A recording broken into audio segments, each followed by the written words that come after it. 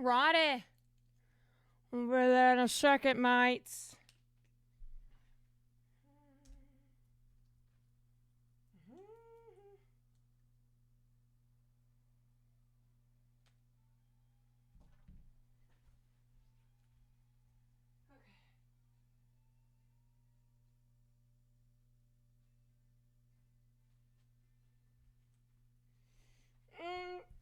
Fuck. Shit.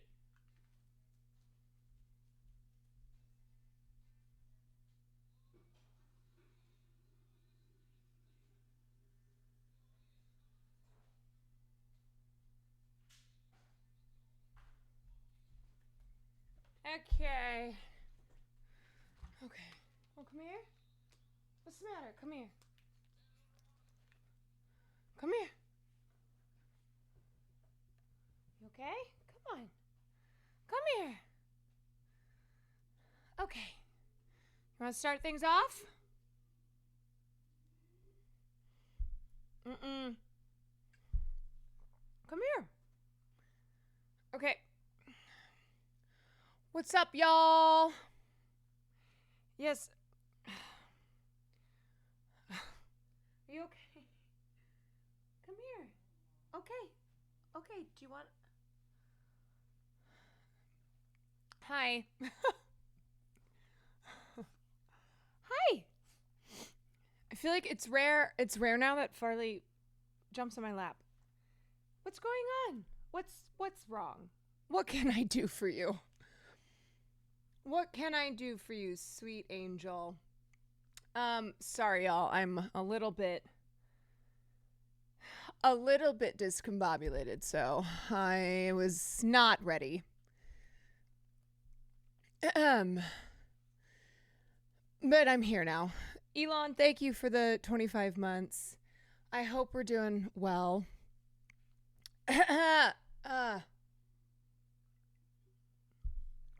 On this fine Monday. Don't look at my messy mess. How's the war on fleas? Well, he seems to be good. He has a flea collar on. We've been checking him every day. Am I in Florida? No, quite the opposite. I'm West Coast, California, but we're going to talk about Hurricane Milton, which is now officially a Category 5 and maybe moving up into a Category 6, which is terrifying. It's really scary. So if you live in Tampa, I mean, I'm sure you've already, depending on where you are, gotten evacuation notices, but it's it's a bad situation. So we're going to cover that. My sister's family in direct hit area for hurricane. They're supposed to leave the state, but they couldn't, but they said they got someplace safe, and I'm scared.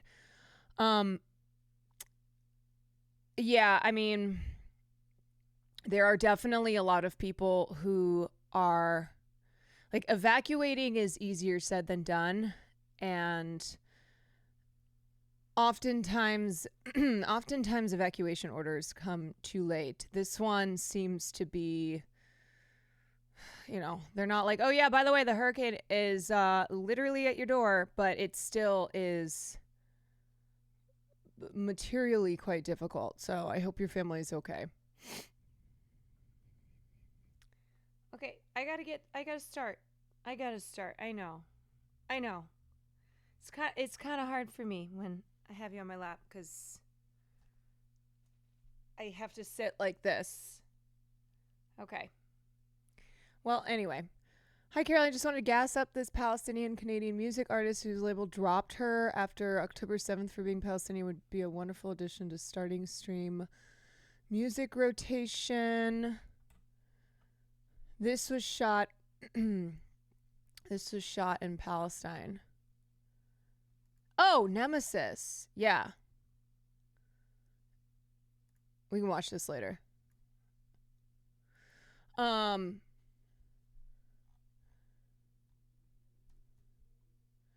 So Yeah, anyway, if you are in Florida, if your family's in Florida, I'm wishing you safety.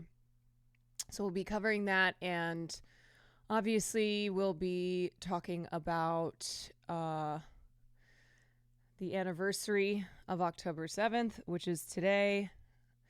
And I have a piece from a friend of mine that I want to read. And then what else do I have in here? I think maybe we look at the call her daddy thing. It's pretty short. Or maybe worth taking a look at. I haven't watched it yet. Lines at the gas stations were crazy. I'm going to go tomorrow. I still have over half a tank. Shouldn't need to evacuate.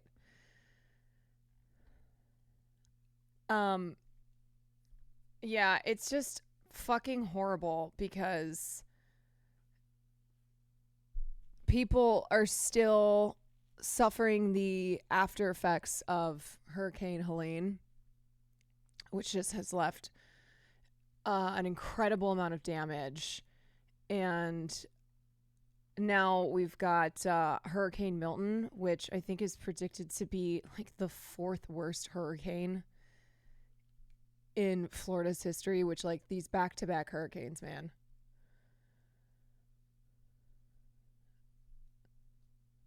Disney needs to close the parks for the hurricane. They haven't yet? Of course not. No. Disney's like, we will stay open even if everyone dies.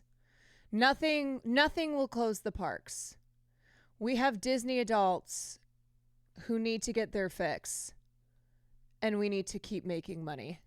I have a friend who works there. He's worried they're going to make him work through the hurricane. Yeah, I was looking at this thing from More Perfect Union had posted. Workers are already sharing stories of bosses putting them in danger ahead of Milton's landfall. Workers died during Hurricane Helene because they weren't given time to evacuate. This must stop. This is a rant on Reddit/anti-work. I'm so sick of these companies. So I live in Florida hurricane rant. So I live in Southwest Florida and literally on the direct path of Hurricane Milton. I'm on evacuation zone A, less than a mile from the Gulf. I work in retail management in an industry that is in no way essential at all. Well, it's essential because they got to keep making money. After waiting all weekend to see if the corporate overlords would say we're closed until further notice, I got notice today that we're business as usual until Tuesday night. We close at 9. The storm will be hitting on Wednesday. And the way that hurricanes work, it's not like, 1 o'clock or, there's an exact time that the hurricane will hit and there's nothing that happens before. Like it doesn't work that way. The conditions are extremely dangerous leading up to the estimated time of the hurricane hit. Like they're already getting a shit ton of rain. You know what I'm saying? It's not like, oh yeah, you'll be fine. And the hurricane is hitting at this exact time, and that's when, things will be treacherous, but up until then, it's totally fine. This gives me no time to evacuate or prepare accordingly. My dad is begging me to come up north, but I can't because of work. My main worry is that we have a high chance for a 10-plus foot storm surge. I want to leave, but I can't risk not having a home and then getting fired for job abandonment. Florida labor laws are the worst as well, so I don't think there would be a way to fight that. Too long, don't read. Fuck greedy-ass businesses who don't even try to pretend that they care about the well-being of their employees. Really hope I'm not underwater within the next few days.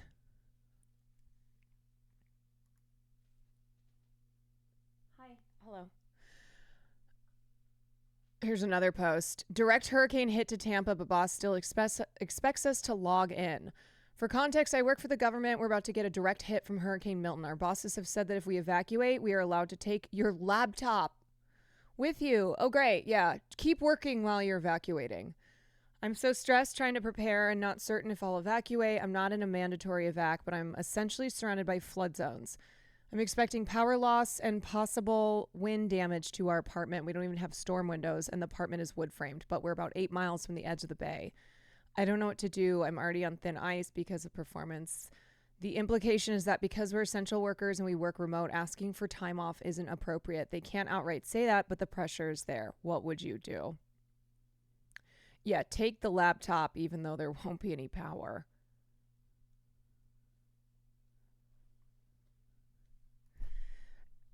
I mean, at the end of the day, your personal safety is the most important thing, even though I understand like the repercussions, which is insane. You know, you shouldn't be punished. Okay, I'm gonna have you get down. I love you. I love you so much. Oh yeah, I love you. Okay. Obviously, you shouldn't be facing repercussions when you are seeking safety from a natural disaster, which I'm just going to start calling them unnatural.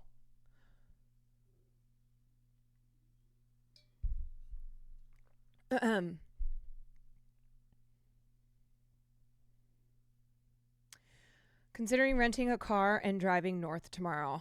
I mean, this is something that really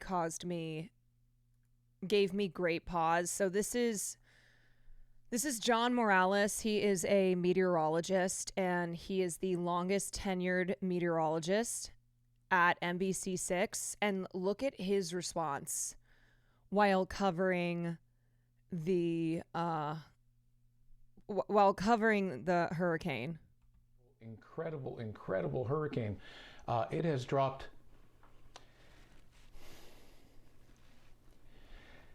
It has dropped 50 millibars in 10 hours. I apologize. This is just horrific. Maximum sustained winds are 100. Yeah, it's horrifying. It is horrifying. This is a man who has been working as a meteorologist for a long time. And he just started crying on air, tracking Hurricane Milton because of the impending devastation. And because this is in the immediate aftermath of Hurricane Helene, to which they are still, they're still finding bodies. There are still so many people who are trapped, who don't have access to food or water or shelter. 60 miles per hour. And it is just gaining strength in the Gulf of Mexico, where you can imagine the winds. I mean, the seas are just so... Yeah, this man covered Andrew, Katrina, Wilma. Incredibly hot. Record hot, as you might imagine. You know what's driving that. I don't need to tell you. Global warming, climate change, leading to this and becoming an increasing threat. Yeah. For... Actually, though, John, I think you do. I think you do have to tell people, because there are a lot of people who don't understand that this is climate change, because they've been lied to. Because people like fucking Ron DeSantis have made it so that climate change is no longer allowed to be a consideration when drawing up infrastructure plans in Florida. Seriously, this was a bill from earlier this year. Ron DeSantis signed legislation Wednesday removing the requirement for the state to consider climate change in crafting energy policy, and excises nearly all references to climate change in Florida law. Yeah. So basically the idea is when you just remove the considerations of climate change from your policies, then climate change no longer exists. Yeah. Freedom weather. So Hurricane Milton, which has absolutely been created in the strength of the hurricane being created by the human effects of climate change. Hurricane Milton's going to show up and be like, "Oh, sorry, there's no climate change references here in Florida. Guess I'm good." okay, I guess I'm not going to do what I was going to do.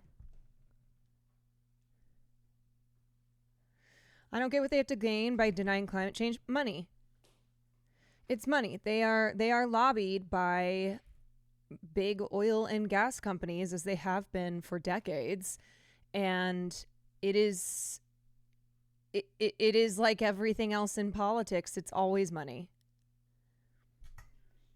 The law, which passed the state legislature in March and takes effect in July, also outlaws offshore wind turbines in Florida waters or the construction of offshore wind facilities within a mile of the state's coastline. No such facilities currently exist in the state. It also removes some hurdles to the approval of natural gas pipelines and removes language that authorizes state officials to set renewable energy goals. Yeah, so here we have two back-to-back historic hurricanes that have, have cost billions in dollars, have resulted in hundreds of immediate deaths. And as we know, the long-term effects of hurricanes are staggering and lead to many, many more indirect deaths. So it's not just the direct deaths from the hurricanes as they are occurring. And so, flooding, structural damage. There are long-term deadly consequences to something like a hurricane.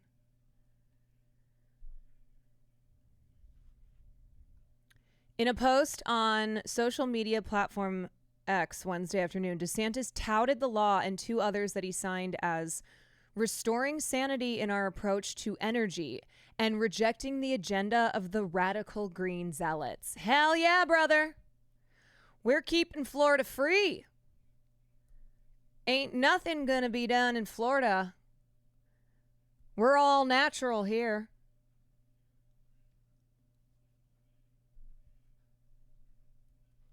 Environmental leaders blasted the new law and said it showed disregard for the environmental threats that the state faces. It's extremely alarming that leaders in Tallahassee have eliminated statutory language that recognize the dangers of climate pollution, the importance of energy efficiency, and realities of increasing extreme weather events due to a warming planet, said Yoka Ardita Roca, executive director at the Clio Institute. Floridians are on the front lines of rising sea levels, rising extreme heat, rising property insurance prices, more frequent flooding, and more severe storms. This purposeful act of cognitive dissonance is proof that the governor and the state legislature are not acting in the best interest of Floridians, but rather to protect profits for the fossil fuel industry, of which they are number one on the list of industries that have successfully lobbied politicians in order to increase their profits by suppressing data and information that is directly contrasting what they themselves have put out over the decades to support continued increases in fossil fuel usage. The law comes after Florida saw its warmest year on record since 1895 last year, with a statewide annual average of 73.4 degrees Fahrenheit, according to the Office of the State Climatologist. The state has also seen a mass exodus of insurers, many of them citing high exposure to catastrophe costs. DeSantis has frequently engaged in wars of words with environmental advocates, and during his 2024 presidential campaign, said of Biden administration environmental policies, "I'm ripping it up and throwing it in the trash can where it belongs." You know what DeSantis should do? He should take on the hurricane. He should be the Giga Chad that he is, the defender of Florida, the defender of freedom. And he should go fight that hurricane. It's very possible the pressure is still dropping, which could end up making this the most powerful Atlantic basin hurricane in recorded history. Wilma in 2005 would be a good point of reference. Yeah, as it stands, from what I was reading earlier, it stands to be the fourth most powerful hurricane in Florida history. But it is intensifying, and there are meteorologists and climatologists who are, just meteorologists who are thinking that this could move from a 5 to a 6. Wilma was the most intense tropical cyclone in the Atlantic Basin and the second most intense tropical cyclone in the Western Hemisphere after Hurricane Patricia in 2015.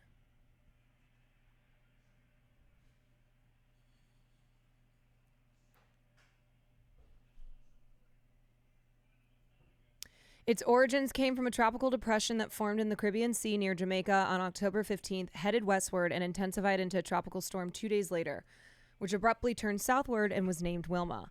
Wilma continued to strengthen and eventually became a hurricane on October 18th.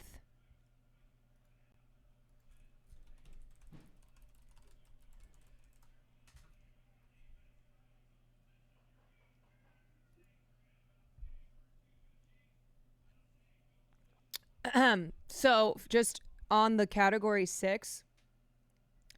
So technically a category 6 doesn't exist, but what it would be reaching is a hypothetical category 6.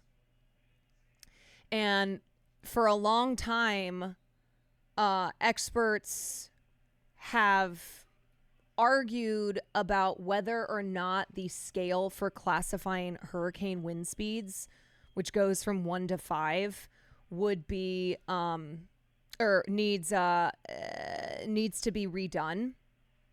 That the hurricanes we are experiencing now won't fit in the current National Hurricane Center's scale. So Milton already has surpassed 156 mile per hour winds to become a Cat 5. If it reaches wind speeds of 192 miles per hour, it will then surpass the threshold that only 5 hurricanes and typhoons have reached since 1980.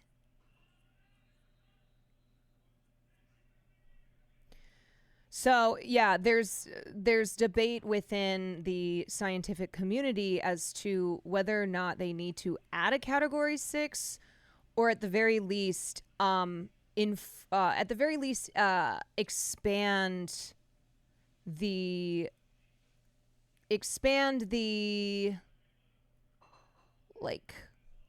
the discussions and the classifications for hurricanes.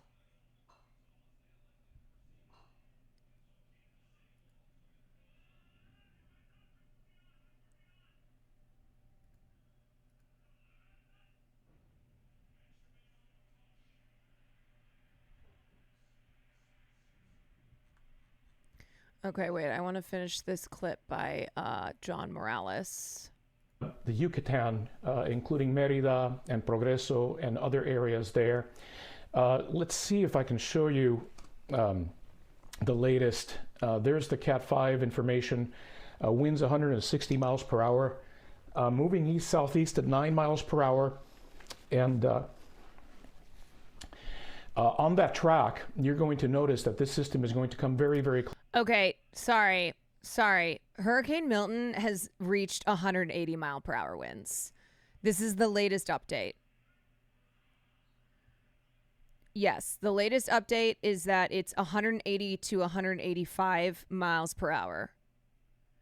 It has not yet reached Florida's coastline. It is still in the Gulf of Mexico, but it is headed directly for Tampa.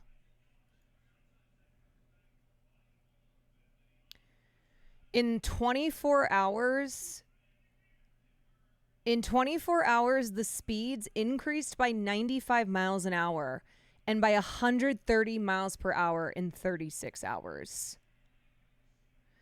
The storm is currently about 650 miles from Tampa. Close to the Yucatan, and the dirty side of this hurricane, folks, is on the right-hand side of its progress. So therefore, they're going to get the dirty side there. These communities, many of them, as you might imagine, many folks, in that area have just the very basics, nothing else but that. So it's going to be very tough. Now let's transition to Florida because even though it is expected to weaken on approach, it is so incredibly strong right now that you're going to find it very difficult for it to be nothing less than a major hurricane when it makes landfall in Florida. Don, thank you for the 19 months. I just cannot get over the beginning of this clip here. This is a seasoned meteorologist. This is a guy who has covered the big ones. And you see him just break down immediately covering this because one, the impending, devastation of another massive hurricane in the wake of Hurricane Helene, and two, because of the denial of climate change, which is fueling these storms. It has dropped 50 millibars in 10 hours. I apologize. This is just horrific. Maximum sustained winds are 160 miles per hour, and it is just gaining strength in the Gulf of Mexico, where you can imagine the winds. The seas are just so incredibly hot. Record hot, as you might imagine. You know what's driving that. I don't need to tell you. Global warming, climate change, leading to this and becoming an increasing threat for the Yucatan, including Mérida and Progreso and other areas there. Yeah. Okay, let's take a look at some more coverage of this.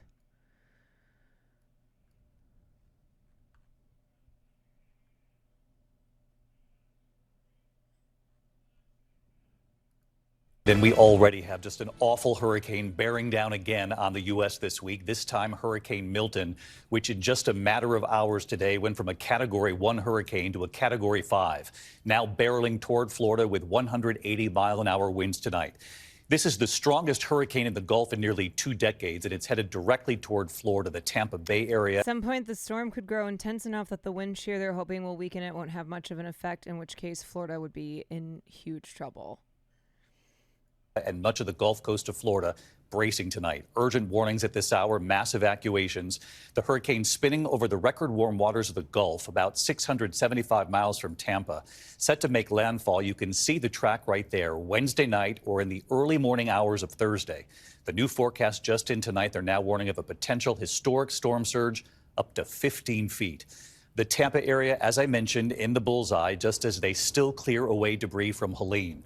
They are warning Milton's storm surge could be far worse. In Dade City tonight and in so many other Florida communities, families are racing to protect their homes, preparing for widespread power outages, waiting in long lines already for gas. Tonight, hundreds of thousands are under mandatory evacuations, officials begging them to obey this. Heavy traffic headed inland on I-275. This is over Tampa Bay. Vice President Kamala Harris just moments ago with a warning about this coming hurricane, asking residents to listen to their local authorities and to take this very seriously. Let's get right to Chief Meteorologist Ginger Z live in Tampa tonight with the new forecast just in from the National Hurricane Center. And Ginger, it's just stunning how quickly this went from a Category 1 to a Category 5 hurricane today. Yeah, and David, not only meteorologically is this remarkable out over the ocean, but it's the impacts. And I know you know it's all about how humans will be seeing this. And that's the part that I am unfortunately having jaw-dropping moments. Like 10 to 15 feet of surge around here. That is more than doubling what we saw just 2 weeks ago, which was a record, meaning that people have never seen anything like that, not just here in Tampa Bay, but we'll get to all of it. Let's start with, yes, how fast. 95-mile-per-hour winds increase in 24 hours. Only 2 other hurricanes in history have done that. It's still more than 670 miles to our southwest here from Tampa Bay. It's kind of skirting across the Yucatan there, but it is going to head east and then eventually northeast right here. Why we have a hurricane. Here's how it's similar to Hurricane Wilma from 2005. So Hurricane Wilma, which holds the record for the lowest pressure in a hurricane, another measure of a storm's intensity. The small size and excess of extremely warm waters in the Gulf of Mexico and calm atmospheric conditions allowed Milton to explosively intensify, as Hurricane Center forecasters noted in an early afternoon update on Monday. The standard meteorological definition of rapid intensification is 30 knots in 24 hours, or roughly 35 miles per hour daily. Milton increased by more than double this definition on Monday at a pace similar to that of Wilma and another record storm, Hurricane Felix, in 2007. Rita, which reached 180-mile-per-hour wind speeds in 2005, created extensive damage when it made landfall in Louisiana, blowing windows out of buildings and pushing a strong surge inland. Rita packed a punch despite weakening to Category 3 before landfall, something Milton is also likely to do as it nears Florida. Hurricane warning from Cedar Key to Fort Myers, Orlando and Lakeland included, because you're going to have hurricane force gusts, power outages that go right through the center of the state. Let's talk about all of the cone, right? The cone means the center could go anywhere in there, and every little tick, north or south, is going to make huge impacts because this is a little bit more concentric or tighter than Helene was. And so you're going to have the biggest surge right in that front right quadrant, or the eye wall, which currently goes right over Bradenton, Sarasota, down to Venice. That big push of water, the biggest loss of life and property, the storm surge, 10 to 15 feet around here in Tampa Bay. That's Reddington Shores, it's Madeira, it's Clearwater, but all the way down again. Fort Myers in the 6 to 10 feet. That is structural damage. You could have homes wash away, cars wash away in that type of surge. You also will have 110+ mile-per-hour winds all the way to Lakeland. So those power outages, trees into homes, all the way over to the Space Coast. Up to Jacksonville, you'll have onshore flow. And finally, David, up to 15 inches of rain with some of those bands that could also produce tornadoes. We're going to be watching this very closely over the next couple of days. Ginger, I know you're going to have the very latest first thing in the morning on GMA. We'll be watching. Of course, there are mandatory evacuations underway at this hour. Homeowners trying to protect their homes before getting out of the path of this hurricane. Our Victor Akendo made his way to St. Pete Beach, right there in the evacuation zone on this urgent effort now underway tonight. Tonight, Hurricane Milton taking aim at Florida. Just 10 days after Helene slammed the state with 140-mile-an-hour winds and record storm surge. We can't affect the track. We can't control how strong or how weak it gets. The only thing that you can affect is what you do and the decisions you make to protect yourself and your families. Evacuation orders growing by the hour. Hundreds of thousands told in no certain terms to get out while there's still time. If they have called for your evacuation order, I beg you, I implore you to evacuate. Families frantically filling sandbags, shoring up what they can, stocking up and getting out. I have a 1-year-old as of tomorrow, and my wife's expecting our second child, so we just want to take necessary precautions. Interstates packed, bumper to bumper. Authorities waiving tolls and opening the shoulders to create more lanes. We're on Interstate 275 in Tampa. This is one of the main evacuation routes from the coast inland. And if you take a look behind me, traffic, it's just crawling by, and it's like this for miles. In Treasure Island, It's heartbreaking. we met Mike Harp, helping his mom Linda salvage what they can from her home as crews scramble to clear debris from the streets. Is that a welcome sight right now? Oh, yes, it's great. All that stuff would be like battering rams against houses and stuff and probably knock holes in them. Or picked up like projectiles with the wind. Right. They, like so many, are evacuating tonight. So far, You know, one group of people who are always forgotten when a natural disaster hits are those who are incarcerated. There's nowhere for them to go. And so they are left completely at the mercy of the disaster. And currently there are 6,000 people incarcerated at the Coleman Federal Prison Complex, which is 70 miles northeast of Tampa and directly in Milton's path.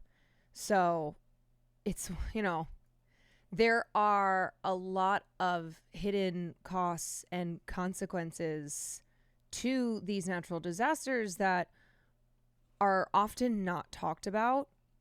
A lot of times they don't have evacuation plans, or it is too little too late. And like with Katrina, where prisoners drowned in their cells. Yes. More than 650 truckloads of debris have been removed. Residents in St. Pete Beach have been bringing their belongings ruined by Helene here. This pile, it has now grown. It is about 20 feet tall, nearly a block long. The county is aware. Crews will continue working to clear everything until tropical storm force winds hit. David, they will need every minute. Wow, look at that behind you. And Victor, I know you and the team reached out to local authorities just to remind them that that pile does exist, because all of that becomes projectiles and yet another hurricane now bearing down. Victor and the team, our thanks to you as well. It's been interesting to see this discussion of Twitter on people not evacuating. I remember reading somewhere that most Americans don't have $500 in savings. It's not like people don't want. Okay, so first of all, ridiculing people who are not evacuating is disgusting and incredibly short-sighted. One, hotels are booked up. Where are people supposed to go when there's literally no room in hotels, in shelters? Two, a lot of people don't have the funds. They don't have the assistance that they need to be able to evacuate. Three, there are vulnerable populations who don't have the information that they need to know to evacuate. Yeah, gas stations being out of gas, roads being shut down, hotels being filled, and these are for people who can personally afford to evacuate.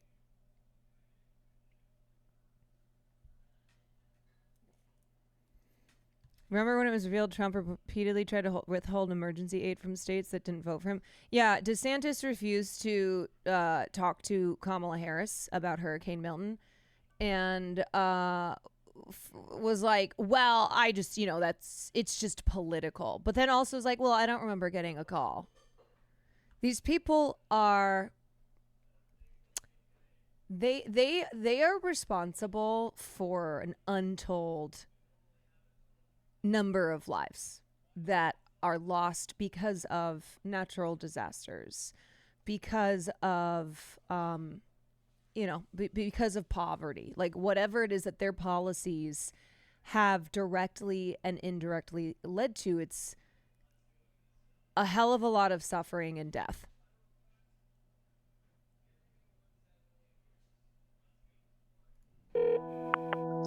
Okay, wait. I want to watch. Let's see.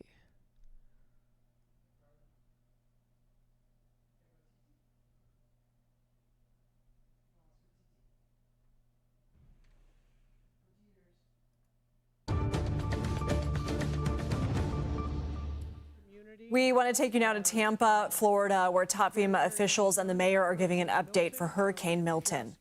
Coming off of Hurricane Helene, getting back up on our feet, but we need to take Milton seriously. The trajectory is still directly towards Tampa Bay, maybe a bit to the south, but you know how those predictions are. They are predictions. The interstate is just about at a standstill, so people are evacuating. The evacuation notice has been given for Hillsborough County, so please prepare quickly and get out of the city. What we have said before still holds true. You hide from the wind and run from the water, and you don't have to run far. You don't have to go to another state. You just have to get to higher ground. But this is going to be an event like none other. Helene was mostly a water event for us. This is going to be wind, water, storm surge, rain, you name it. It's going to bring everything towards our community.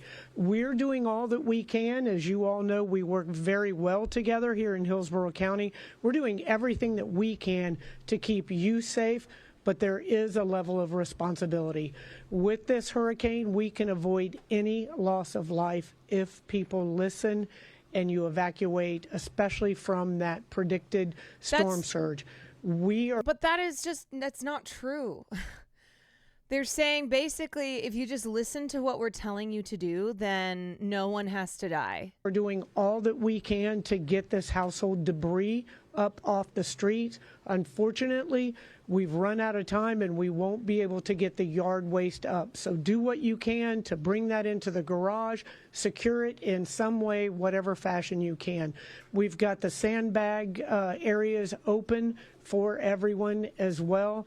The storm shelters, my good friend Commissioner Cohen is here. He's going to talk about a lot of the things that the county is doing. But again, federal, state, local, we are all working together to make sure that you are safe. But heed those warnings and listen. Get out as quickly as you can. Do not wait. Now, there's a lot of misinformation going around, and Archie will talk about this from TECO. Information saying that TECO is going to shut off the electricity, cities shutting off the water. None of that is happening. So pay attention to the reliable sources of information. City of Tampa, we couldn't have made it any easier. Text Tampa Ready to 888-777 for real-time information, and Tampa Lista to 888-777 for those alerts in Spanish. Again, we're here for you. Do your part and we'll all be safe. Now, it is an honor for us to have the administrator of FEMA here.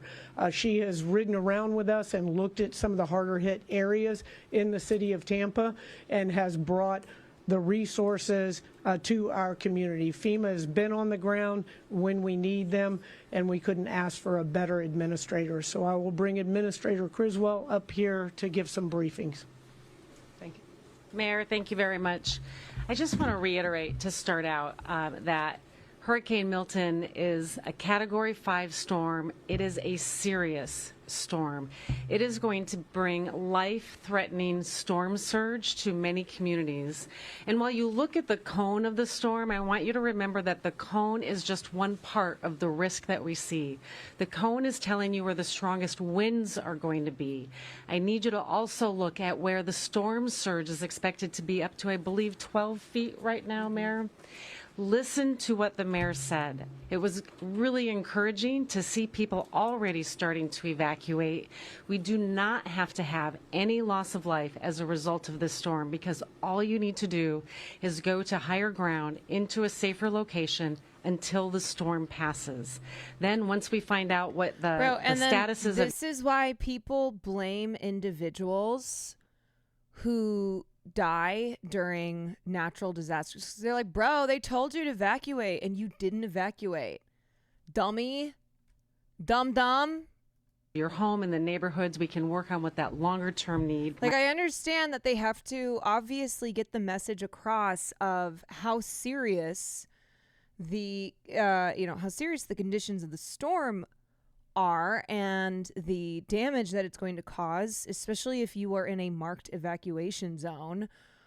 But this is why, this is why natural disasters are often, the consequences of them are viewed as individual failings. Oh, you didn't have flood insurance? Great. Well, that's on you.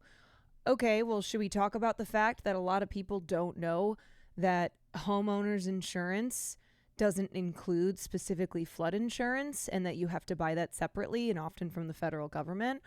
Or the fact that they go off of old FEMA maps that dictate what is a high risk area where you are required to have flood insurance and what's not. And so people who search their addresses and see that they're not in high risk areas, even though those maps are outdated, then don't purchase flood insurance, or the fact that insurance companies are just fucking predatory. And so to blame individuals for not being able to recuperate anything after suffering massive damages, or how evacuating, as we just said 5 minutes ago, is not financially possible for everyone, and there are a lot of people who need assistance.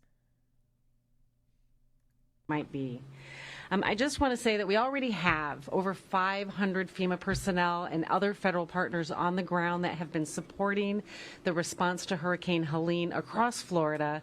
Yeah, flooding associated with hurricanes also doesn't court in many homeowners' insurance policies. They cover damage by hurricane winds only. Yeah. Yes. So even if you've done everything right, there are still ways for insurance companies to not cover the damages, or to cover a very minimal amount. And we have several hundred more that have been supporting the previous hurricanes. I think this is the 4th or 5th hurricane in the last 3 years to take a direct hit on the western coast of Florida. So we have a lot of personnel that we are redirecting to be able to support initial response needs for this event, for Hurricane Milton. We're moving additional resources into the area, though, as well. We're bringing in search and rescue assets from the Coast Guard and the Air Force. We're bringing in our own urban search and rescue teams, Department of Interior. They'll all be available to support people as this storm continues to pass.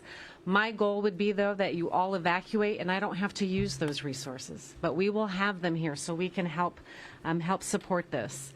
We're also bringing in our National Incident Management Team that's based right here in Tampa to support the mayor and her team as the storm passes, to keep that line of communication open, and so we can move those resources into places that will be the most needed. We're also bringing in additional Health and Human Services assets to help with any hospital-related needs, Army Corps of Engineers to support any generators that might be needed following the storm to get these critical facilities up and running. I'll just finish really quick because there's a lot of speakers here, and I just want to say, unfortunately, I have had to work with Governor DeSantis and Director Guthrie too many times on Dragon Army, thank you so much. Storm response. Thank you for the 5. But I can tell you that they know what to do. They are very good at responding to this, and it gives me great confidence to know that you will be in good hands. With that, I think I'm bringing up Representative Kathy Castor.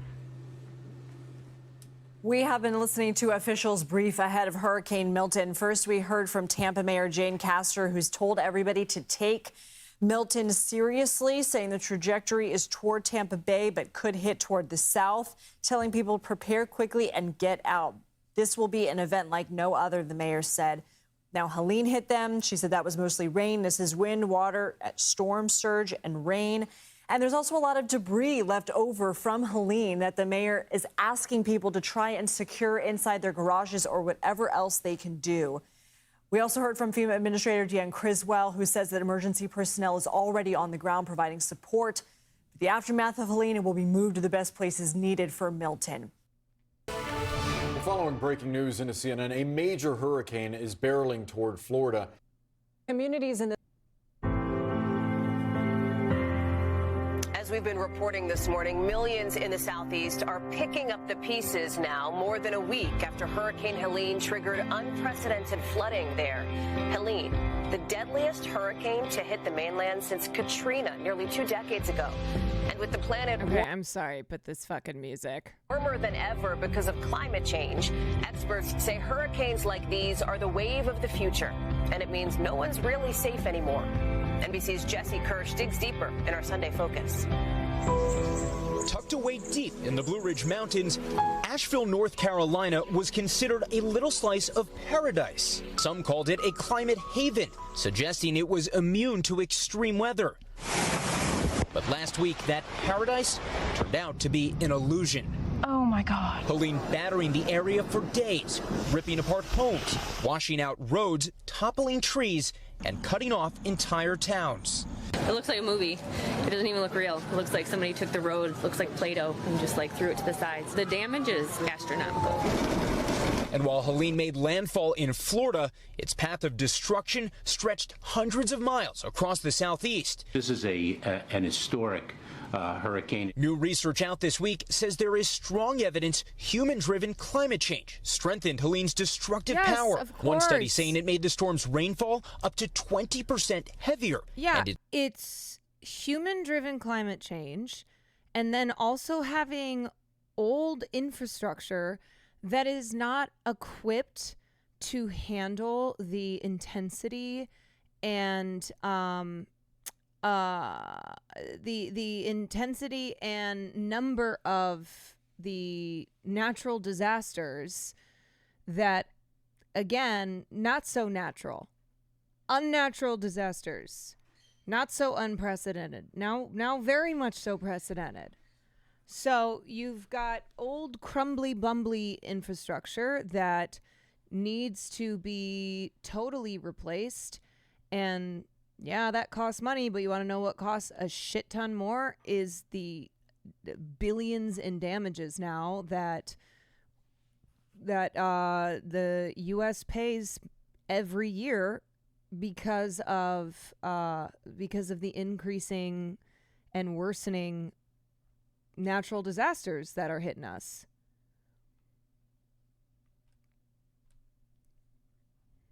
Its winds 7% stronger. We're seeing these events. Yeah, every year more and more hurricanes are going to be historic. Yeah, hottest year on record. We haven't seen, we haven't seen a back-to-back. We haven't seen back-to-back storms like this. Oh, this hasn't been as quickly intensifying of wind speeds since 30 years. Events that are boosted by climate change, stronger, wetter, lasting longer. Another report found that a warmer climate led to 50% more rain over parts of the Carolinas and Georgia than would have been expected. These wetter, more powerful storms wreaking havoc in areas not used to getting them. Asheville residents in particular say they were caught off guard. We weren't prepared for the severity of the storm. Whether you live in the mountains, whether you live in Duluth, you are not immune to seeing an extreme weather event that I got flooded out of Central Florida in 2022. It took over a year to rebuild a lot of the residences. A lot of that was due to supply and labor constraints. So much of SCUS is going to be worse from Helene. These places won't be rebuilt. Yeah, one thing that happens in California all the time is areas that are extremely prone to wildfires, like they don't even have a chance to rebuild from the damage of the last wildfire before another wildfire hits and just wipes out any rebuilding that has been done. And for a lot of these areas that have just been decimated, it takes years and years to try and rebuild, and that's taking into that's with the hypothetical of no other disasters striking during that during those years of rebuilding. If you've ever been to New Orleans and visited the areas where Katrina hit the hardest, it's almost like, I wouldn't say a time capsule per se, but it's like you're almost transported back. Like you can't believe it's over 20 years or however long it's been since Katrina. You see the lasting remnants of the horrific damage from Katrina. Yeah, so 20 years next year. Some people in Fort Myers are just finishing rebuilding after Ian 2 years ago. Now Milton is coming right for them. Yeah, what they keep doing is building more and more settlements in floodplains in areas that are just incredibly vulnerable to flooding and damage from these storms. And it's a combination of all these factors that is more and more pointing to this future where we do not have the ability to withstand these disasters without lasting consequences of an enormous size, and also the frequency with these disasters happening more and more. And so it just feels like it feels real bad, man. It feels real bad. When the intervals between hurricanes or other natural disasters becomes too short for rebuilding, you know you're fucked. Has been made worse by the influence of climate change.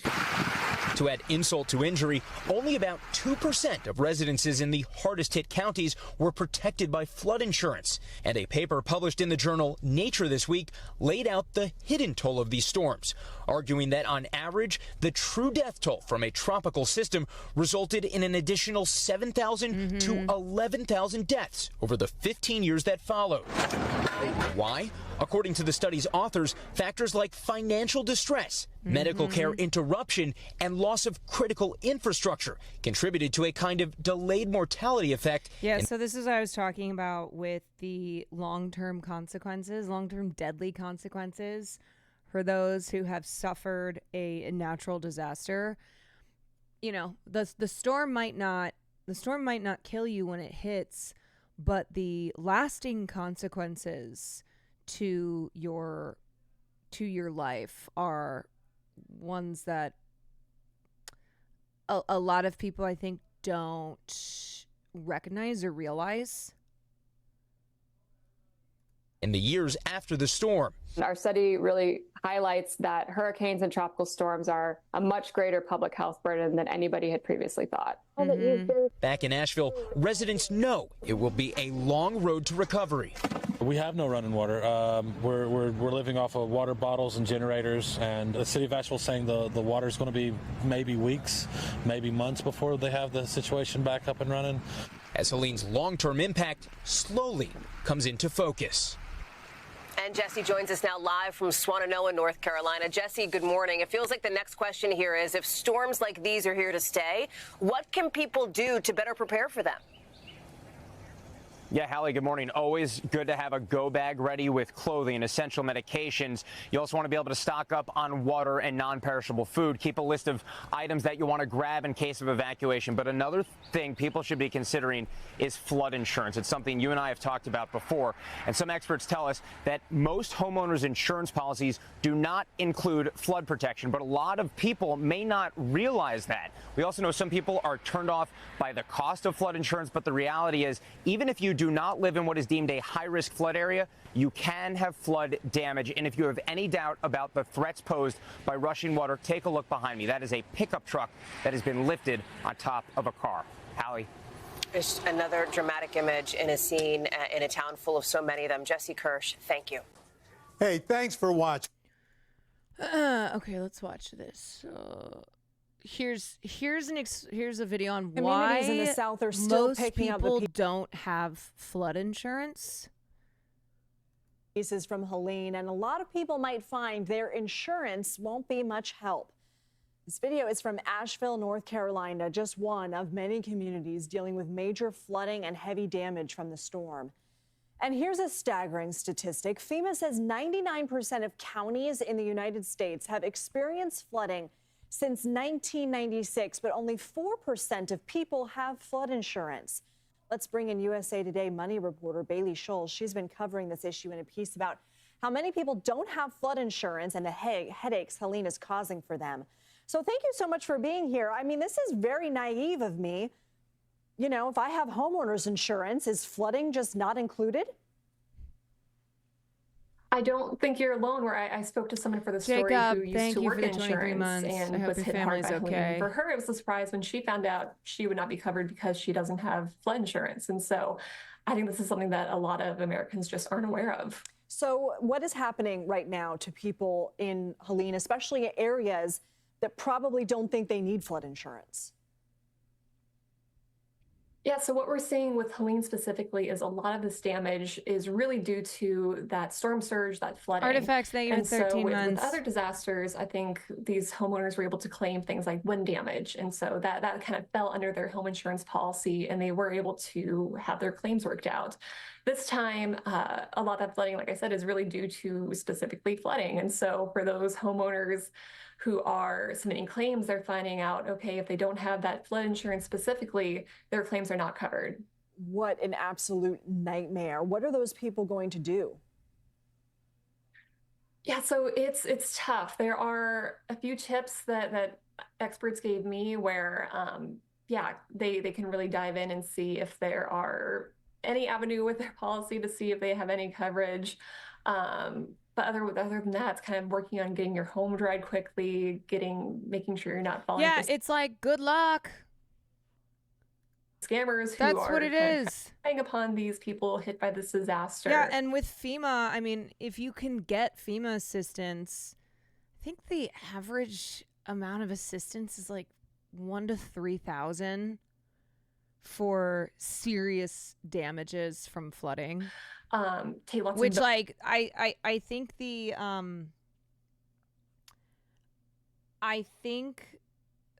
the cost of even 1 inch of water in your home is like $25,000. Like, that's usually the starting point there. Just 1 inch of water because of how much structural damage water costs. Photos and videos of the damage. And then, yeah, other than that, it's checking around, seeing if there's any sort of... Did you already cover Trump saying FEMA's giving the money to immigrants? You mean tonight? No. Immigrants just being the scapegoat for everything, which is disgusting because a lot of FEMA volunteers and those who work to clear the damage from these disasters and, participate in search and rescue, a lot of them are immigrants. But no, immigrants are just stealing all the money from the government. They are committing crimes. They are just, they're just villains. Assistance. You know what? They actually caused the hurricanes too. Yeah. Yeah. They're the reason that these hurricanes are happening. Or maybe some state or local money available. What can you tell us about flood insurance? I mean, from your reporting, how much on average is it a year? I mean, maybe people are just thinking, look, it's way too expensive. I can't even get by. I'm just trying to get groceries. What did you find? Yeah, so what experts told me is there are really 2 reasons that we don't see a lot of flood insurance. One is just people aren't really aware it's something they need. They think if I'm not in a FEMA designated flood zone, I don't have to worry about it. And then the other is just that cost, where home insurance prices are just going up already. And so adding on flood insurance on top of that, which on average can cost nearly $1,000 a year, that's just out of the question for a lot of families. How could someone find out if they are underinsured? What should people do to make sure they don't run into the issues of the people who you interviewed? Yeah, I think a lot of what the experts were telling me is just look at your policy, see if you have that flood insurance where, flooding is really considered one of the most costly, one of the most common ways that your home can really get affected. And here's the thing, as we all know, insurance is designed, the language of insurance is designed to be confusing. Navigating insurance, be it health insurance, auto insurance, homeowners insurance, whatever, it is intentionally meant to confuse you. And that's why their suggestion here is consult with a lawyer, which obviously not everybody can do either. But that's because that language is designed to trick you. By disaster. And so I think there's just a problem of a lack of flood insurance. With Very homeowners easy in to this give country. And so, insurers money, but not so easy to get it. What was it? FEMA says about 99% of counties in the country are affected by flooding since 1996. And so this is something that is a risk for a lot of homeowners out there. So it might be worth considering adding that policy on. One more quick question for you. With the experts that you interviewed, given, for example, Asheville, not an area that would be affected by hurricanes or tropical storms, did the experts tell you that essentially the climate that we're in makes everybody vulnerable? That's what we've been hearing, where with these FEMA flood maps, a lot of them are just outdated. And part of that is because we're just seeing things shifting with the climates. And so this is just something where we're seeing disasters just hitting hard, becoming more prevalent. And so that's something that homeowners need to keep in mind when they're insuring their homes. Bailey Scholl's important reporting. Thank you. Okay, let's take a look at...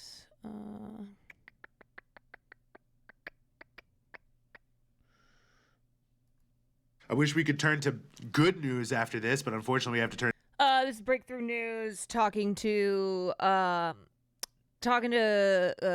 guy who is from Asheville and is also a member of PSL, Party for Socialism and Socialism and Liberation. And his name's Evan Brannon. Into another horrible tragedy, and that is the aftermath of Hurricane Helene here in the United States.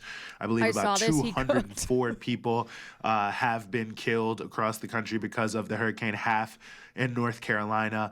That is I gotta say, it is hard still to find news coverage, mainstream media coverage, where this situation with Helene and now Milton is being talked about in climate change terms and also systemic governmental failures.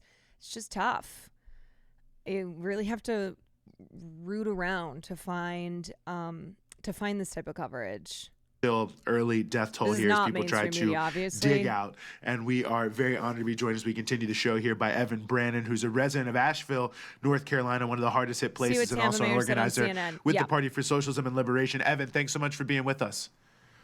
Thank you so much for having me. Happy to have the opportunity to, shed some more light on this. Absolutely. Well, walk us through what happened there in Asheville and what some of the immediate challenges are there in the aftermath. I know people saw y'all got hit pretty hard. Yeah. So the immediate challenges we're facing, for people that don't know, Hurricane Helene made landfall as like a Category 4 hurricane, and it came all the way up to Asheville, North Carolina, southern Appalachia, and hit us as a tropical storm. There are now hundreds of thousands of people that are without food, water, any way out, and also cell service. There are also entire communities that have been washed away. In the mountains when it rains, it's not like somewhere flat, like if it rains 12 inches, like across like a mile span, the rain from the tops of the mountains goes down into the valleys where the poor communities are. So in some places, we saw the rivers rise 20 feet, fully engulfing homes, communities. I guess the immediate challenges, there are hundreds of thousands of people that are without water right now. Everyone in the general Western North Carolina area and Asheville are without water, and I guess just to kind of like put that into perspective, what does that actually mean? It means that you need drinking water. You can't take showers. You can't wash dishes. You can't wash your clothes. You have to be able to flush your toilets, you have to find a creek and walk down to it and fill up a bucket of water, which is heavy. And a lot of elders in the community are having to do that. Yeah, luckily the community is banding together a lot right now, but that's really all that we have. I mean, it's just horrific to see the devastation. Can you also explain what the situation was like in Asheville immediately prior to the flooding from Hurricane Helene? Because, you know, were residents given any warning? Were residents prepared for this level of disaster? Yeah, so great question. Let me tell you. No, we weren't given a warning. We knew that, you know, some of us had friends traveling up, and you know, I'm not a weather, I'm not a meteorologist. I don't know weather like that. But I even had the sense, you know, to tell people like, hey, actually don't come up here. Like it's going to be bad. But unfortunately, our local government and state government didn't give any of that. You know, we knew it was going to be bad. We knew there was going to be an impact. But for instance, evacuation orders, there are like some very key impacted areas, like a neighborhood or a town called Chimney Rock, which is completely washed away.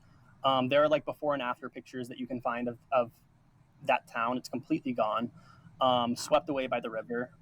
There's also Swannanoa and Black Mountain, and other rural areas that, you know, were completely washed away. But it's very predictable. You know, we know that the weather is getting worse. We know that hurricanes are getting stronger. We know that climate change is happening, and that these weather systems are getting more intense. You know, so our government could prepare for this. They also could have sent out evacuation orders, which they're in the communities I mentioned, like Swannanoa and Black Mountain, and Chimney Rock. There were evacuation orders that were sent out because they were in a flood zone, but they were sent out as the flooding was happening. So it was much too late. In Swannanoa specifically, there is... Chat giving me tips for hurricane preparation that I've never thought of before. Thank you. Yeah, does anybody have like a good a good list? You know, there's obviously if you can fill your bathtub with water, it gives you an extra source of water. This is obviously it depends on what your situation is. You know, for some people, the most important thing is that they can evacuate, that they do evacuate, but it's not possible for everyone.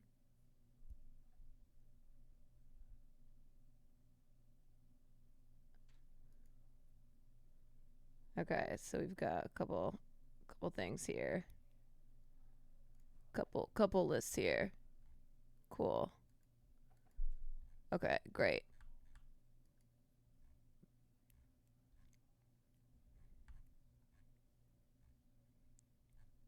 Okay, yeah, these are both pretty comprehensive. So there's links in chat. The North Fork Reservoir, which is, you know, where it's a water treatment plant, and it has a dam on it, and it was supposedly going to burst, and the police of the area sent out an evacuation order, like it was like effective immediately. So, and I guess something else that I mentioned is we don't have cell service. And I guess just to explain that a little bit more, like that means that right now I'm at our public library, trying to get Wi-Fi because it's one of the few places in the city where we can connect with the outside. You know, we're totally isolated. So yeah, you know, we can't get emergency messages, or we can't get, these messages that are sent out for evacuations. So they could have done that to begin with because they knew it was going to be bad. I guess one other thing I wanted to mention really quick, I kind of lost my train of thought, but Swannanoa, the dam was supposed to burst. It was supposed to fail. Instead, they had to make the decision to actually let out some of the flood water, and that's what led to really devastating flooding. But as I said, the community wasn't told beforehand. Thank you for the 2 They were months. told as it was happening, and they couldn't leave. But yeah. Well, Evan, you mentioned this before, too, that, a number of the areas that were hit hard were already some of the most impoverished communities in the United States. You need a 24/7 resource for the hurricane coverage. This is our live news station here in Tampa. Yeah, this is mostly for chatters who live in the area or whose families live in the area to make sure that they have, the information and resources that they need. I obviously live quite far away because I'm in California. But this is for people who either they or their families are in the path of Milton. United States already. So talk about that if you could, the impact now that this massive flooding and damage has been added to the existing challenges people were facing living in poverty. Yeah, it really means total devastation. I mean, people are really, their whole lives are changed forever because of this. This is an extremely traumatic, extremely catastrophic situation. As I mentioned, not only homes were floating down the river, but entire communities. There are entire communities that are gone, Yeah, most everybody that I know is out of work. They don't know what they're going to do for work. We're really having to rely on donations from outside because our government said they ran out of money for FEMA, which is absolutely insane. FEMA's short $9 billion, and just so happens that that same week, $9 billion had been authorized to go to Israel. So I think it's just a coincidence. I'm sure hopefully people have heard about that, that FEMA supposedly ran out of money. And even then, this happened last Thursday. To be clear, FEMA is not an organization that is undeserving of examination and rebuke. As we know, FEMA has magnificently failed through many a terrible disaster, but they are still the biggest organization, the biggest federal organization that's existence is to provide assistance to those who've been affected by disasters. This impacted all of us. So it's been a week today. It took Biden an entire 4 days to declare what they call a major disaster, which means that we are eligible for FEMA disaster aid and relief from the federal government. He waited 4 days to do that. And then FEMA's response to Katrina was so fucking bad. New Orleans still Congress recovering. knew that months ago and decided to sweep that under the rug and not fund FEMA. But just last week, Congress sent like another $8 billion to Israel. Maybe the government will fund FEMA, give FEMA the funds they need if they find out that the hurricane is Hamas. I think for the genocide that's happening, and I think that FEMA was shorted like $9 billion. Yeah. That's just wild. I mean, it's crazy to just watch this happening with all these floods happening here after this hurricane and all this devastation. And then you've just got endless money for weapons in the Middle East. But, I want to ask you, this week, when asked about North Carolina flood victims, our half awake, half asleep President Joe Biden stated, and I'm quoting him, "We've given everything that we have." Trucker, thank you for the 4 months. So how do you respond to that? Do you feel the federal response has been adequate? And what more do you think needs to be done for those affected? Yeah, so great. I'm really happy you mentioned that. That's really wild that Biden mentioned that. I saw that. A lot of people are seeing that here, and I have a couple things. First of all, the government failed us on absolutely every level. Whether it's local, getting out the evacuation orders, we were failed there. Also, the state could be doing a lot more. And the federal government, is nowhere to be seen. Occasionally you'll see like a FEMA helicopter fly over, but nobody sees them land. Nobody sees aid from them. And something we have seen, though, that's really, really incredible, it's really, really great to see, is the communities banding together.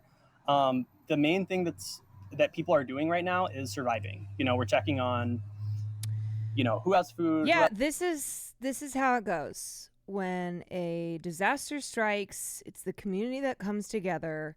It's outside independent fundraising. It's GoFundMes. It's people who live in this country and were not affected by the disaster who want to help those who were. It's always the people. Who has water? Where is somewhere that we can charge our devices to let our family know we're okay when we can make it to an area that has cell service? Where can we get gas? And also, there are people that are volunteering doing welfare checks on people right now. Regular, everyday people doing this. Yeah. But GoFundMe, the disaster aid and healthcare of America. Right now, something incredible that we're seeing is people banding together, organizing their neighborhoods, very grassroots level. It's makes me very proud to be to live here in Western North Carolina. I'm very proud of my community. But on the other hand, it's really a drop in the bucket because, like I mentioned, this is entire communities being washed away, workplaces being destroyed, totally collapsed to the ground, some just totally gone. People have lost their lives. I think Eugene mentioned as of right now, there's 204 people confirmed dead. The number is absolutely going to grow. I think there are 1,000 people totally unaccounted for right now. Like nobody can get in touch with them or knows where they're at. There's also 11,000 missing person cases right now of people that have just said, hey, I haven't heard from my loved ones. And pretty much all of us here have been one of those people on that list at a certain point due to the lack of cell service and preparedness from our government. That is horrifying. Yeah. The media right now, I think what is being shown is kind of being in the corporate media shown as like a feel-good story. But that is really infuriating. A heartwarming story that we bring to you today. Look at this. Look at this young boy who was reunited with his dog. Focus on that. Don't focus on the fact that his house was totally decimated and his parents will not be receiving any insurance money to rebuild. And so they're shit out of luck, but he was reunited with his dog. You know what's giving? It's giving heartwarming story. A teacher gets cancer and her fifth graders all band together and start a GoFundMe to raise the money for her cancer treatment. Oh, so heartwarming. Because people need actual relief. We need the federal government to, provide clean water to all. Kid buys candy from Costco, buys candy in bulk from Costco so that he can help his mom pay for her cancer treatment. Yeah. Child raises money by making lemonade at a lemonade stand. Neighbors come together. One neighbor gave $100 for a $1 cup of lemonade. And now his mom will be able to have her brain surgery. all homes so people can survive. You know, we need cell towers. You know, we need, phone companies to like come in and bring like temporary cell towers so people sometimes can, I accidentally click go chat. about their life and not be so isolated here, and also talk to loved ones and plan how they can get out of here. You know, people need money for damages. You know, I mentioned that it was declared a major disaster. So that means that people can apply for FEMA aid, but people shouldn't have to apply. You know, it should be granted automatically when something like this happens.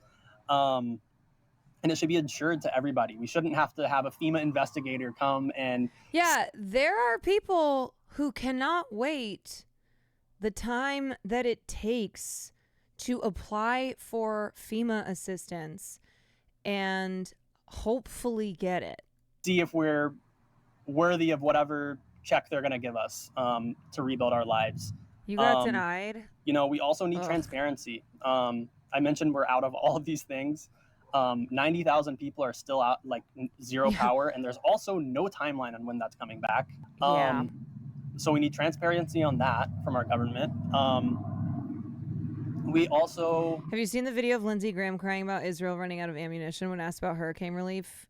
Yeah, that's why I said just tell those motherfuckers that the hurricane is Hamas. Hurricane Helene. You know, all of our water treatment facilities are down in Western North Carolina. People don't have water, and there's also no timeline for that. Also no timeline for when cell service is coming back.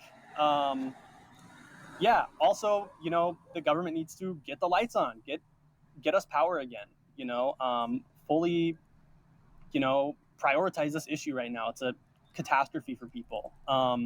There should be gas distribution, you know, or mobilize buses from across the state or other states to come in and bring people out, or bring them somewhere where they can get gas and get out of the area for now.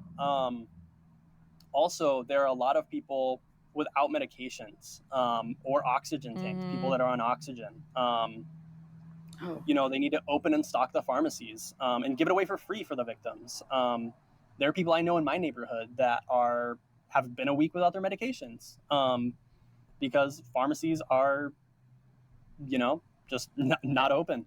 Shoot Milton with an iron dome. And also, you know, a bigger, just more general demand for our government is stop fossil fuel extraction. You know, like we know that everyone knows that climate change is happening, and everyone wants something done about it except for our government. The capitalist class of this country is extracting and does not care at all what happens to the people here or of the world.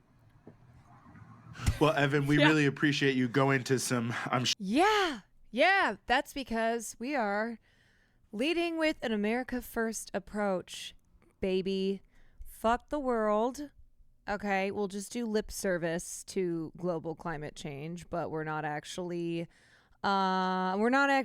interested or even pretending to be interested in leading the fight against climate change. Nope.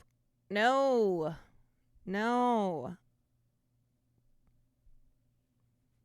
America first. We got to drill, baby, drill. I mean, that's what's so crazy is like when what's her name?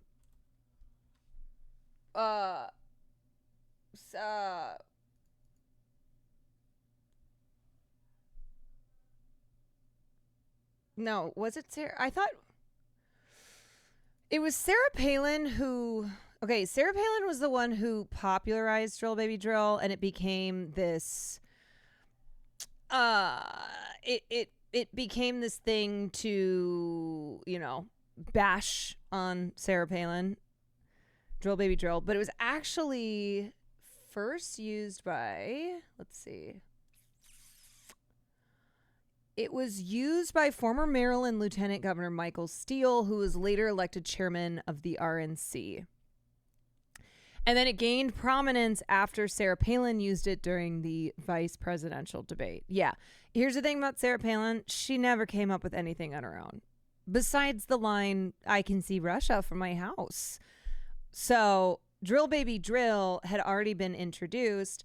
And it's just so great that this was 16 years ago. And Drill Baby Drill was looked at as an insane slogan. Certainly looked at that way by a number of Democrats who now are praising the Queen of Fracking, Kamala Harris. So it's just a different version of Drill Baby Drill. It's not as catchy. The Fracking Queen.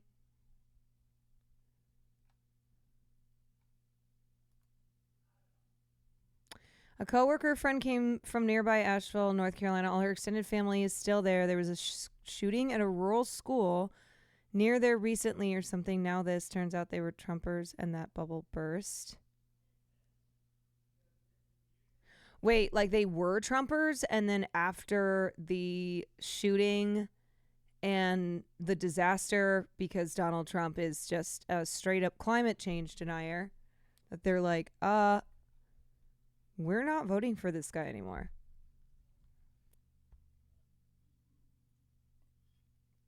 Okay, let's see. I think this is the last thing that I want to watch. Yeah, last thing, and then we're gonna switch over to different topic.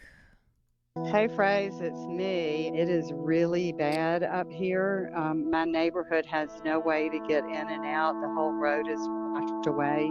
And the neighbors are all pitching together. Many people don't have any water or power. My generator is working. I do have some water. It's going to be limited because the tank is going to go empty. Nobody can get to us for anything.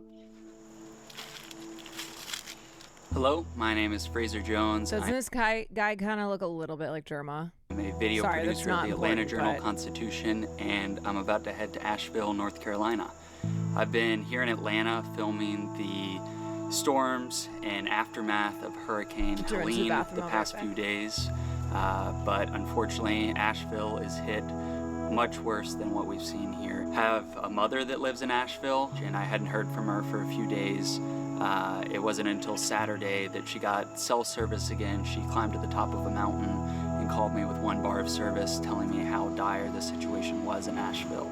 Maybe I'll be able to drive out by the end of the week. I can't get any text, any phone. I mean, the whole city is decimated. The water rose at the river at least 21 feet, and houses were floating down. A person was on top of the house yelling for help, and it's awful. It's really tragic and very heartbreaking what's happening here. But I'm fine. I'm fine. My mom's still stuck in Asheville. She's been there about 3 days now in the aftermath of this storm and is slowly running out of water and food. I'm packing up to hopefully get my mom out of there. Filling up gas in Greenville. Might be the last gas station I hit. Never used a portable gas jug, and they only had 1 gallon ones available. Apparently there's not gas near Asheville, so I'll take what I can get. Yeah, also, I just want to make note, obviously Asheville has gotten a lot of attention, and this is a report from a guy whose mom was stuck, but there are lots and lots of areas, much lower income areas, that are not getting any attention whatsoever and have suffered significant damages. So I just want to be clear that I'm aware of that, even though the last 2 pieces that I've shown are people who are from Asheville. There's just a lot of coverage of Asheville. Getting closer, and this is when it's starting to get bad. The little coverage, no way for locals to get video out. Right. There's just destruction everywhere from the flooding. BP sign is totally down. This building here, I think it was a cafe before, is just totally destroyed. The street I need to try to get down to get to my mom's house, but I think I'm just gonna have to walk that. All right, I parked as close as I could get. There's a bridge down further ahead, so I'm having to leave my car here and hike about a mile to my mom. This whole road looks like it was destroyed entirely by the water. The Department of Transportation is fixing this road. They've been working around the clock apparently to put gravel back in to get people an access road in and out. There's my mama. Mama! Welcome to Eastmore. Hi. So happy you're here. I am too. I love you. I'm glad you're all right. Thank you. I'll get in. Nobody quite knows what's going on, but she said there was a whole mobile home park that went down in a landslide and they all died. Oh my God. Another person said there were 8 dead bodies in her yard. Oh my God. Oh, there was also a church in Fairview that was housing a bunch of people that got washed away with a landslide. Have they had an update of the total death count in Nashville? No, there's still so many people unaccounted for, and it's hard because the cell phones were all dead, so you can't really get in touch with people, and you can't get over to them because so many roads and bridges are out. It's just awful everywhere.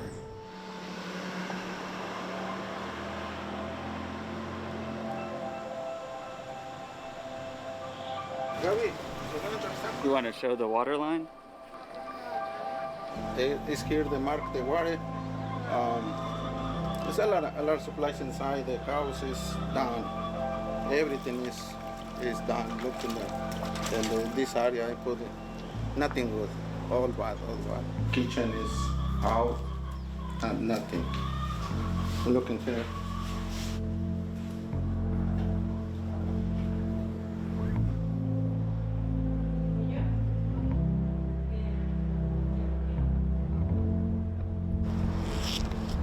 Yo no grabé por querer tener videos así, sino para mandarle a mi familia de lo que estaba viviendo.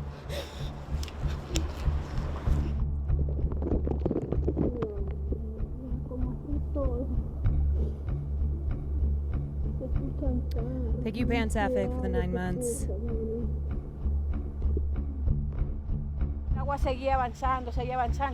Ya los perros los tuvimos que trepar en silla porque ya la mesa ya estaba con agua. Yo me tuve que trepar en una silla, en un banco, porque ya el agua me daba acá.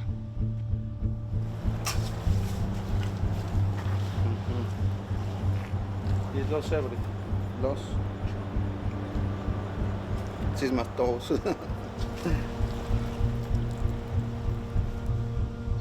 Y como yo no sé decir ayuda en inglés, yo gritaba para que nos vinieran a ayudar, pero no había nadie. Ya todos estaban por acá. Nosotros no sabíamos y nos quedamos aquí encerrados. Qué feo. Por un momento pensé que ya me iba a morir ahogada, porque yo no sé nadar.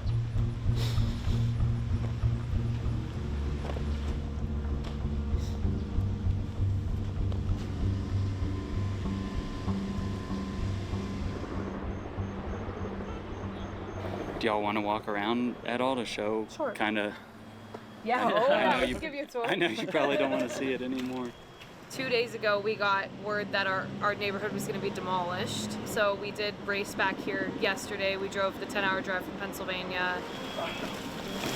So this bag is everything. Everything we were able to save. That's it. Our neighbors stuck on the roof. Some of them were in the attic with water up to their chest. You can't tell. I mean, this whole yard was fenced in. This is the front entrance. That's like just mud city. The past 3 years, we've been saving up money, having a plan of moving to Asheville since it was always one of our favorite places to visit. And we actually just moved here 2 months ago. Do y'all know what the X's that are on doors? That's for them the demolishing demolish. our house. We just got this new couch. We just opened up a line of So credit. apparently there was an amendment to that. Since the release of this video, the AJC, the Atlanta Journal-Constitution, who did this report, has learned that the red X's spray painted on homes and cars are used to indicate that the property has been searched According to the North Carolina Joint Information Center, it doesn't indicate a home will be demolished. But this is how, this is just another example of, like, from all the people that we've watched in these various reports talking about how little information there is, or, you know, the misinformation that's running rampant. 4,000 just to get this couch, and you can see where the water line got to. But yeah, on the walls. I mean, to be clear, this is a home that will need to be demolished because it is totally destroyed. How far up it got. It's just crazy to think if we didn't have a wedding and we didn't get out when we did that. I have no idea what we would have done. You know, we just finished up actually packing up our house, and it's like the last time we're gonna see it, and it's just we don't know where to go and what to do. We have a really great family and support system, and you know, we do have places to go for now, but it's just we've built this plan for 3 years and it's just completely gone. The last time they know of a flood like this was 1916, and it has totally decimated parts of our community to such a point where so many people are in need. So we came down here on Sunday morning with some water bottles. And keep in mind, okay, media outlets and real estate agents advertised Asheville as a climate haven, which is a new thing. It's language that's being used to advertise a community as a place to escape the worst effects of global warming. And so what they've done is they've built out these settlements in areas that are very vulnerable to flooding, which is, you know, increasing due to these worsening storms, due to climate change, due to having warmer waters where these storms form. And so it creates more energy, and so it intensifies these storms. But that's like another insidious part of this is that a lot of people moved to Asheville because of that advertising, because it was a place where, oh, it's got cooler than normal temperatures in the South. So the South is, you know, a lot of areas in the South are unbearably hot, but not Asheville, North Carolina.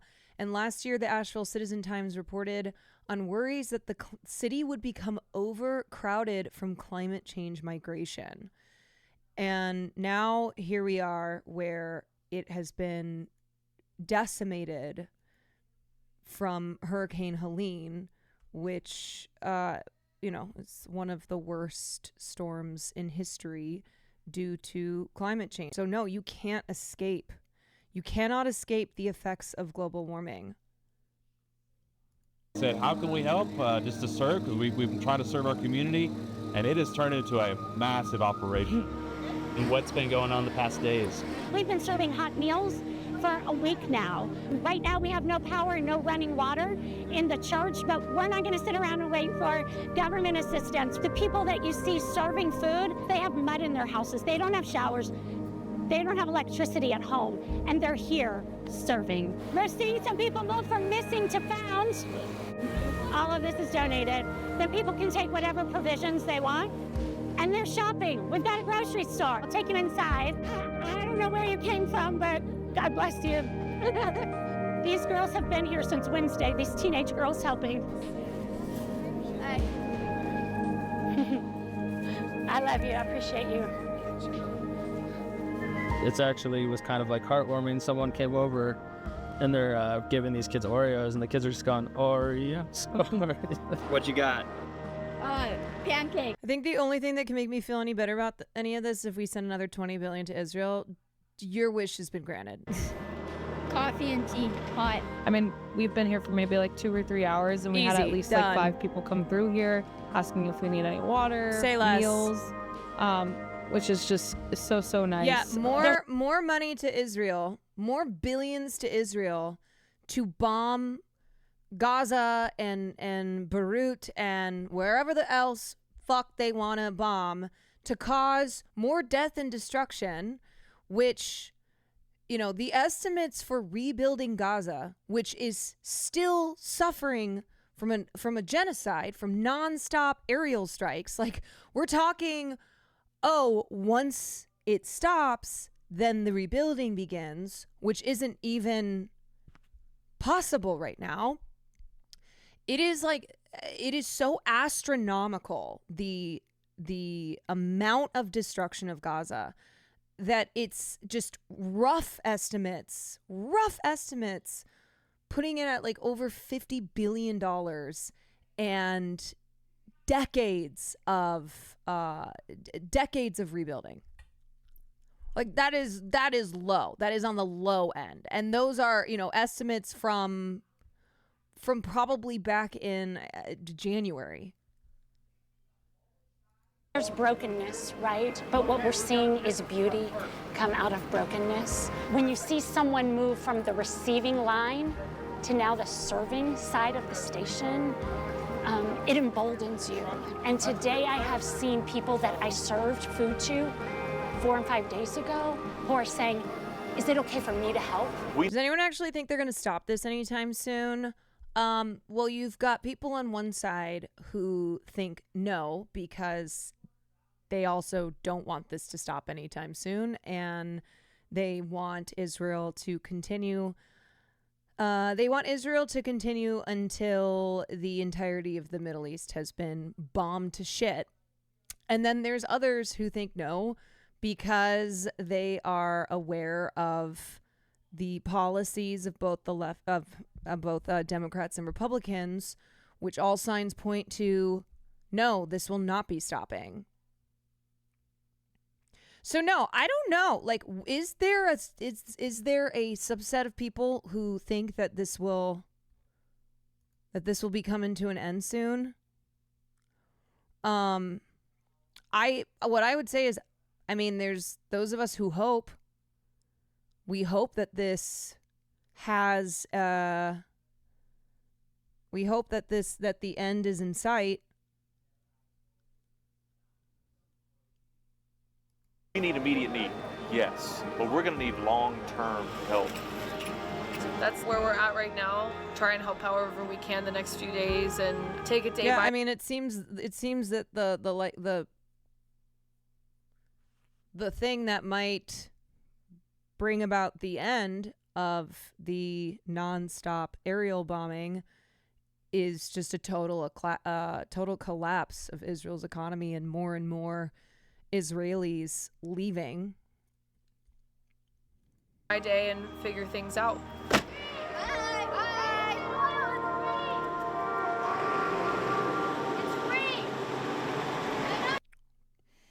All right, y'all. Okay. Okie dokie. So speaking of Israel and Palestine, it is October 7th. It has officially been 1 year, but the reality is that it has been 76 years. And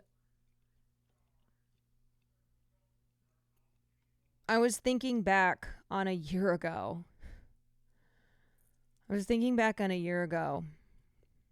When a year ago on October 7th, Hamas attacked Israel, and I covered it that day on stream, and I don't think any of my political streamer friends were live. So that was the beginning of like wading into hell in trying to cover the humanity of Palestinians and the fact that Palestinian life has been erased as well as Palestinian death. And now we are at a point 1 year after the October 7th attacks Wait, you were the first? No, I'm not saying I was the first because I don't want to discount anybody who was also covering it, but I covered it literally on October 7th. I went live. I wasn't planning to stream that day, and the news of October 7th broke, and, you know, a lot of us were watching as it was unfolding, like in real time. And so I went live to cover the October 7th attacks with the information that was confirmed that we had, but also to provide to provide the context and understanding as to, hello, Hassan. Hassan wasn't live on October 7th. It's if you are a Hassan fan, you know that he was not live that day. So what I'm saying is, yeah, Hassan famously was not live that day. Yeah, fair enough. Bro, and also, why does everything that I do have to be in the context of Hassan? Why? Why? Just ask yourself that, okay? I'm talking about my experience with covering it that day when I had looked around and also saw that my streamer friends who I know cover politics, who I know would cover something like this, were also not live. And so it felt like there was an added responsibility to cover it that day. And that was the beginning of the end. But anyway, I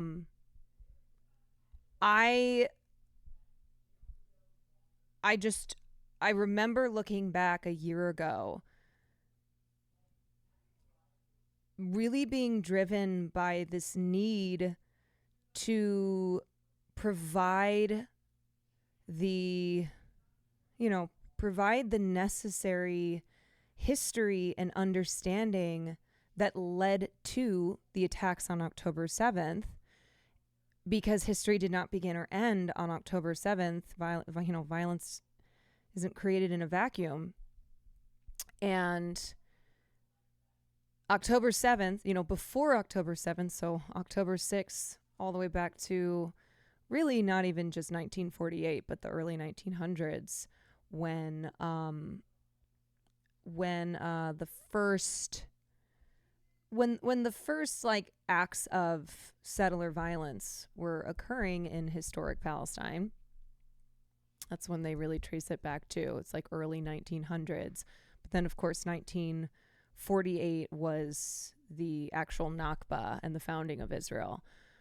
But in my mind, I thought to myself, if people understand this history, because one, it's important not to, it's important not to erase the pain and suffering that Palestinians have endured for so long, but also to understand how and why October 7th happened and why it will happen again unless we actually are on a pathway towards peace, like towards security for everyone who lives from the river to the sea.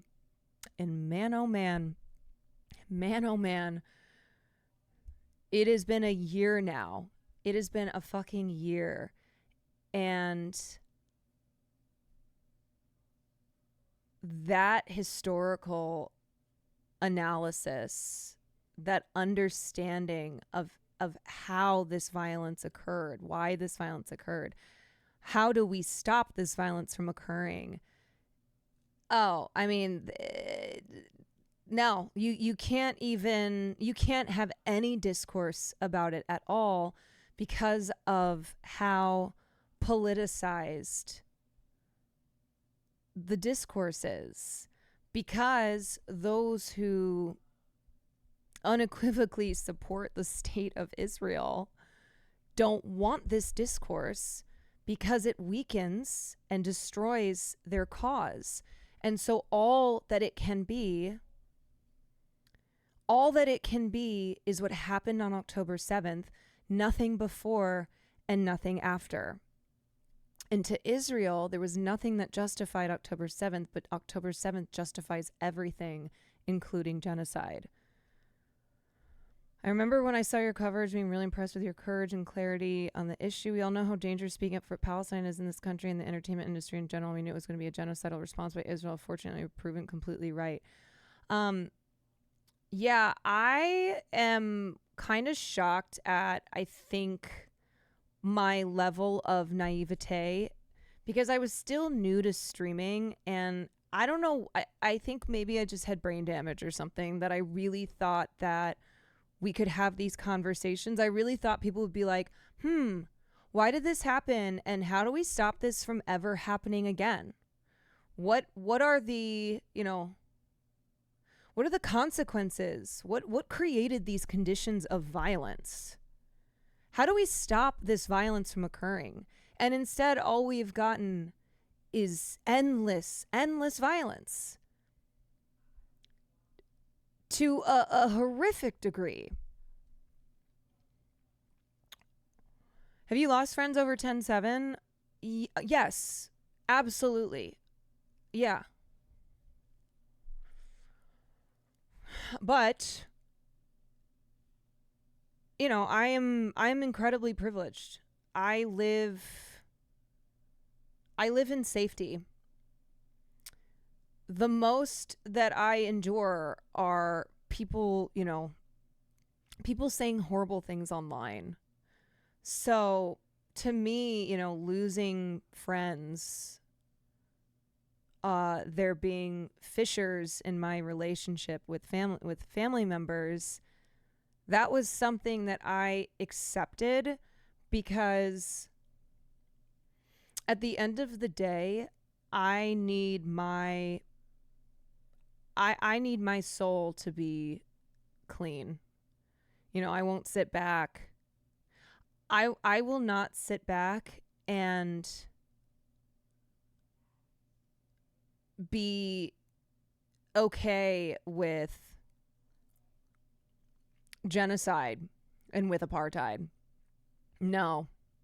So if that means, if that means getting death threats, getting a lot of shit, losing friendships, then so be it. And it's not to say that those things haven't been hard, but I think this is why Ta-Nehisi Coates, what he's said on the matter really spoke to me. And he's obviously a much better writer and speaker than I'll ever be, but him saying, who would I be? What kind of person would I be if I didn't speak up about what I saw, what I know to be true now? And that's what it comes down to, That's what it comes down to. What kind of person am I? Who am I to speak out about oppression here, but not here, So, you were new, maybe a little naive, but willing to stand by the correct position. Yeah, I've learned a lot about the internet and streaming in the last year. I hope you've gained even better friends. What I will say is, the people who I morally align with, who are fundamentally opposed to systems of oppression, no matter who it is that perpetrates them and no matter who it is that's victimized by them, I think as I've lost friends, or as my opinion on people's changed for the worse, it's also strengthened other friendships. And I've met people this year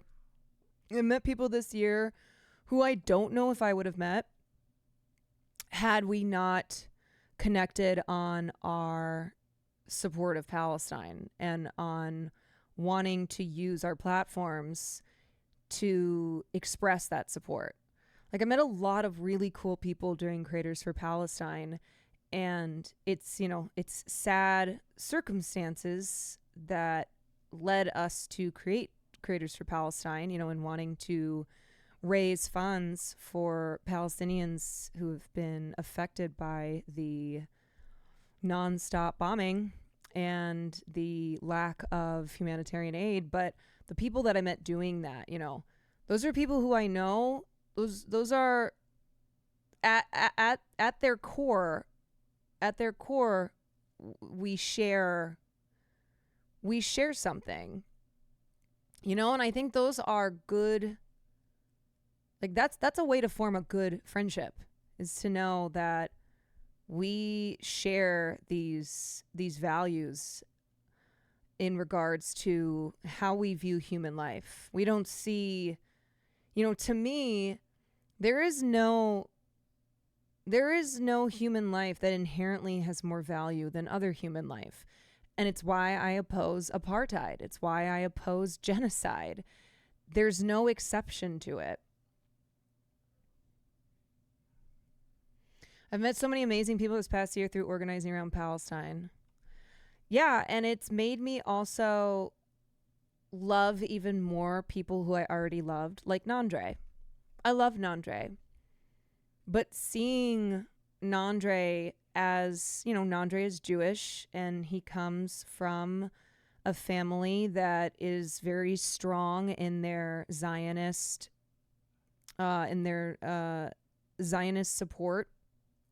And he has had to withstand, you know, he's had to stand up against his own family, who look at him like he's a traitor because his morals and his politics are directly opposed to the actions of Israel.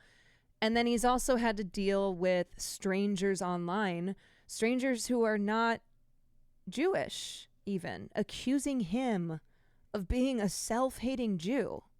Like, there is something that is just, you know, it's heartbreaking to be attacked from your own community, and then from people who have no understanding of what it even means to be Jewish.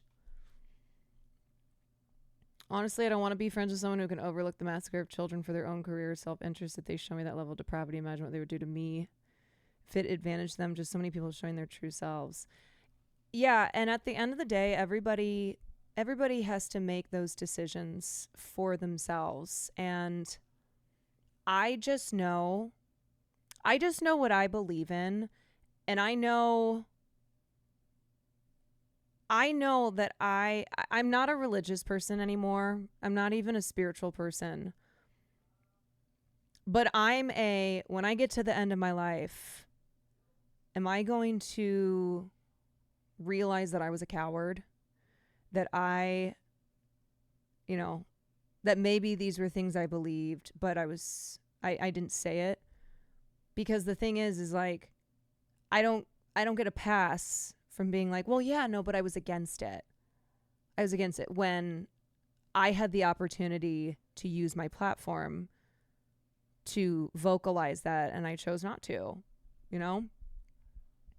Like, how can I be somebody who is against, who says she's against oppression, who purports to believe these things, you know? And I stayed silent on this.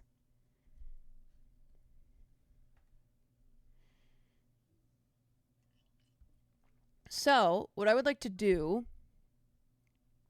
let me find it. What I would like to do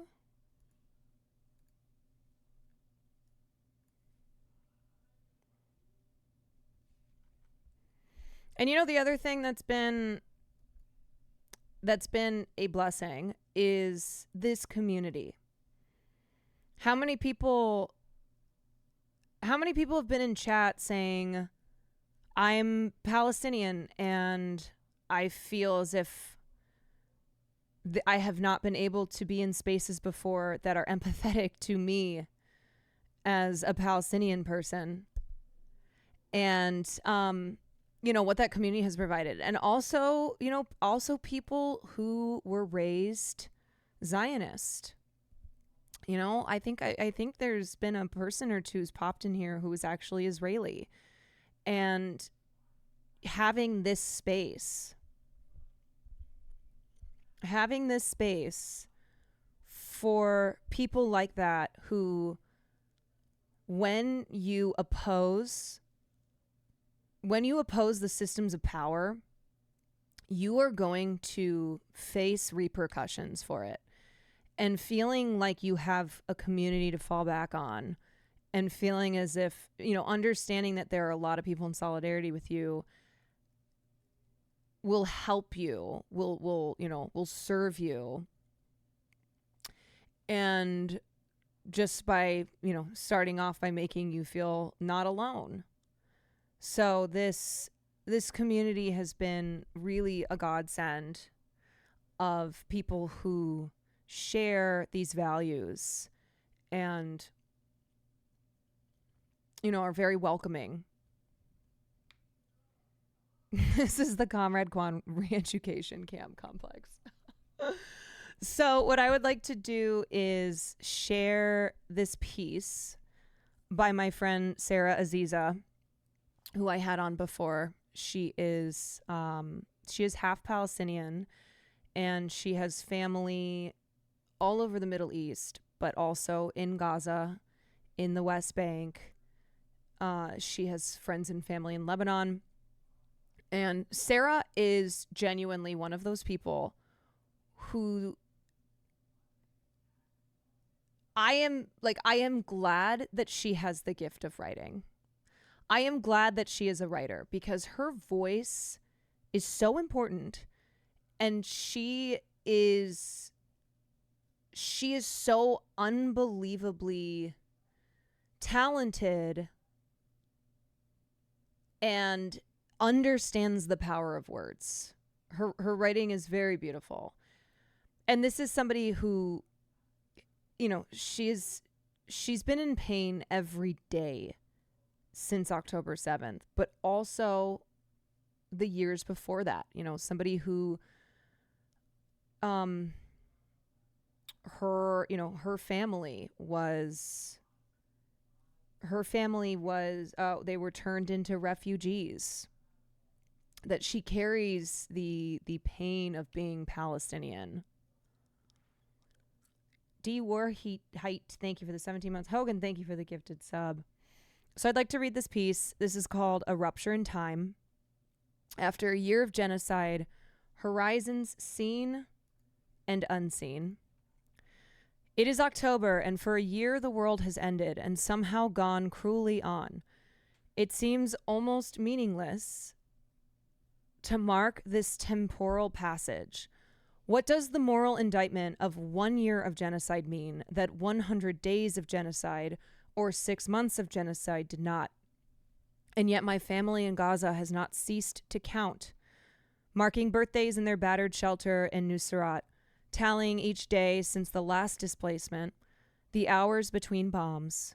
A year, my cousin Nabil writes to me. A year with nothing, no work or hopes or living. Nothing but running from death. It is October, warped and too warm in this era of climate emergency, and nothing can be the same.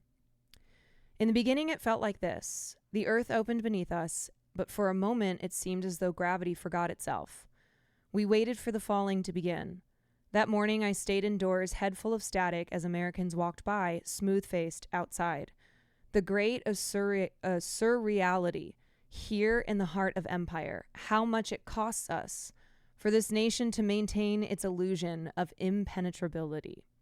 What I mean is, of course, most of those around me did not taste the death promise of October 8th, even if some of them were gripped by horror at the events, true, fabricated, and obfuscated, that unfolded the day before.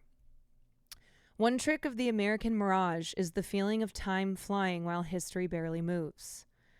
But in Gaza, time had already fractured. As the sky roared towards the earth, my 26-year-old cousin Haneen fired off fragmented texts. Gaza under bombardment. We can't sleep. The sound of bombing is terrorizing, and it spreads. The stench of smoke. I feel I cannot breathe. We endure the night in complete darkness. The sound of children crying, the sound of fear and pain is heard at night. Every moment we die. Genocide so wild and ruthless that it mutilates even the clock. In the midst of death, an hour might be the measure of a human's capacity for pain. How much does 1 minute weigh to the mother of a hemorrhaging child? To the amputee, at what speed does an hour pass on the first day without your limb? Who can ever know the size of Hind Rajab's final night? I expect that this war will not last more than 2 weeks, my exhausted cousin wrote a few days in. Surely Israel's staggering violence was too extreme to sustain. She was a veteran of much Zionist carnage and had lived most of her life under siege, but her imagination still arced toward life. The two sides cannot withstand any longer or fight a long war. She was set to graduate from college in a few months. In her closet hung a cap and gown. I do not like war. I love peace, tranquility, and life. I love that hope inside me that was pushing me to achieve my treasured dreams.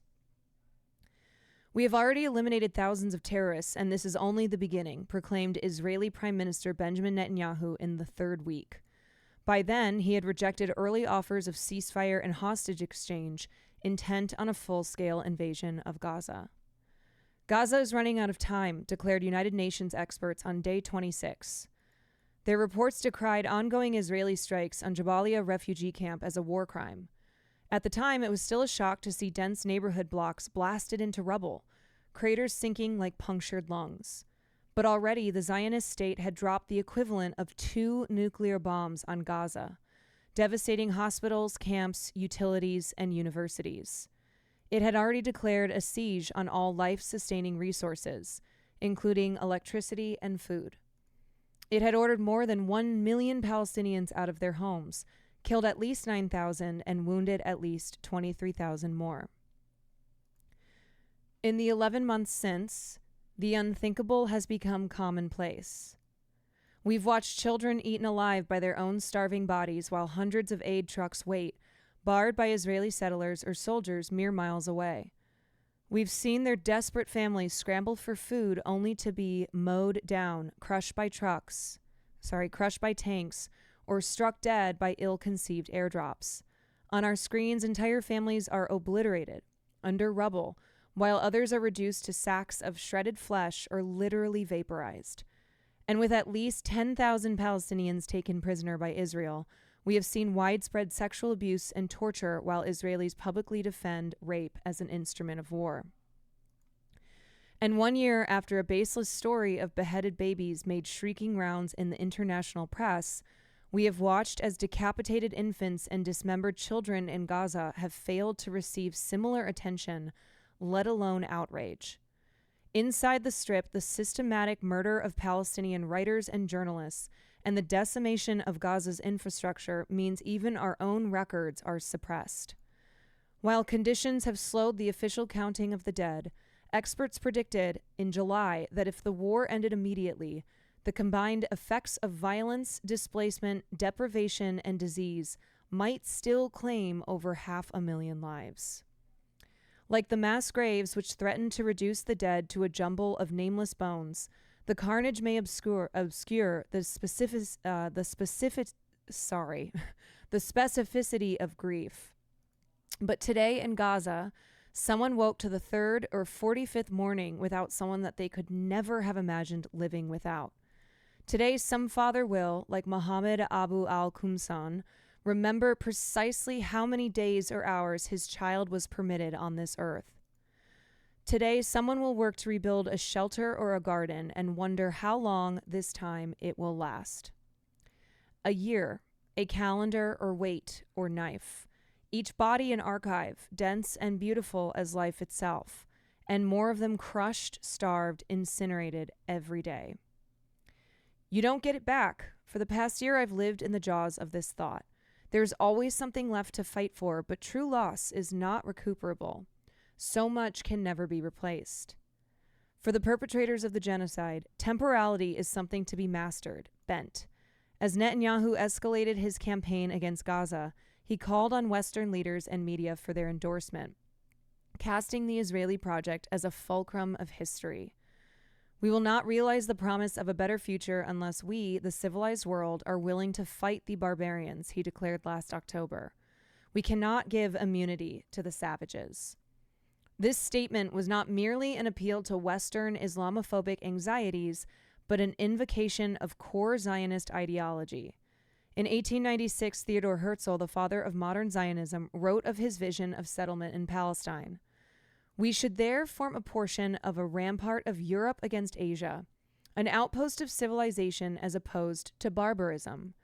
More recently, Israeli Prime Minister Ehud Barak proclaimed the Zionist state a villa in the jungle, while Israeli Knesset members have called their desire for Jewish-Arab segregation natural and likened Palestinians to sheep and dogs. It is a familiar colonial logic, establishing the legitimacy of the settler through contrast with a denigrated native, one cast as both dangerous and trapped in a timeless, vulgar past. It is a distinction that Israel has sought to manifest with transparent and manic force. For the better part of a century, the state has sabotaged Palestinian development with instruments of both bureaucracy and war. Meanwhile, the Zionist state has increasingly taken comfort in its material advantages, mistaking weaponized technocracy for superiority. October 7th shattered this paradigm, as the state-of-the-art nation was briefly overthrown by the crude weapons of the dispossessed. Since then, Israel has attempted to bomb Gaza into barbarity, swearing to reduce the Strip into a desert island fit for its human animals. Now, after a year of quagmire in Gaza, Israel is seeking new horizons for performing dominance, as in Lebanon, which it threatened to bomb back into the Stone Age. As Netanyahu took the podium at the United Nations on September 27th, Israeli attacks had killed over 700 Lebanese in the preceding week alone, while displacing 500,000 more. Having just rejected another ceasefire call and hours before ordering 2,000-pound bombs to be dropped on a residential sector of Beirut, the Israeli Prime Minister stood before the General Assembly and called his Arab opponents savage murderers who seek to destroy our common civilization and return all of us to a dark age. For years, and increasingly the past 12 months, we have seen how these primal projections extend into the ranks of the Israeli military, as when soldiers film themselves burning food supplies in famine-stricken northern Gaza, proclaiming, "We turn on the light against this dark place and burn it until there is no trace of this whole place." Yet none of this rabid cruelty, nor the attempted cultural genocide via the destruction of Palestinian educational infrastructure, heritage sites, libraries, and archives has succeeded in imprisoning Palestine in an imagined primitive past. Rather, Israel's relentless vitriol and violence erupt from an indignation over its own arrested futurity. Beneath its gloss of modernity, the Zionist state, not Palestine, is the anachronism. In the Zionist imaginary, the year 1948 should have been the inauguration of perpetual dominion over Palestine. Instead, the Nakba represents not one, but two thwarted futures. Even as they managed to ethnically cleanse at least 700,000 Palestinians from their land, the founders of Israel did not achieve their goal of a Jewish majority state from the river to the sea. The backwards natives had managed, somehow, to hold ground. Paradoxically, this failure means the Zionist vision remains regressive, defined by the past. Pledged to a crude and unfinished settlement project, its future can only begin with the completion of a conquest. Toward this aim, its apologists plunder history, recruiting God into a political eschatology and leveraging the horrors of the Holocaust to justify genocide. Simultaneously, the state routes each new generation into mandatory military service, ensuring the continuity of a society largely forged by combat training, siege mentality, and antagonism towards Arabs. It is an antagonism which can only compound as Palestinian resistance continues to deny Israel the horizon of complete control. It is toward this receding horizon that Israel has waged every war and peace process since 1948, its internal strife over the Arab problem largely a matter of degree. Should the Nakba be completed politically and incrementally, or violently and swiftly? Any liberal comfort taken in token Arab inclusion, the fantasy of a two-state solution, or the myth of Israeli diplomacy ignores both the material arc of the past decades and the explicit declarations of the Zionist state itself. Last October, a leaked document from the Israeli Intelligence Ministry, dated October 13, 2023, revealed plans to expel Palestinians from Gaza into Egypt's Sinai Peninsula. A few weeks later, Israeli Agriculture Minister Avi Richter announced, "We are now rolling out the Gaza Nakba 2023. When we decided to leave, we went to our house to say our last farewell. My cousin wrote to us in December as they prepared to evacuate their home. Everyone burst into tears. We touched the walls, kissed the beds, and hugged each other. The air." Gaza is on the brink. By December, brink became the word of choice as various international agencies issued alarms about impending collapse, into famine, into disease, into social chaos. The brink was where Gaza seemed to stay perched for months as the West wrung their hands about a looming, catastrophic invasion of Rafah, the southernmost point in Gaza where 1.5 million were sheltering. Around the world, protests continued, including a wave of stunning activism on college campuses. But Israel's backers refused to take meaningful action to curb the disasters in Gaza, or increasingly in the West Bank. Palestine was abandoned to its many precipices until the brink faded from the news. Israel invaded Rafah, proving again that no red lines exist as conditions in Gaza crashed over cliff after cliff. Shortly after my cousins fled south, we received photos of a body wrapped in a white shroud. My great-aunt Zaya had passed away. Days after their long trip, crammed with 20 others on a truck bed in the winter cold, she had succumbed. She was 97. Her life in Gaza began as a young woman driven from her village during the Nakba. Her sister, Jazia, had been struck dead as they fled. You don't get it back. Israel's regressive vision is complemented by the United States' steadfast refusal to reckon with either horizons or history. Rather, whether through jingoistic fables of past greatness or claims of progress to come, American politics is a cycle which serves only the present tense.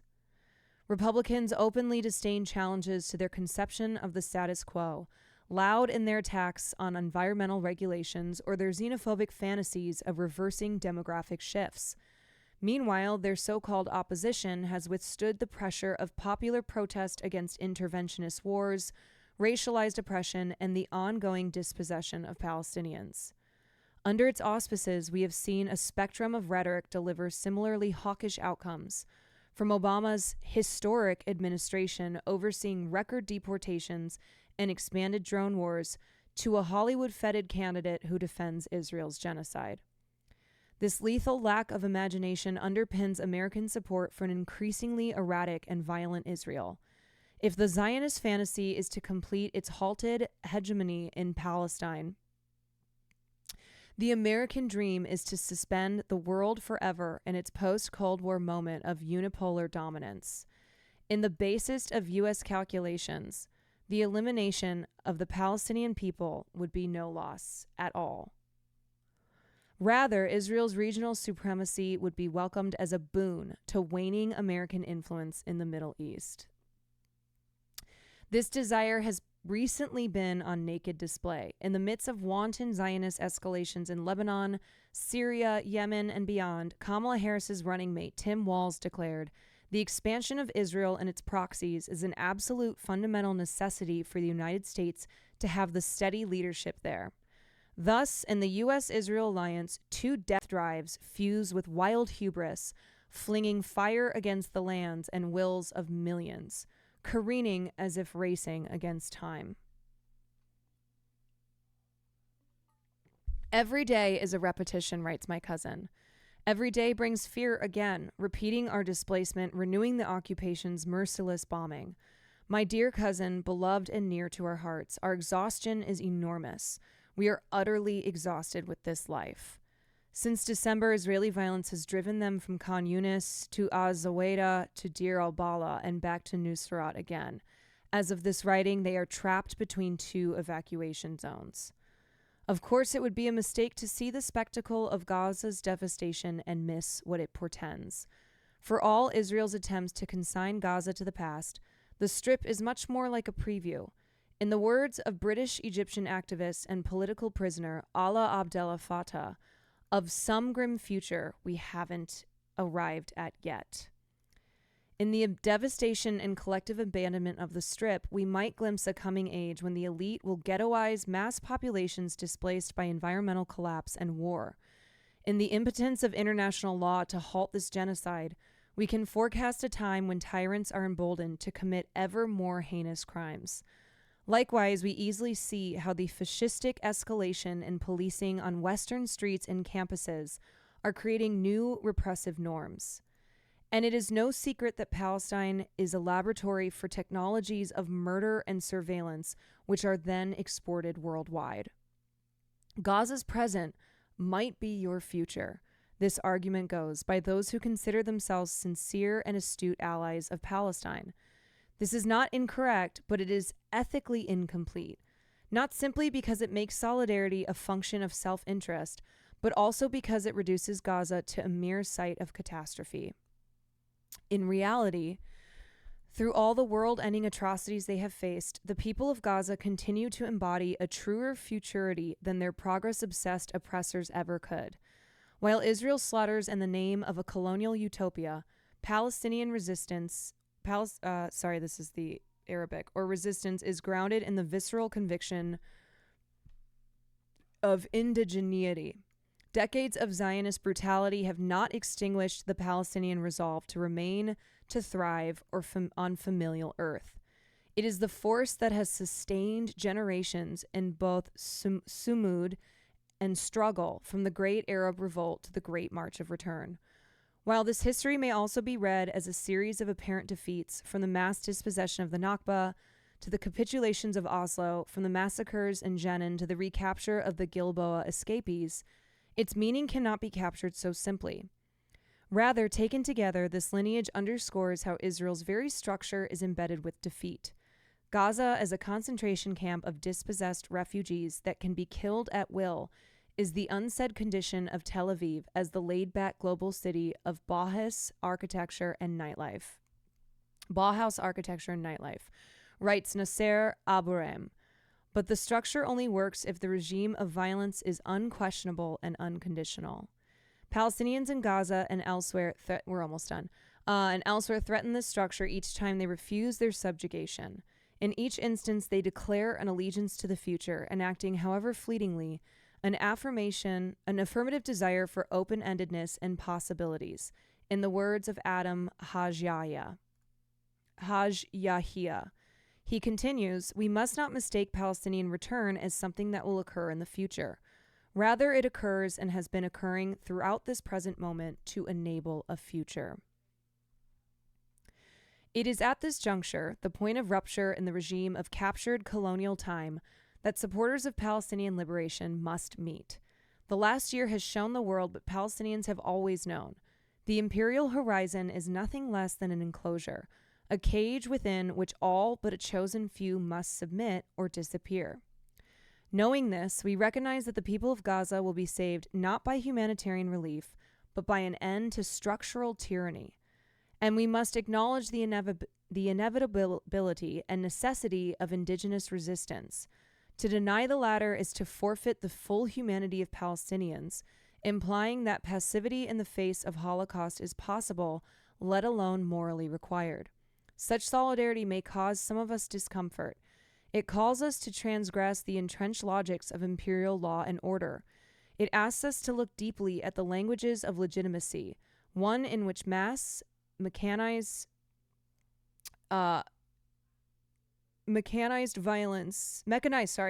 violence is named civilized, while those acting outside hegemony are invariably terrorists. It demands we reckon with the real nature of the status quo, how it demands civility of the slaughtered, meeting even peaceful protests with brutal or lethal force. It asks us what, within these enforced conditions, it might mean to affirm life. "Here we are sitting in a room with a cracked ceiling," wrote Nabil, sending me a photo of the fractured roof of their shelter, flecks of sky exposed. It resembles our exhausted hearts. The ceiling of our dreams ends when the war ends. As of September, our extended family has lost over 200 relatives. A simple exercise: ask to whom is granted the right to self-defense, and to whom belong the majority of the dead. Of course, Palestinians have never had the capacity to replicate the scale of violence inflicted on them, neither in times of war nor in Israel's regular crackdowns on civil disobedience. Even so, we bear in mind that oppression does not confer moral exemption. It is not as simple as saying that any act done in the name of anti-colonial struggle is ethically justified, nor that indigenous movements are incapable of excess. Though our struggle is an existential one, we do not desire to match Zionist depravity. We who know the cause of liberation to be inherently just will not shy away from these fraught lines of inquiry. To quote Abraham again, we must grapple with these moral dilemmas not out of deference to liberal sensibilities, but because the colonized owe it to themselves, and only to themselves. They owe it to the horizons of futurity and cohabitation that their struggle will perform to the world their children will inherit. What Zionism is incapable of imagining, a Gaza in which none are hostage, a world freed from supremacy, is the horizon we see and know that we deserve. Those who seek to support Palestinians in their pursuit of these horizons owe them a radical trust. They must refuse the settlers' projection of the Palestinian as a genocidal savage who cannot be trusted with liberation or even her free will. They must believe Palestinians capable of answering to the vexing question of future institutional leadership. Above all, they must allow nothing to derail the movement from the fundamental demand, an end to the genocide and then our return. Is it possible? Not inside the recursive, brutal temporality of empire. As I write, the West frets about escalating tensions between Israel and Iran, largely ignoring the deliberate provocations of Israel and Iran's relative restraint. The doomsday clock stands at 90 seconds to midnight, while the United States gives its blessing to Israeli retaliation, pushing the region ever closer to war. Meanwhile, the Zionist state has intensified its massacres in Gaza and continues to pound Lebanon, reiterating how its zero-sum vision necessitates conflict. The horizon of Zionism will always only fold back on itself. But it does not have to be this way. The current reality is unnatural, an imprisonment only sustained by vast arsenals. What is required is rupture. The future groans on the far side of its wall. Whew. Oh boy. Sorry, I know that was a long piece, but I wanted to read the whole thing. And it's something where I often, first of all, I can't write like this.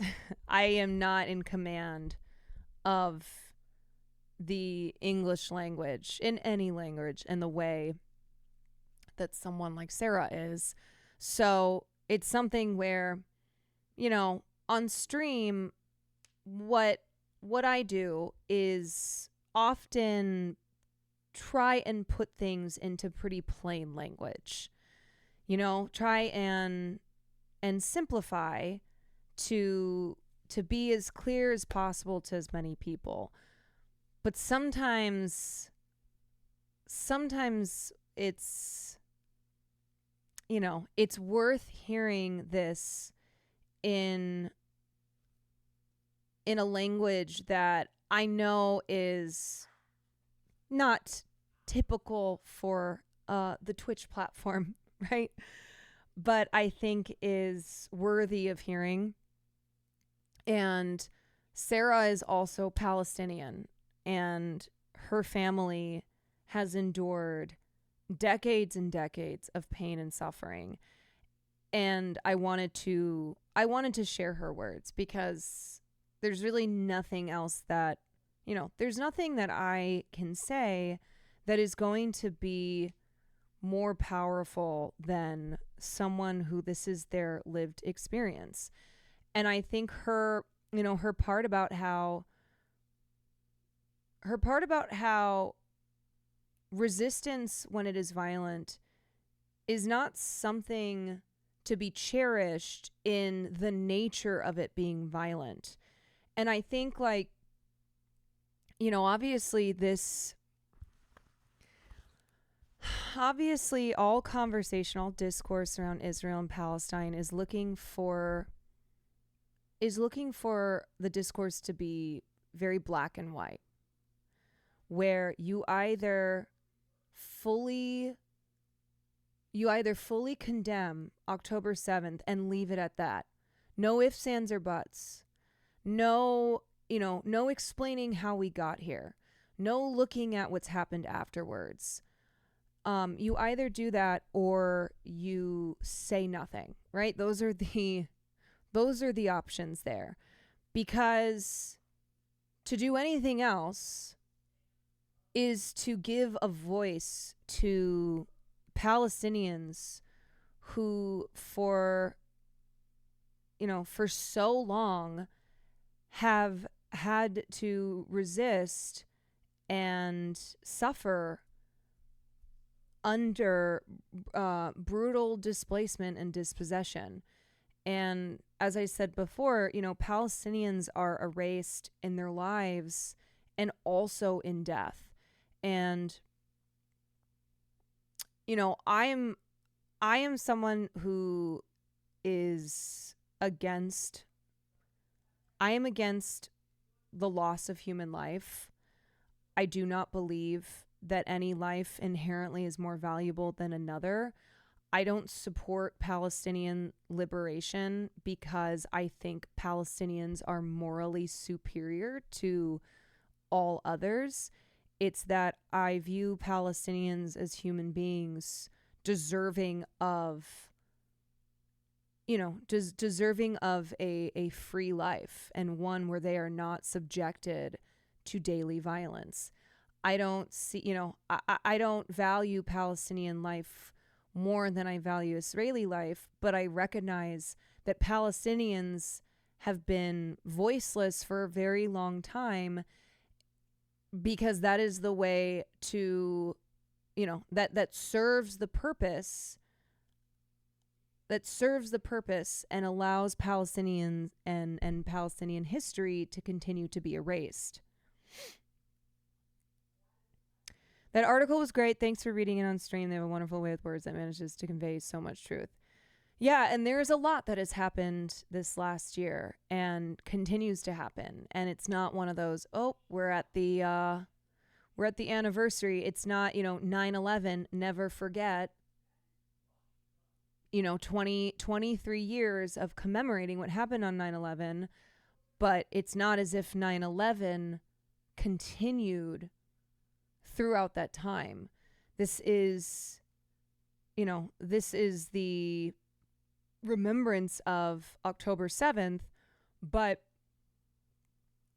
the horrific understanding that this has not stopped.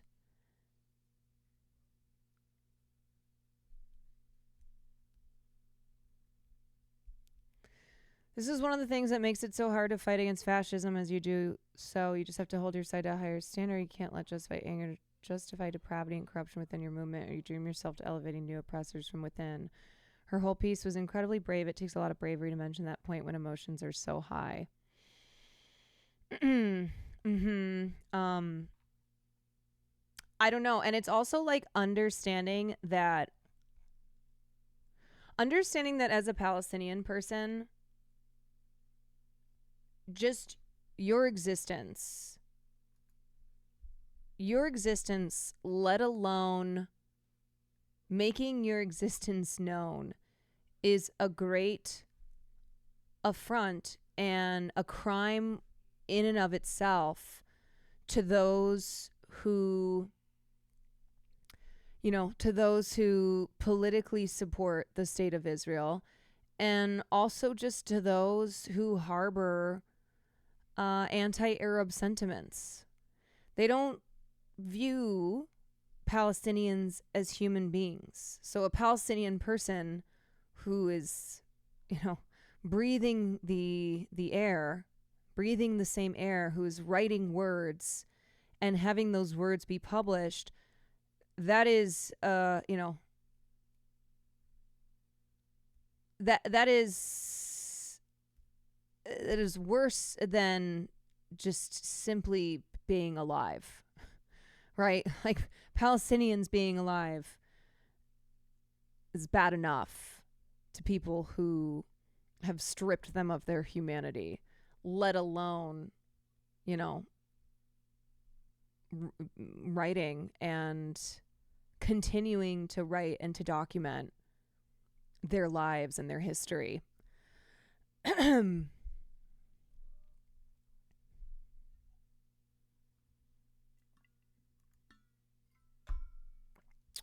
You know, I think this is always this argument here I have seen made many a time by people who say, I am not a Zionist, but are we ignoring this hypothetical where Palestinians, upon receiving freedom, will not just then turn around and treat their oppressors in the way that they were treated? And first of all, this is the argument that colonizers have made throughout history. This is the argument that has been made every time a population has been enslaved. And it is an argument that does not work, and it is a morally corrupt argument. So this is John Gans. And John Gans, he's a writer and he's a supposed leftist. But he writes, I believe it's mostly a matter of contingency whether or not one takes the Israeli or Palestinian part in the war. It's a matter of how one was educated and indoctrinated, what experiences and ideals one encountered first or with more intensity. Many Jews and those sympathetic to them view Israel as the just reward for a long-suffering people. Palestinians and those sympathetic to them view it as an injustice inflicted on a population innocent of Europe's crimes. Those who wish to take the side of the oppressed will naturally gravitate to the Palestinian cause today because they are unquestionably oppressed. But the embattled Yishuv was once considered by many to be the underdog until they won power for themselves. Are we to expect that victorious Palestinians will be especially generous to their defeated foes after years of suffering at their hands? Wouldn't it just be one vast October 7th, which we are told by some was actually both moral and good? So there is a lot wrong with this. There's a lot wrong with this. But what this ignores is that October 7th happened because the Palestinian people have been occupied and displaced and dispossessed for a very long time. That all they've known is violent oppression. And so this hypothetical of, well, now Palestinians are free, will they not turn around and enact justice and vengeance on their captors, on their oppressors because of, well, look at October 7th. But one exists in reality and one is a hypothetical. And to use this excuse then would mean to justify all oppression, all colonized peoples around the world throughout time. And you know who used this same argument? White slavers. White slavers use this same argument. We can't release the slaves because they'll kill us. You know who also used this argument? Heinrich Himmler, who justified killing Jewish children because otherwise they would grow up and would kill the Nazis for what they did to them. This has been used throughout history, and it is the language of the oppressor. It is the argument for the continuation of oppression. Well, we can't free them because they'll turn around and do to us what we did to them. The formula to justify oppression atrocities literally never changes. Yeah, it's fucking vile.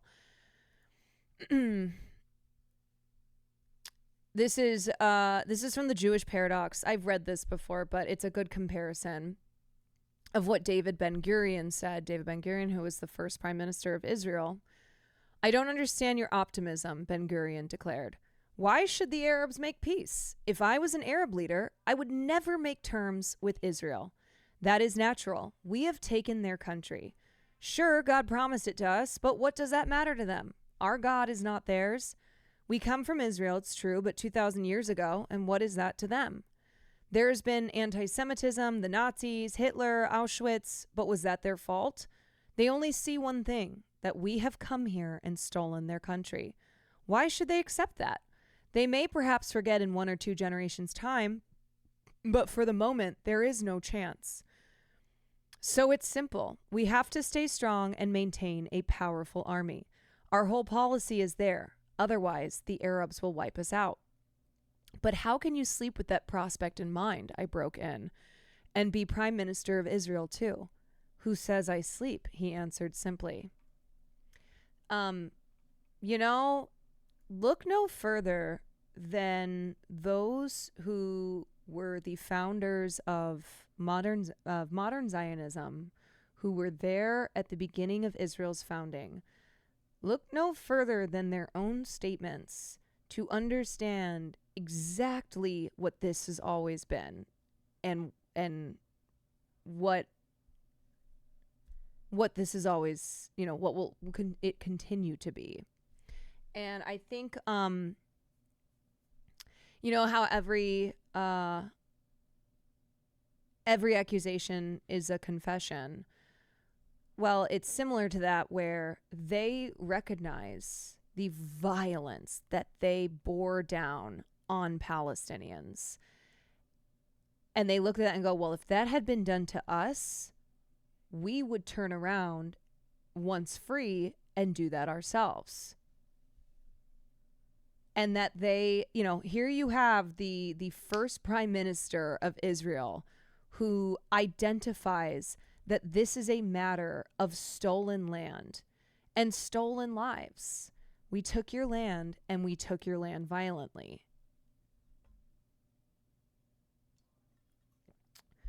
What makes Israelis think that freeing Palestinians will eradicate Israelis? They are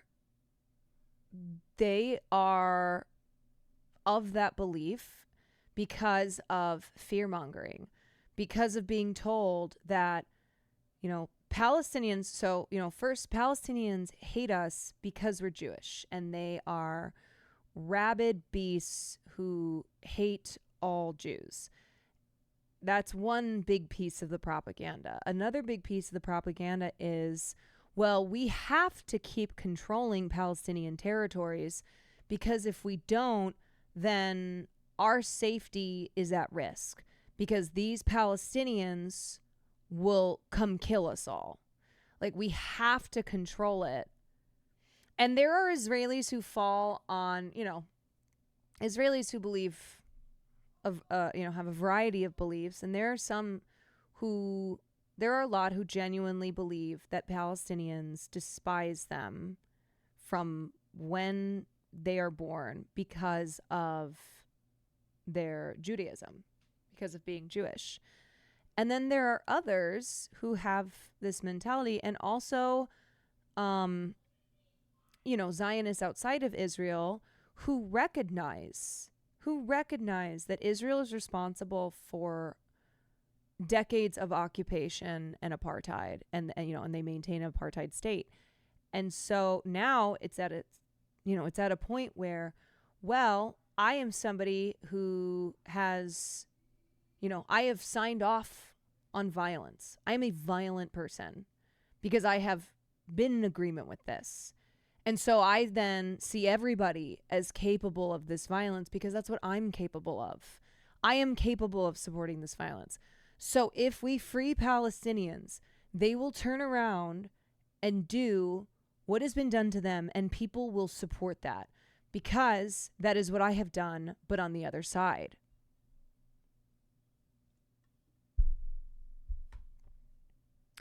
How come Israelis look at how Nazis treat Jews? on World War II and look at the treatment of Palestinians and not look at the same picture. Because the Holocaust has been used as justification for maintaining a Jewish majority state in historic Palestine. In order to justify an ethno-state, a large part of the reasoning has been Jews around the world are not safe without Israel. Look at the history of violence against Jewish people. Look at the Holocaust. Never again means the Holocaust will never again happen to us. And the only way for that is for us to have a Jewish majority state. So that is propaganda. And that propaganda was created and disseminated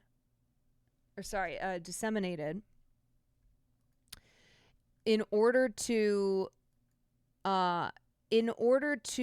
gain support for the Zionist project, for the ideology of Zionism.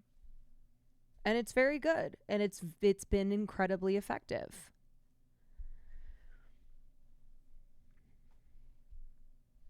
And the reason why a lot of Christian nationalists support Zionism is because they want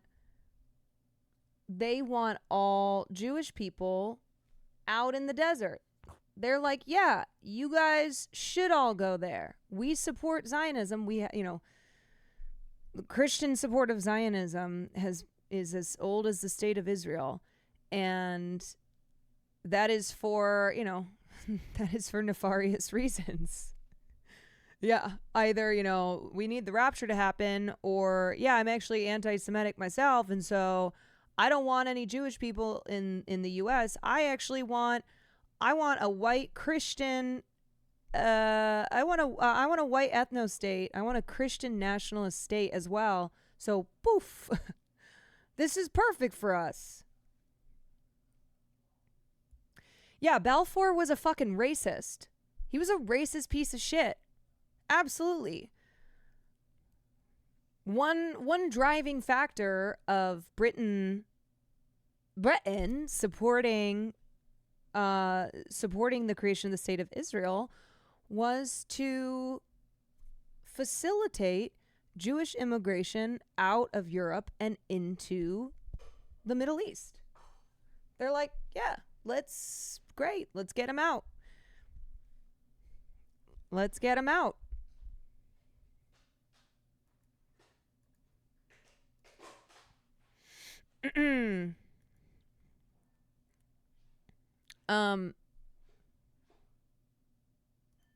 But man, we haven't been able to. So I guess Ta-Nehisi Coates has an interview coming out with Trevor Noah on the 10th, but there's a snippet and they talk about the CBS interview. And on top of that, I also saw here that CBS News executives have expressed their regret over the way that Tony Ducotepeil, who is a co-anchor on CBS Mornings, how he was incredibly aggressive and biased towards Ta-Nehisi Coates. So this is an interview that we watched last week and one that went viral online. And apparently there was a call this morning. There was a call where the top CBS News executives told staffers that the contentious interview exchange between Tony and Ta-Nehisi were, let's be clear, this was one-sided contentious, that it did not meet the network's editorial standards. And let me tell y'all, I only believe that they had this call and made the decision that it did not meet the network's editorial standards because of the enormous response online. Because of how viral the interview went and how many people could see how starkly Tony was biased out the gate. So, yes, it's shocking they addressed it. I don't think Tony will face any career repercussions. It's shocking they addressed it, and I genuinely think it's because of how many people online were like, this is atrocious. And because it is Ta-Nehisi Coates. If Ta-Nehisi Coates had just been some random Palestinian historian, oh, have at it. Go for it. But it is Ta-Nehisi Coates. He is a liberal darling. He is a card-carrying member of the inner world of the media establishment. So the call, which featured Adrian Rourke, the president of Editorial and News Gathering, and Wendy McMahon, president of CBS News and Stations, drew some pushback by others who saw the CBS Mornings conversation as a civil conversation. Oh, interesting. So there were apparently some staffers who were like, no, we thought this was a civil conversation. In the internal call, Rourke told staffers that after review of the coverage, it's clear there are times we have not met our editorial standards. She added that the situation has been addressed and it will continue to be in the future. This is a highly charged and complex issue, and it was really important for us, for Wendy, for me, to have the conversations, to take the time and the breath and think, and then proceed in a calm and measured way. I say that because this goes way beyond one interview, one comment, one story. This is about preserving the legacy of neutrality and objectivity that is CBS News, she added. I think CBS News has not been doing well. I think they've had a pretty bad year. CBS has not commented beyond the call, a recording of which was posted on Free Press, the website led by Barry Weiss, a former op-ed columnist for the New York Times who's been a staunch supporter of Israel. Puck first reported on the internal call.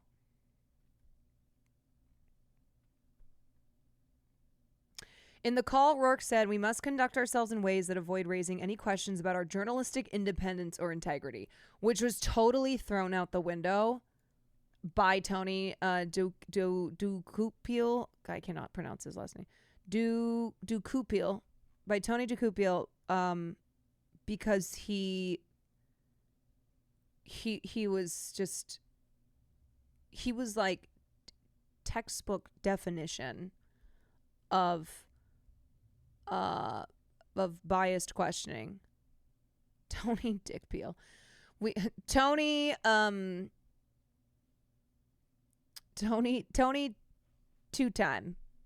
two-time Tony.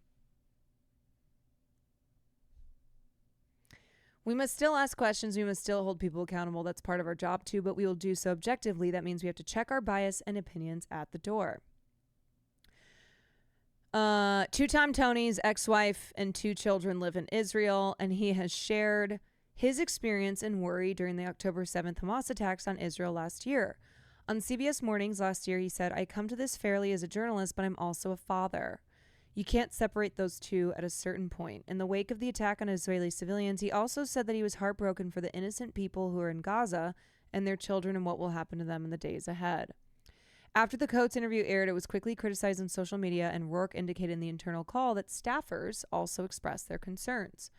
But during the internal call, one correspondent, Jan Crawford, said, it sounds like we are calling out one of our anchors in a somewhat public setting on this call for failing to meet editorial standards for I am not even sure what. Okay, Jan. Okay, Jan. Sure, Jan. Jan's like, I don't even know what the problem was. I think that he should have gone harder. I think Ta-Nehisi Coates is a terrorist supporter. Jan added, when someone comes on our air with a one-sided account of a very complex situation, oh, okay, so you don't see at all how Tony, who was the co-anchor and is supposed to be presenting an unbiased line of questioning, you don't see him as being one-sided here. It's very clear how Jan feels. It's my understanding that as journalists, we are obligated to challenge that worldview so that our viewers can have that access to the truth or a fuller account, a more balanced account.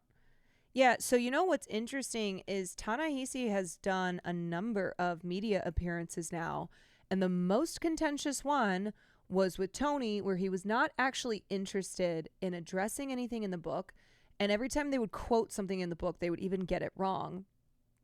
It was, it was asking the type of questions that some random dude with the Israeli flag as his profile photo on Twitter and 5 followers would ask you in a tweet that had nothing to do with Israel. They're like, oh, hey, look, it's the terrorist supporter.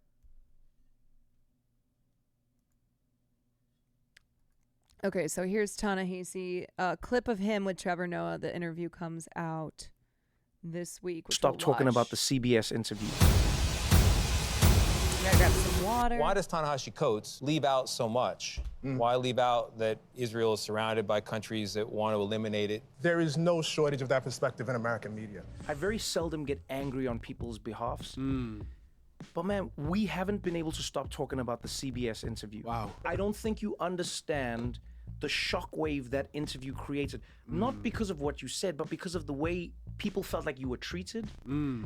Just the opening salve of that conversation. And I'll never forget the question that you get asked, where I think it's Tony who says to you, when I read the book, I imagine if I took your name out of it, took away the awards and the acclaim, took the cover off the book, the publishing house goes away, the content of that section would not be out of place.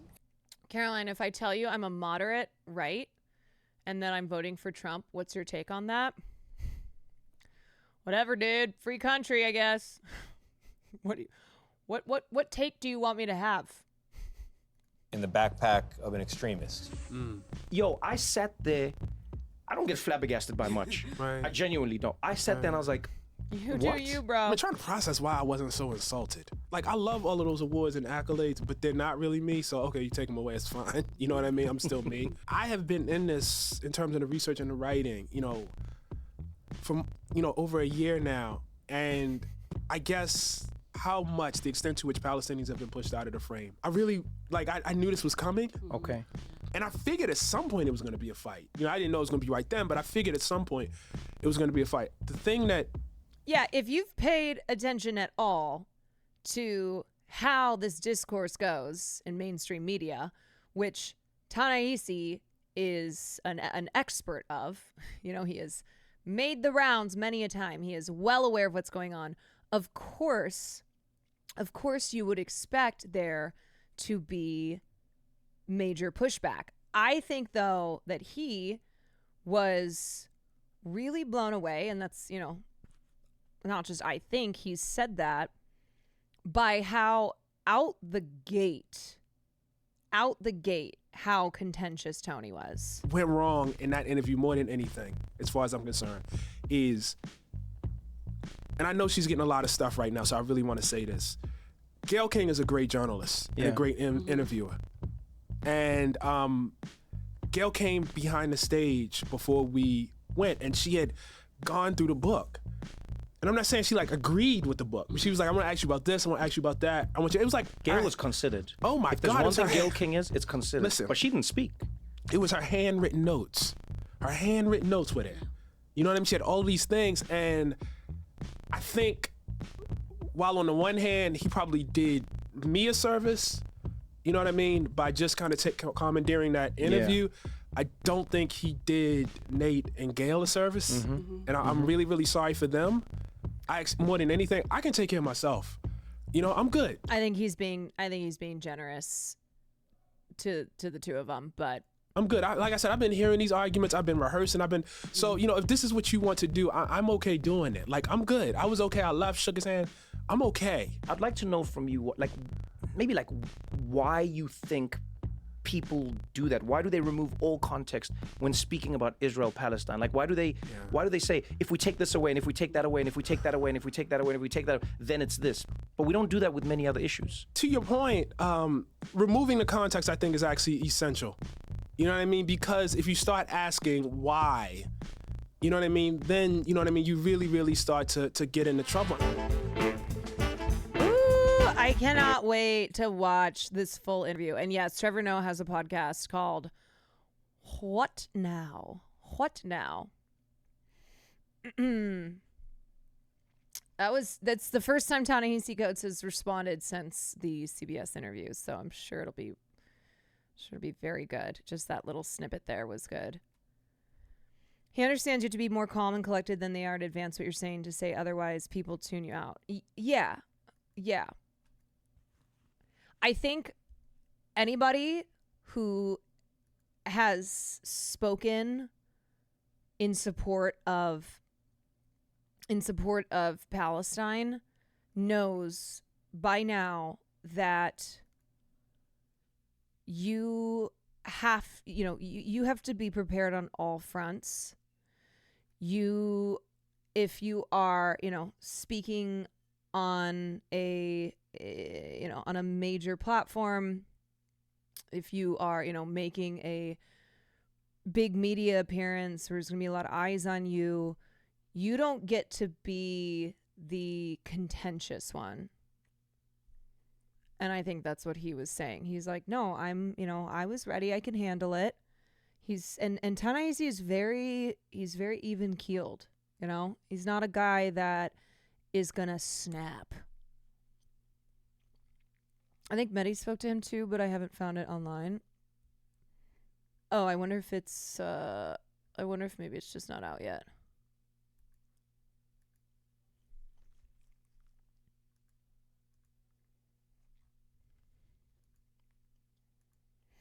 Okay.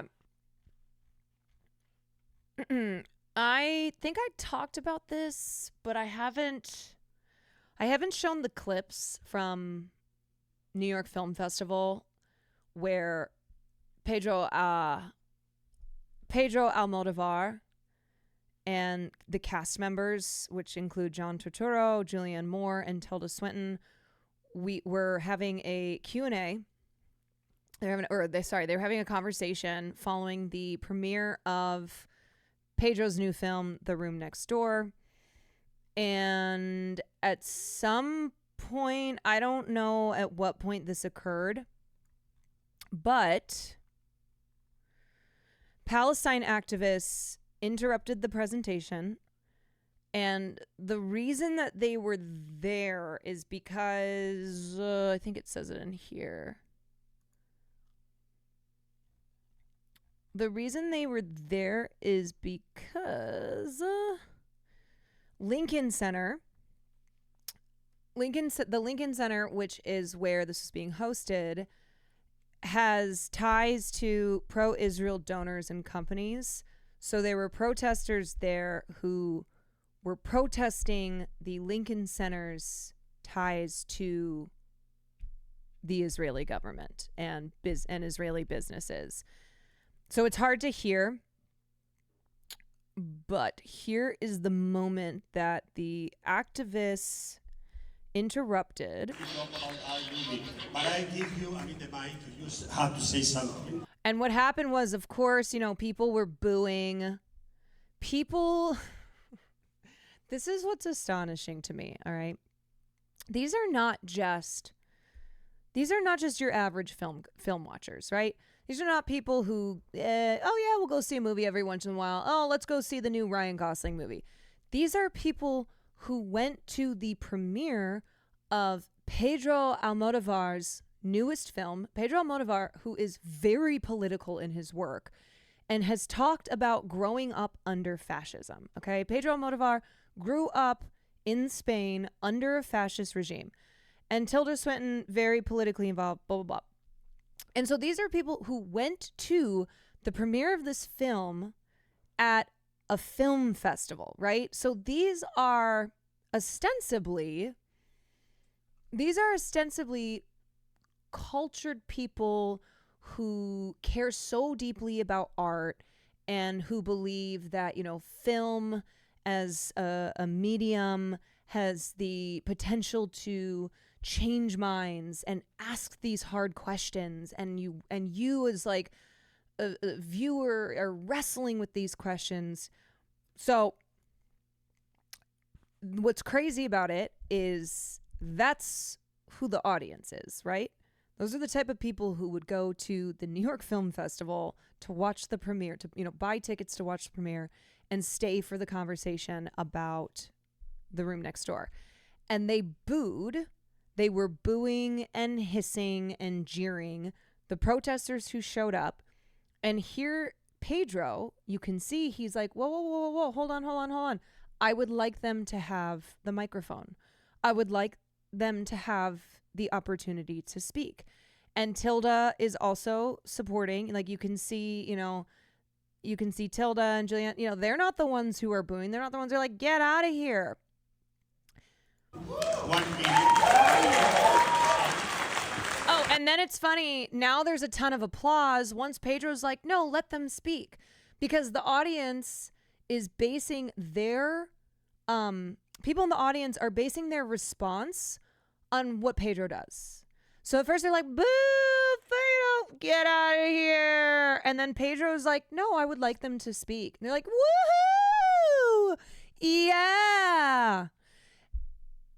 Which is just so ironic. It's so ironic to like be, dictating their feelings towards these protesters on the director of a film, and somebody whose mission it is on this earth is to get you to think, right? Because that's what great films do. They're not telling you how to think. They are asking you questions so that you think. And that ain't happening.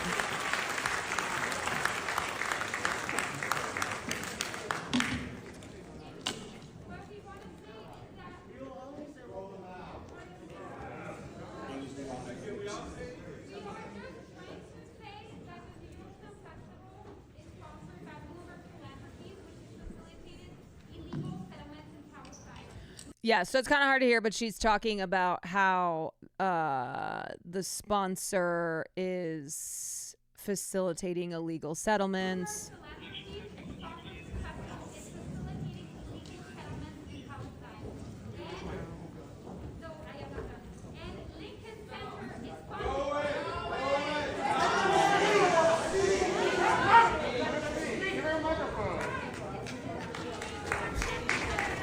Thank you.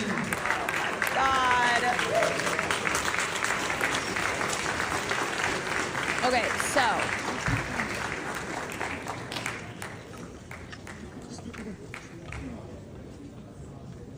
so that's the moment that it happens.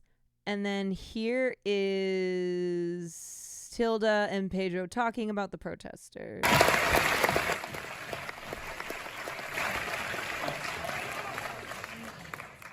Thank you for that. I mean, I'm sorry for the interruption, but as a festival, we also stand for artistic freedom and freedom. Yeah. Everything is right.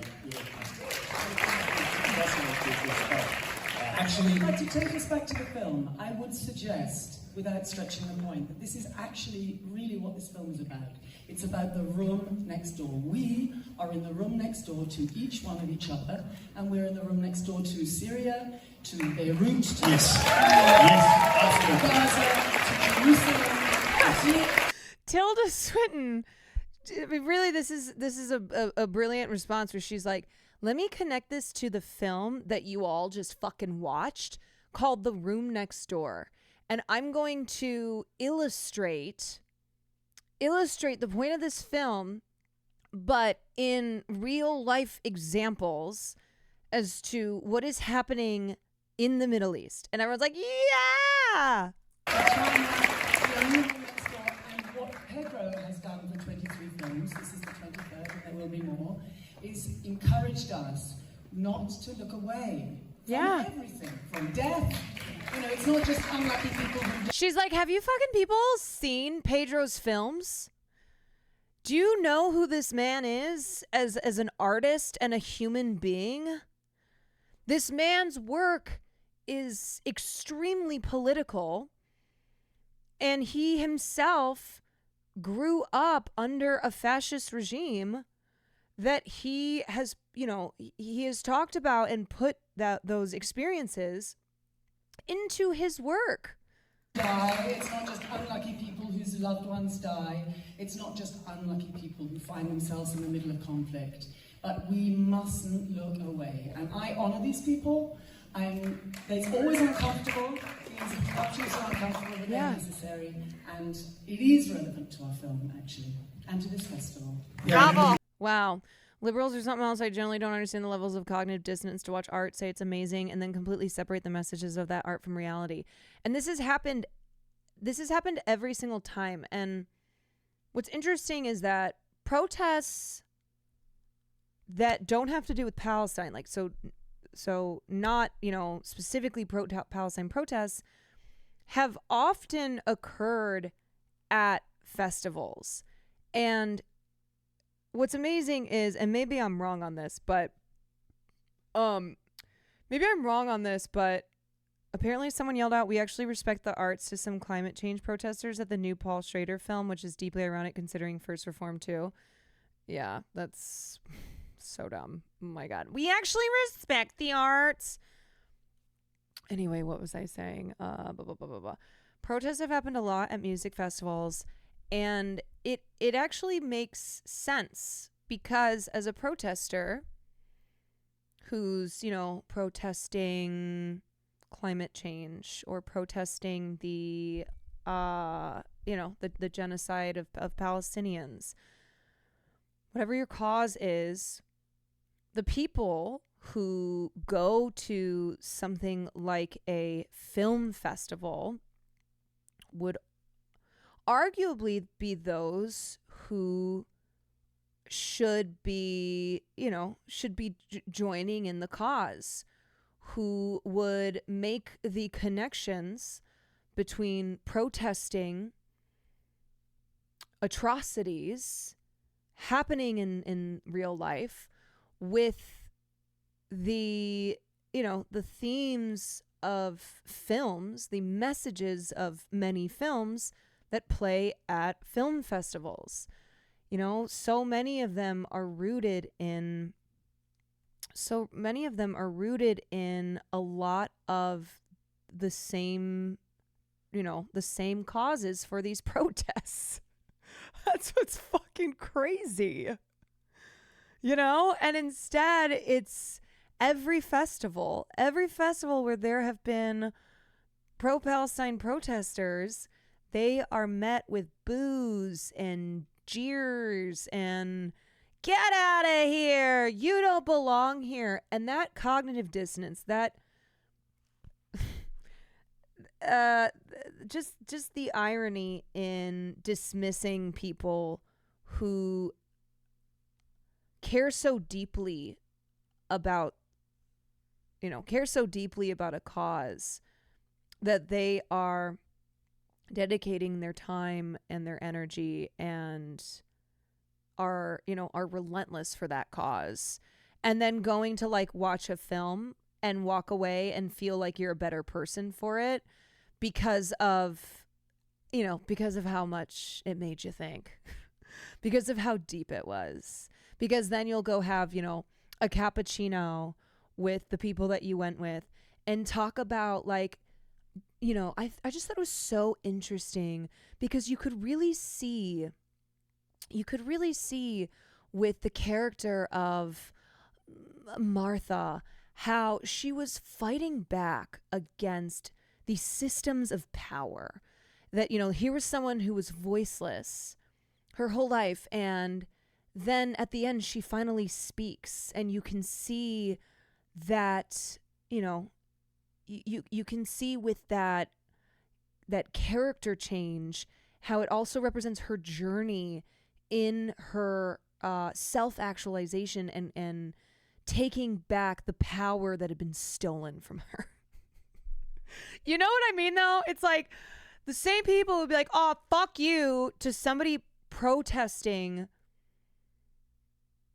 for Palestinians, which include, women and children who are oppressed by the state, and then we'll go have a late night cappuccino or glass of, Cabernet and talk about the political themes in a film that they just watched.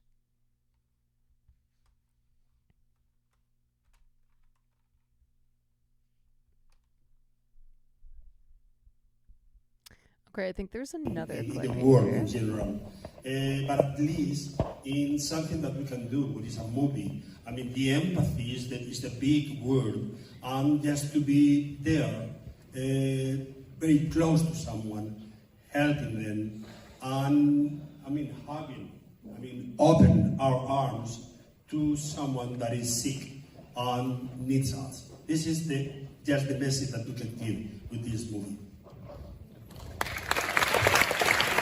Here, I'll play that again. I mean, the empathy is the big word. Yeah. And just to be there, very close to someone, helping them, and, I mean, hugging, I mean, open our arms to someone that is sick and needs us. This is just the message that we can give with this movie. Yeah. You know, that word empathy. Dick Cheney's oil money, thank you so much for the 15 months. That word empathy and how film can turn you on to empathy or deepen your empathy. And it's one reason why I, have always been drawn to movies. It's my favorite art medium. And the empathy found within films is it's real and it's important. But to be moved by a film, especially one that is fictional, but is fictional but comes from nonfiction, comes from the filmmaker's understanding of the world, them trying to make sense of things, or them trying to them trying to ask questions that then their audience will have to answer for themselves. That, and then there not being empathy to be found outside of watching a beautiful movie like The Room Next Door. And that's what he's talking about with empathy, where he's like, this film is about empathy. This film asks you to have empathy. And that is what the protesters are asking for as well. Those who are protesting for a just cause are asking the audience to have empathy for that cause. Would you have Tilda Swinton as a guest on here? Are you fucking kidding? Is my name Caroline Kwan? I would not be well. I would be unwell if Tilda Swinton ever wanted to come on the stream. I think I would scream, cry, throw up.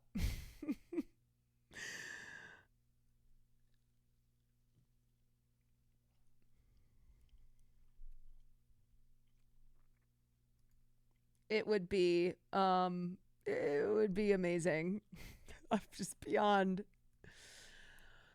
my wildest dream.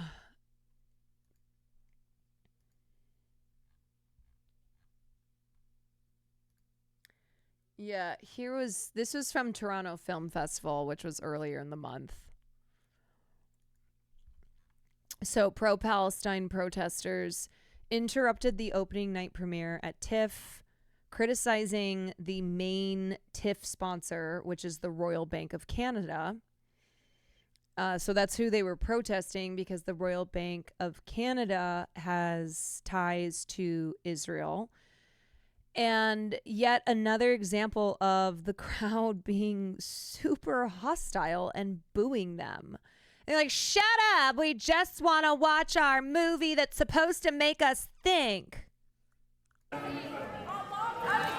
Thanks also, of course, our generous donors and members as well.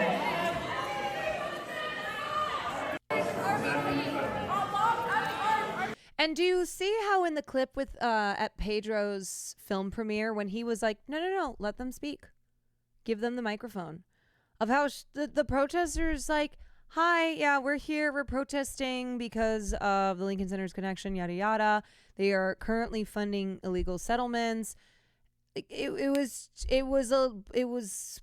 brief. And she wasn't like, bah! Fuck you, Pedro!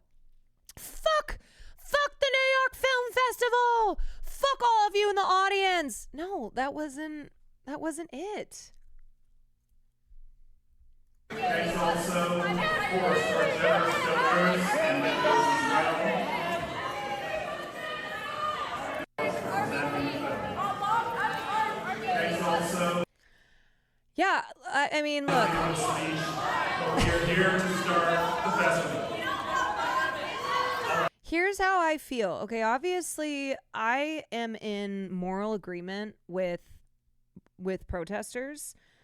But if I'm a film festival director, or if I were to be a part of something that was interrupted by protesters, I would pull Pedro. I would say, hey, please extend the microphone and let them say their piece.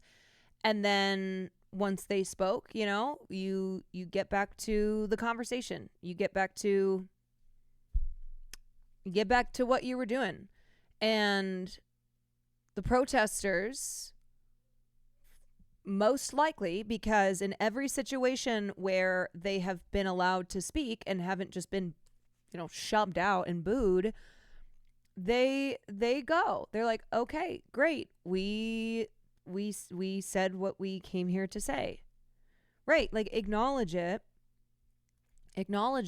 Let them, speak to the audience and say this is why we are protesting, and then you get back to your conversation.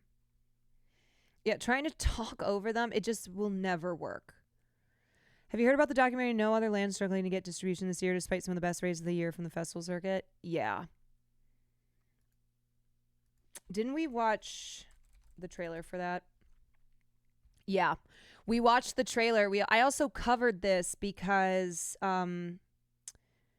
so it was so nasty. The death threats that what was I think it was Basel? Yeah, Basel Adra, who was one half of the documentary filmmaking team. And he received like threats on his life for when they won at Berlinale Film Festival because he's Palestinian. And Yuval Abraham, who is his partner, his filmmaking partner, who is Israeli, he spoke out on his behalf and was like, fuck this. Fuck this. And this absolutely illustrates why we've made this documentary. Look at the barrage of hate and threats that my Palestinian co-filmmaker is getting. Any movie recommendations for Pedro? I would say Volver. If you're a fan of Penelope Cruz, it's a film from like 20 years ago. Only Pedro I know is this Pedro. The Skin I Live In, yeah, that's with Antonio Banderas.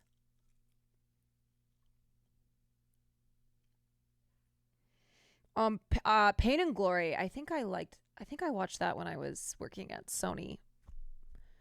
Pain and Glory is from 2018 or 2019.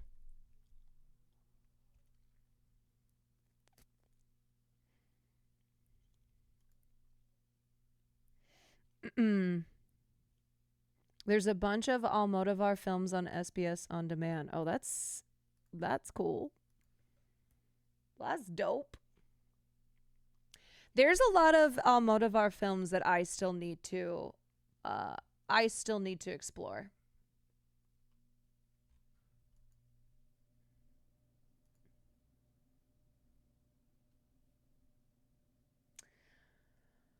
Okay.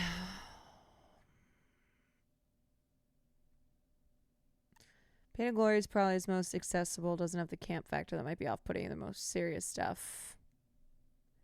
Yeah, maybe a good starting place. Unless you're like, no, give me the weird. Give me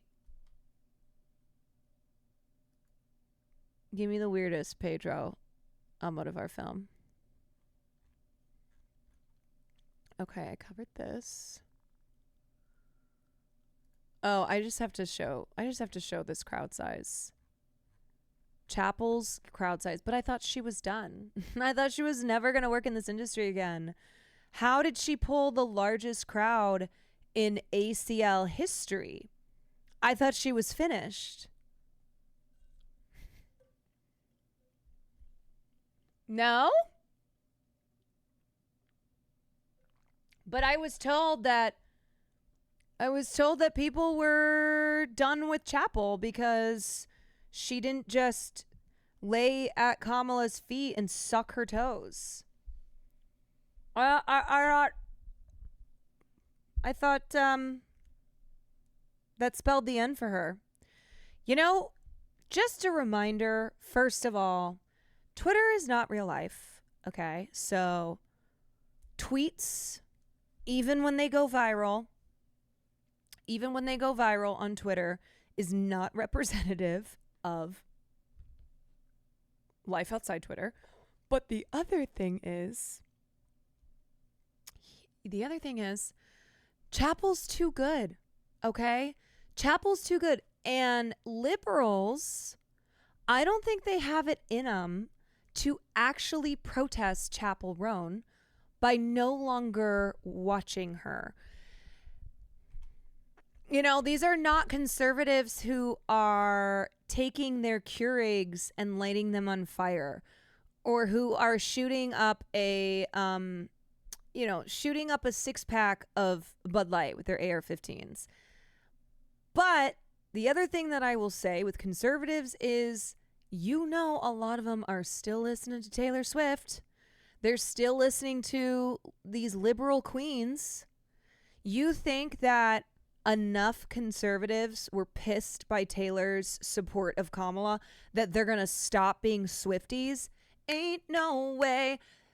Y'all, people do all sorts of cognitive dissonance when it comes to supporting their faves. When it comes to supporting musical artists, music artists, actors, filmmakers, whatever, okay? There are people out here who would be like, yeah, what Chris Brown did to Rihanna is disgusting, but are still massive fans of Chris Brown. So, yeah, no, Chapel's gonna be, I don't mean to compare those two because fuck Chris Brown, all right? Those are not comparable. But I mean, it takes a lot. It takes a lot for people to stop consuming the art of somebody who they find themselves in,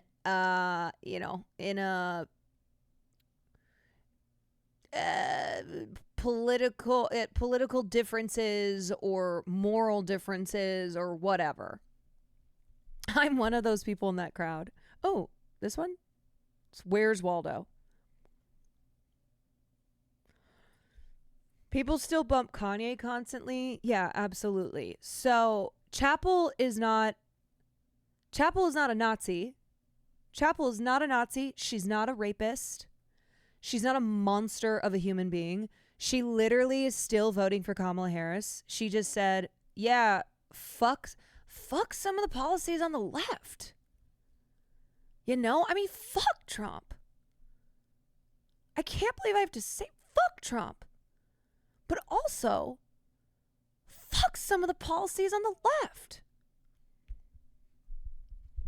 Yeah, that's what she did. So, I'm sorry, but liberals are going to keep listening to Chapel. They're going to keep listening to her.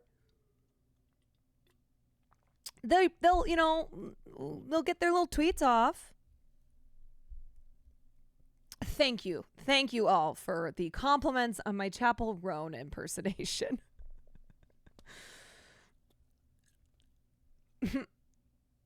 How many times have you seen that video? I mean, I watched it once on Twitter, and then when I showed it on stream. I've just been sitting here. I wake up, I watch that video. I also, my voice is, my voice has been a little scratchy lately, so it's easier for me to do that. And fuck some of the policies on the left.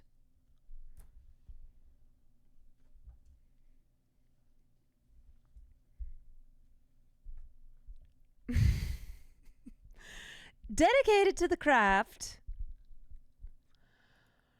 Okay. Okay. Okay.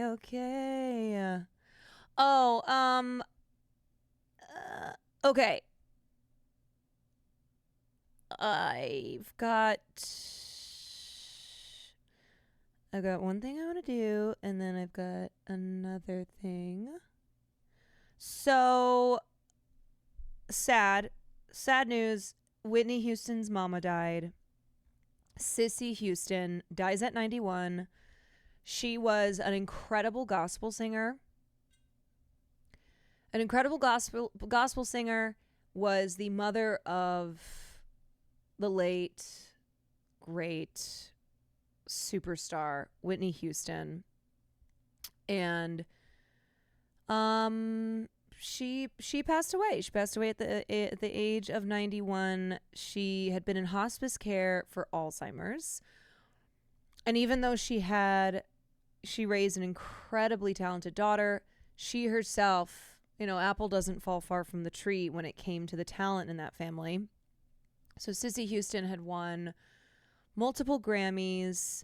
She was very, very gifted. She had a super powerful voice. I mean, my God. She had the type of voice that the only way to describe it is like a voice that shook the heavens. And how perfect that she sang gospel music. She was very religious. She sang gospel music her whole life and literally had a voice, that could shake the heavens. She also sang backup for a little known singer, Aretha Franklin. Anybody heard of her? Anybody know Aretha Franklin or Elvis Presley? I think maybe a couple people might know of Elvis Presley, maybe. But she did backup singing for the two of them. And she was also the choir director of the New Hope Baptist Church in Newark. And I don't know if y'all know this, but Sissy Houston was the matriarch of a singing dynasty. So it wasn't just Whitney Houston, her daughter. She is also related to Dionne and Dee Dee Warwick. Those are her nieces. She is a cousin of the opera star Leontine Price. And then Whitney Houston's daughter, who was Sissy Houston's granddaughter, was Bobby Christina Brown. And it's very tragic because Whitney Houston and her daughter were both found unresponsive in bathtubs, but 3 years apart. So Whitney died in 2012. She struggled with addiction for a lot of years, and it was something that Sissy talked about after Whitney was gone.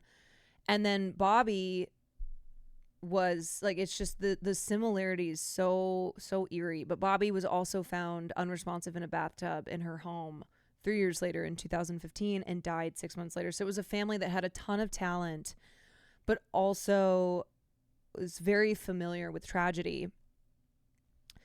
Unlike Whitney, Sissy Houston achieved wider fame in her later years, but she was comfortable with that. As she told Jet magazine in 1998, a lot of the things I've done have come late in life, and it's like a whole new career starting up.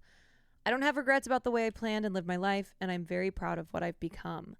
On her own or with her group, The Sweet Inspirations, Cissy Houston can be heard singing backup on such hits as You Make Me Feel Like a Natural Woman by Aretha Franklin, Van Morrison's Brown Eyed Girl, and Dionne Warwick's Walk On By. So if you listen to any of those three songs, Cissy Houston's vocals are what surround it. She was pregnant. With Leontine Rice. She was pregnant with her daughter while recording backup vocals for the Drifters on Broadway in 1963, according to her autobiography, How Sweet the Sound, My Life with God and Gospel. This was bound to be an interesting child, she wrote. Robert Darden, a professor of journalism at Baylor University and the author of several books on gospel music, said Miss Houston was a significant figure, not because she sold a lot of records, but because of the people she influenced who did sell a lot, and because of her work as a sustainer and nurturer of the gospel music tradition. Whitney Houston was trained by the best, and though she had a once-in-a-lifetime voice, without the training and influence and experience of someone like Cissy, who knew everybody and who could sing in any style, she would not have achieved what she did. I want to play, here is... Me and you. This is what my mom and I wish we could do together. Against the world, sometimes it feels like me and you against the world, and for all the times I cry, I always know that God is on our side. So when one of us is gone and one of us is left alone to carry on, I know remembering we'll have to do. Our memories alone can get us through.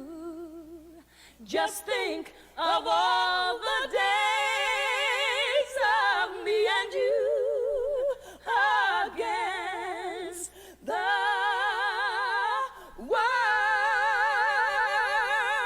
But please remember that life can be a circus. They'll underpay us and overwork you, and though we seldom get our due, but when each day is through, we'll take our tired bodies home and look around and know it's me and you and me and you against the world.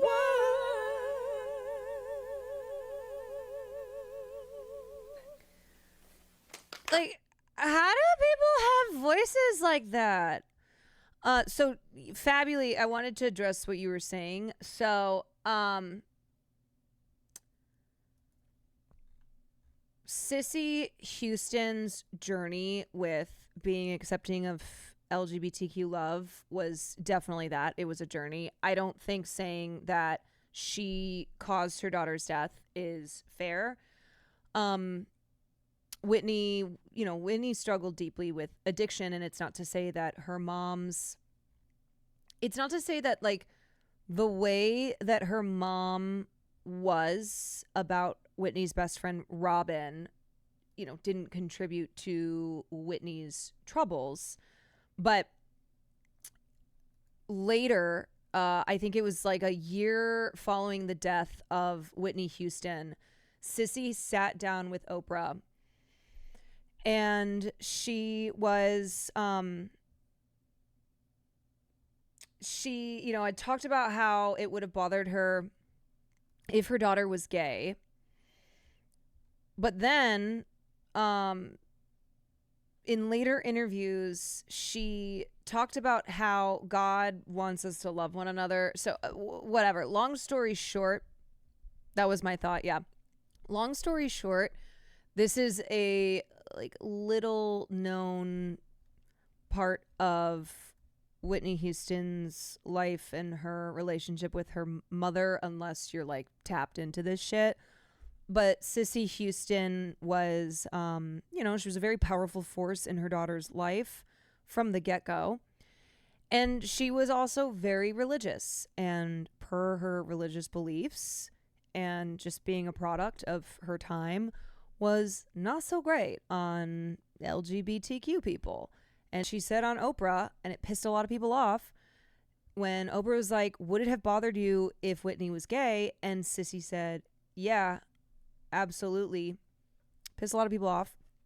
And then later, and it's unfortunate that a lot of this are things where it gets kind of into the personal of, I don't know. I didn't know Whitney Houston. I didn't know Cissy Houston. But I just think about, for me, if I were queer, if I were queer, or at least my mother thought I was, and weren't accepted, like that wasn't accepted by my mother until after I was gone. Like that is a very sad thing. So there's definitely like the family. I'm just doing a very surfacey, because one, I'm doing a very surfacey, like it's not even a full tribute here. I just wanted to play a couple clips of Cissy and Whitney singing together. And what was I saying? So, there's a lot that I'm not going to get into, because there's also a lot that I probably just don't know. And I was not like, I'm going to sit down and do a 2-hour tribute and look back on the Houston's life and careers and all those who like were in their family, if that makes sense. I feel like many trans people and queer people's parents say that after it's too late, after they're dead. Yeah, I mean, I think that goes for a lot of things where you tell people too late, oh yeah, by the way, I love you. By the way, I would just want you to be happy. There's something sad about how death causes people to see how short-sighted they were when their loved one was alive.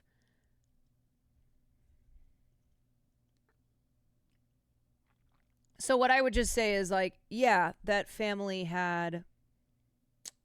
there were a lot of complications in that family, a lot of personal struggles, a lot of familial relationships that were quite fraught, and also an insane amount of talent. Within this singing dynasty. But man, we have very Heathers, very I love my dead gay son. Yeah, totally. Yeah. Okay, I want to watch.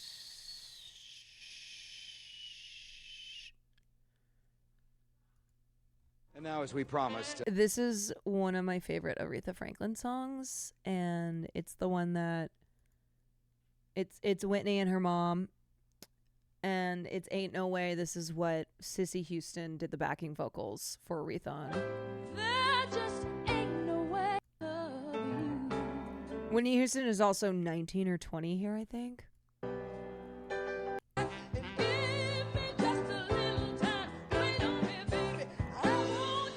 This isn't it. It's the next song.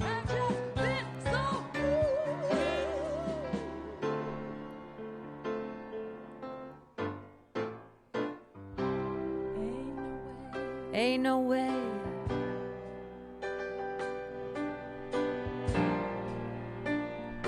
For me to love you. She's a baby. This is her first TV performance. If you won't let me.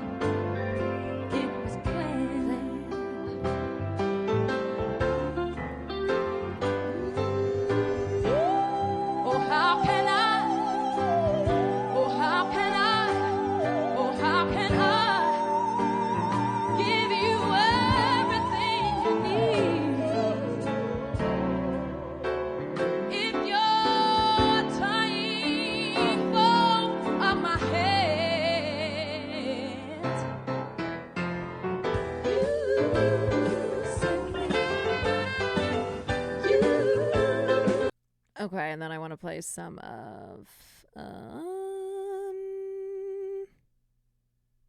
think this is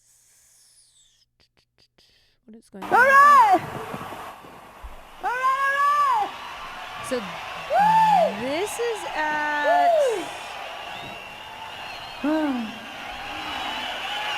is at Nelson Mandela's 70th birthday tribute in June of 1988. It was at Wembley Stadium in London, broadcast to 67 countries and an audience of 600 million. All right.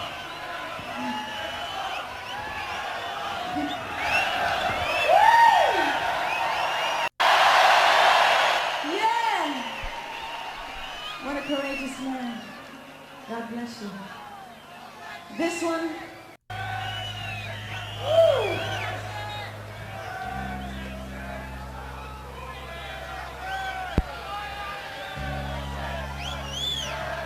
Oh my God, I need that blazer.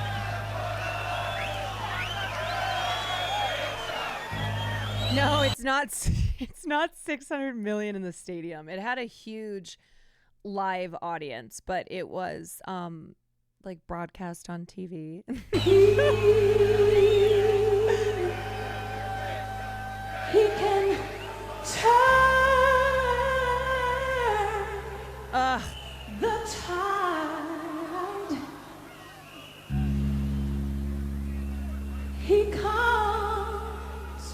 He calms the angry seas.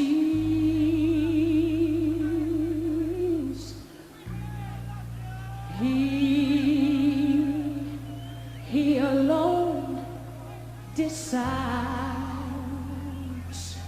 Oh yes, all right.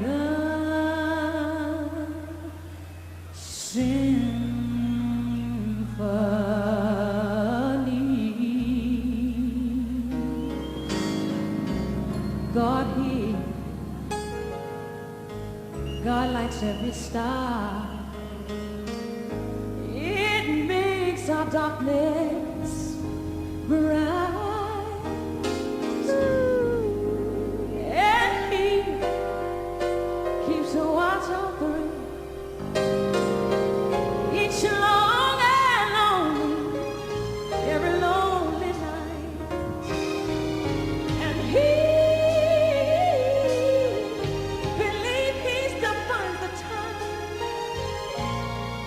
to hear a child's first breath. Saints are cynical.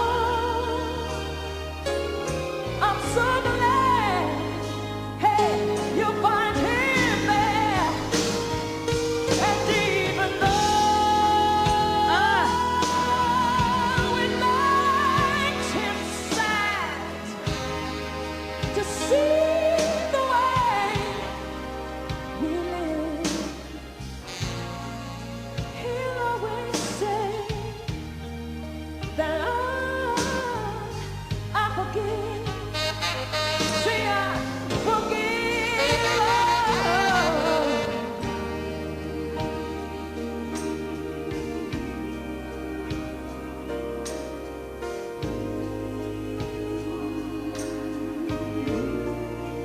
I was like, I don't hear her.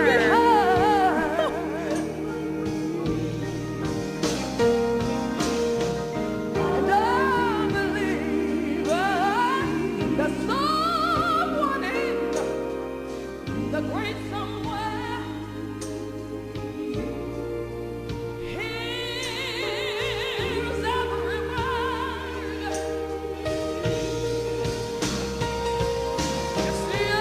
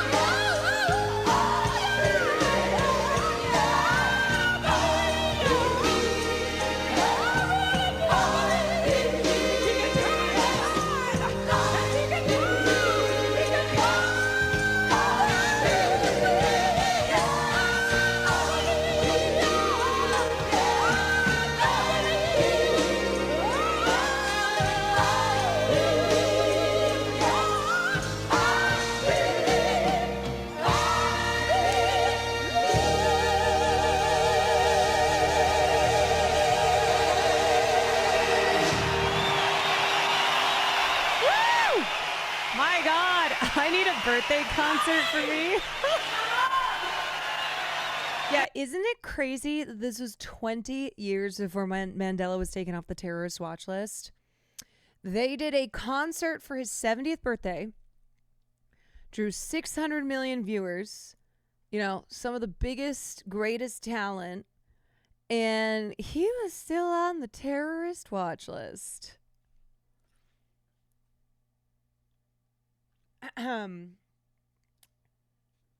Wild. I know. Can you imagine being somebody who for their birthday draws this talent and this many people watching?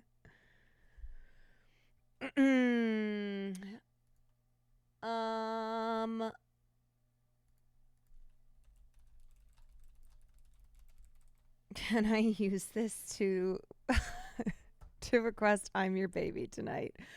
I know, it's kind of funny because Sissy Houston passed, but I have shown all clips of her singing with her daughter because how many mother daughters can sing with one another and just be a powerhouse of talent? Not many. She's also aunt of Dionne Warwick. Yeah, I mean, that's what was in the New York Times piece on her, and goddamn, yeah, that family had just an insane amount of talent. Some families just do. Some families, they just are blessed with a whole lot of talent. You know, my family, we always wanted to be the Kwan Traps, but pretty much only me and my sister sang. And not even my little sister's got a nice voice, but she didn't even sing. Like, she wasn't in choir. I think she did a little bit of musical theater in high school, but yeah, so it wasn't going to happen. We were not going to be able to be the Kwan Traps. Basically, half my family is decent to good, and then the other half are truly tone deaf. Some of the worst singers you've ever heard.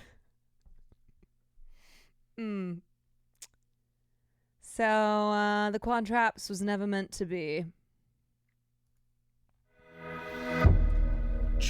Did we ever sing So Long Farewell? Oh yeah, I mean we were all over The Sound of Music. So long farewell, Auf Wiedersehen, I hate to go and leave this brown behind. I'm gonna say Papa Kwan's an excellent opera singer. Absolutely not. Could not be further from the truth, but I love that you think that. Who was Liesel? Me. Hello. Duh. All right, y'all. So this is a video that I'm really excited to see. And this is the newest video from the YouTuber Perry Byford, who I've watched some of his videos before. He has made some really great videos in the true crime genre, but in a way that I talk about true crime, where it's calling out the way that people use true crime to be very exploitative, very salacious. So he did a video on the problems with baby reindeer. He also, what was the last one that we watched?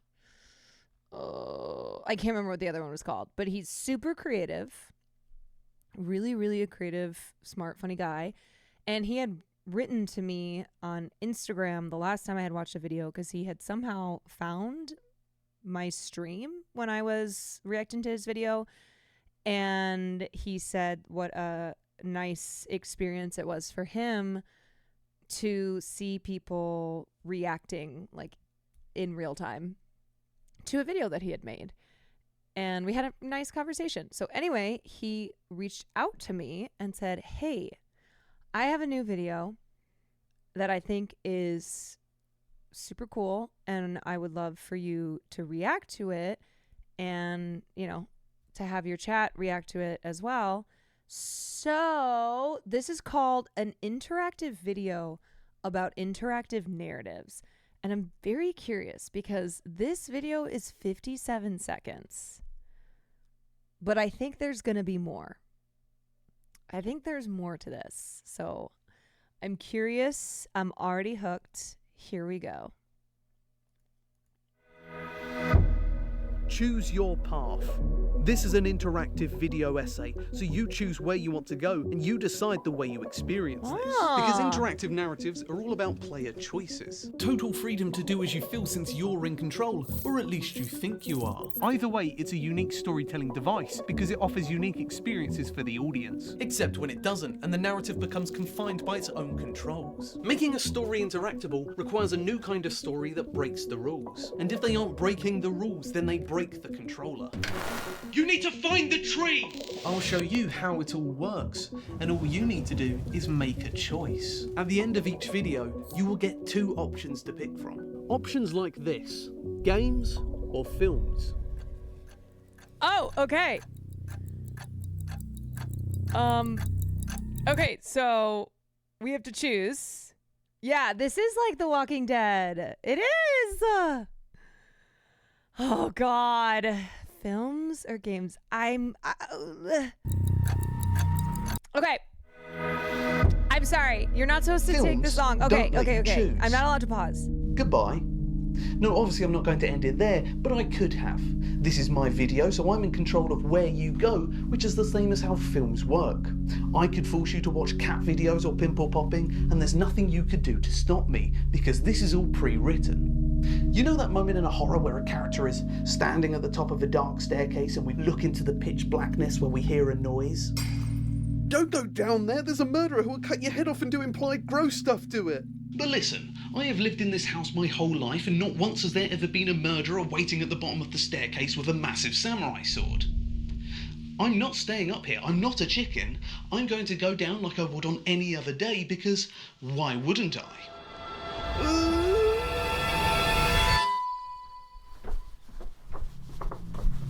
This is one of the problems with choice in a narrative, because your choices are affected by the fact you know you're in control of a story, which in this case is a slasher.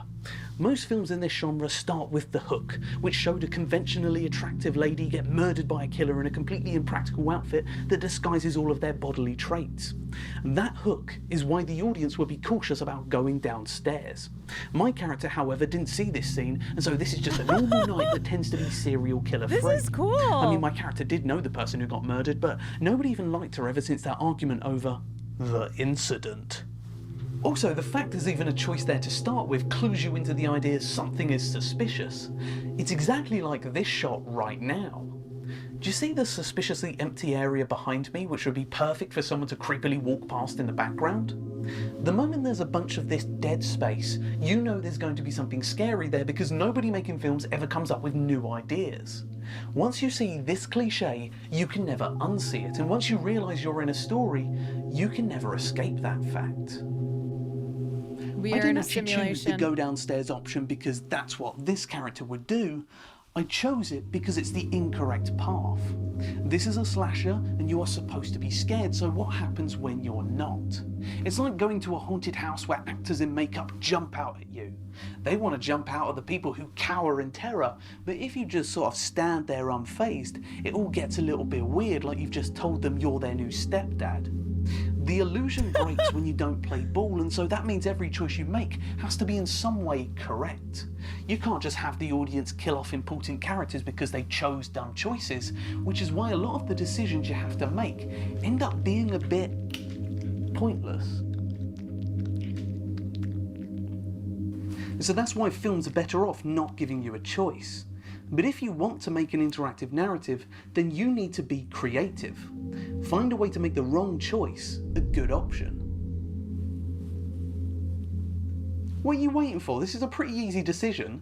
This is the film's part, so you only get one option. Oh, So, okay, you know, I have to pick this? ignore all this dead space.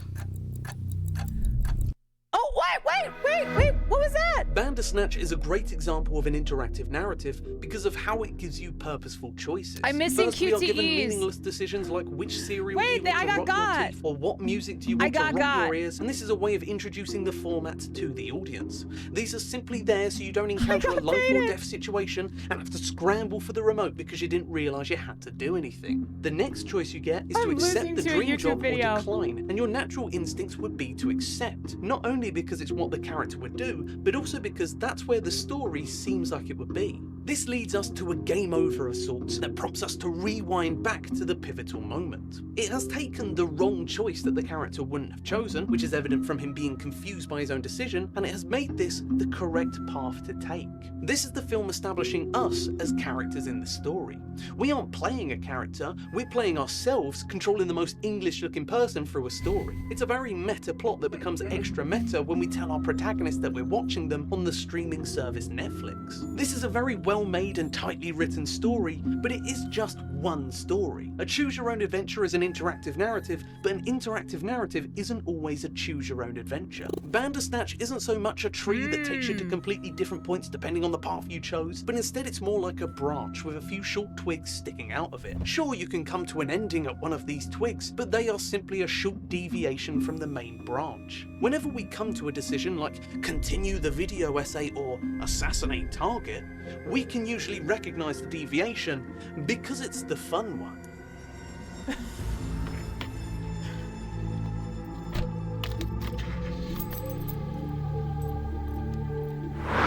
The illusion of choice.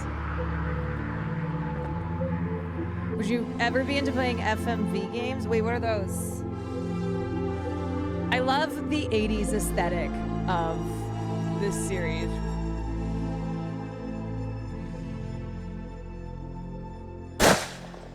We then get to the end of that branch, rewinding back to the choice. That was just a fun little side activity that doesn't really affect the main story, since rewinding to the correct path is part of that story. The plot has the ability to do whatever it wants. It has total creative freedom, but should we get total creative freedom as the audience? Do you think you should be able to choose absolutely any path you want? Or do you think there needs to be some sort of track?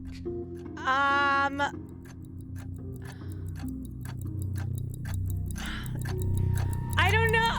I have to choose. I forgot to. I didn't choose in time. You guys, I'm always missing QTEs. What is wrong with me? I was just about to choose. Okay, infinite possibilities. I've died. Well, if you say so, I'm going to I have died on a YouTube video. tidy my room, and you're going to watch me because you chose this. I'm so bad at making You could have stayed choices. on track and continued this very interesting video essay, but no, you wanted endless possibilities. I can't Sorry, pause but the with video. endless possibilities, you run the risk of some paths being incredibly boring. You made a choice, though not all choices are going to make for a very satisfying narrative. I have to But play because I'm such a Immortality. nice Yes, I guy, know. I'll let you go back onto the correct I do. path. You know, at the end of this video.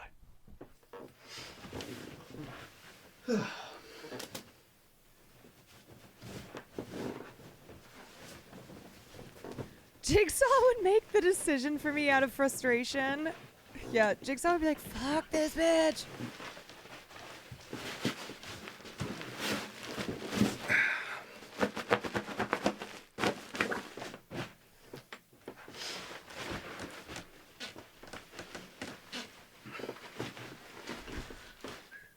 This is what I chose. This is what I'm stuck with.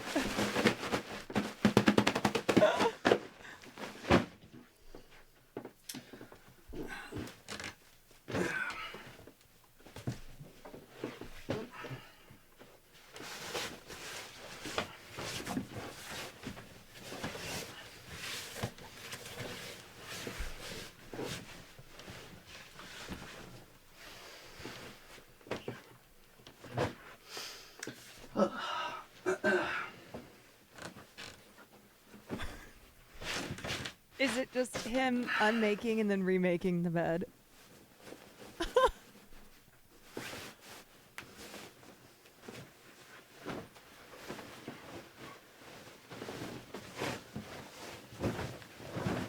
Hey, this is what I chose, though. I stand by my decision.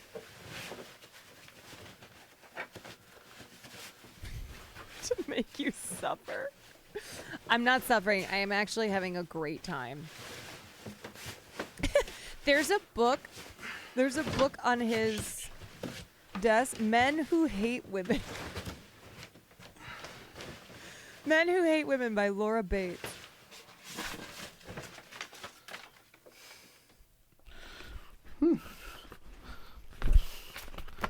So if you need this, just found it. I don't know if that's going to be of importance. There was a gun down there as well. Bit weird. Give it to me.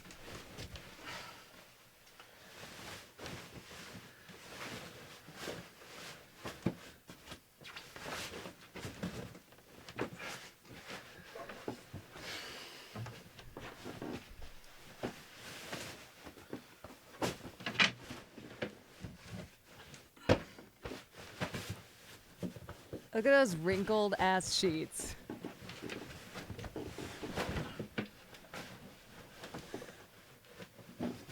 Those are the sheets of a young man.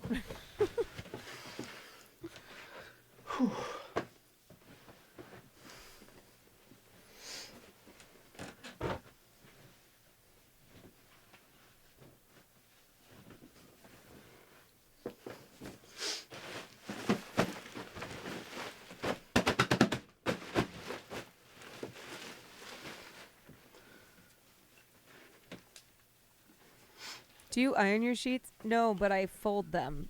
So I have multiple pairs of sheets. So for the ones that I'm not using, they're folded and they're put in my closet.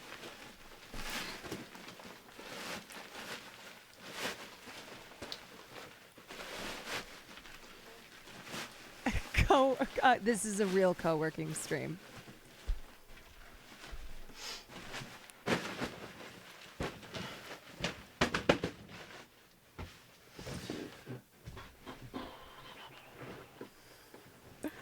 I'm suffering. I'm suffering for my choice. This feels like punishment.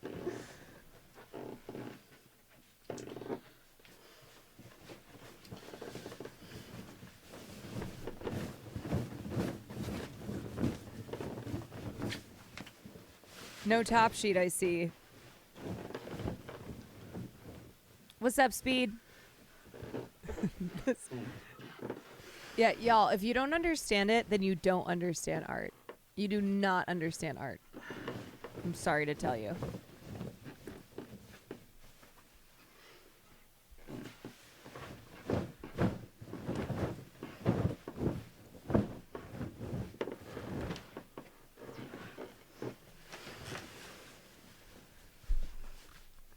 I'm in pain. This feels like... Maybe this is just what watching a Twitch stream is. This is driving me insane. Me too.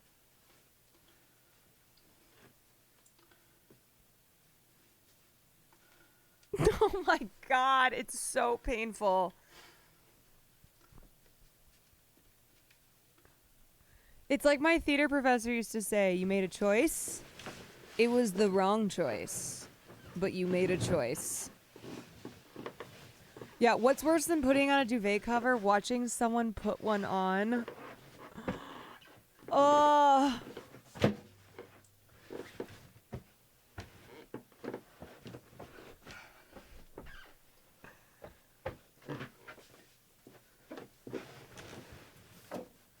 This is so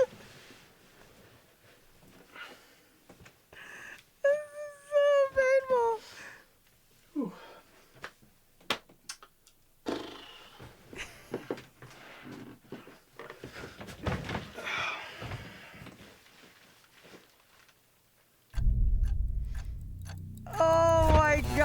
God.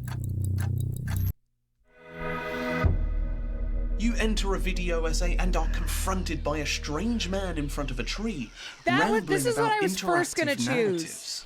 We What made do it you through. do? I look him deep in the eyes and then we have sex. You need to stop doing this. It's hard enough to get people playing Dungeons and Dragons because of its nerdy virgin connotations. We do not need you making it worse by trying to have sex with every human, elf, donkey, or that one time a bookshelf.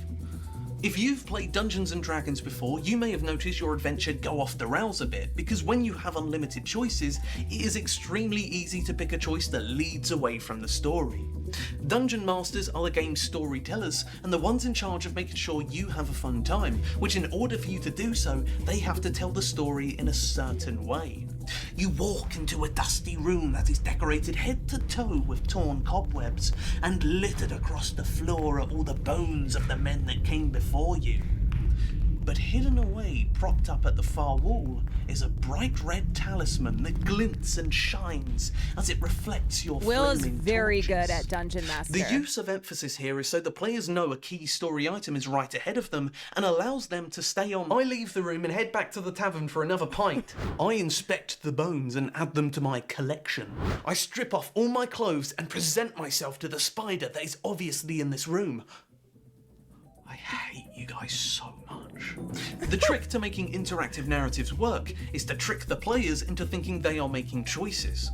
In this D&D scenario, the character who inspects the bones and his freaky friend can get attacked by the massive spider that guards its pile of loot that includes the story item. If that doesn't clue them into its importance, then have it activate like... Will would go fucking nuts, but was very calm about it. I've only done D&D one time, and it was kind of unintentional. I basically asked him what D&D is, so he started to give me an example, and I thought it was just that. And then he looked at me expectantly. So I gave him a response, and then it just kept going, and it just kept going, and it was just, whoo, crazy story. And finally, 45 minutes in, I was like, wait, is this just still the example? And he goes, congratulations, you just did your first D&D session. But throughout the D&D session, he would present the story and paint the picture, and then I apparently would make decisions that were baffling, I guess, that were nonsensical. What other words would he use to describe it? Frustrating. So anyway, I've done D&D. The ruby red talisman begins to spark when suddenly it bursts into a fiery ball of flames that ignites all 8 of the giant spider's thin legs, burning it into a pile of ash and cobwebs. If that doesn't work to get the player's attention, then to be honest, you've got bigger problems on your hands. He's forgotten how to breathe! Markiplier has a few of these choose your own adventure What do style you do series. with the story when the players try to break the narrative by refusing to play ball? They head to the tavern instead of investigating the story item. Well, then you need to bring the narrative to them. Maybe while the group drink while flirting with an orc woman so they can force the DM into describing another graphic sex scene, the tavern can get set ablaze because a thief that the group saw earlier that day had stolen the talisman and used its powers. The group didn't take it for themselves and are now paying the price for their choice. Interactive narratives have infinite possibilities, but the way you keep a story free from loopholes is by always covering these 2 choices. Interact with the narrative, or don't. But no matter what decision they make, the main story will continue to interact with them. You know what? I'm gonna interact. Alright, that's great. It took a long time to schedule this game since we all have very busy lives now, but yeah, let's do this. We've got a fun night ahead of us. I'm not gonna go off Seriously, and do something crazy. I think it's amazing that we all got together to play this game. Like, it really means a lot to me that you're all here. Your character has just contracted Balrog syphilis, which, as we know, is fatal in humans, so you're dead. Shit.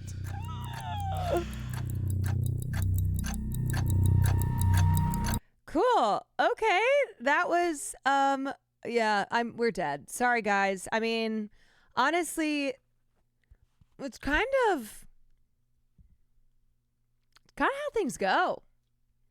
Whether I'm playing a game or watching a YouTube video on interactive media, I just can't stop being the Carolina Reaper, you know? Okay, so the link is there at the top if you wanted to experience this for yourself, if you wanted to make your own decisions. I didn't even know you could do something like this. I didn't know that you could put a video in a video. Okay, I sound like I'm 100 years old. Vorlo, thank you so much for the 10 months. Yeah, this is such a cool way of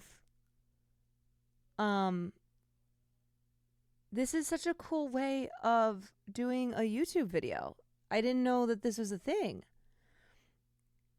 Are we supposed to keep watching games? I don't know. I don't know if it's like, okay, so if you did the films route, now you can do games or vice versa.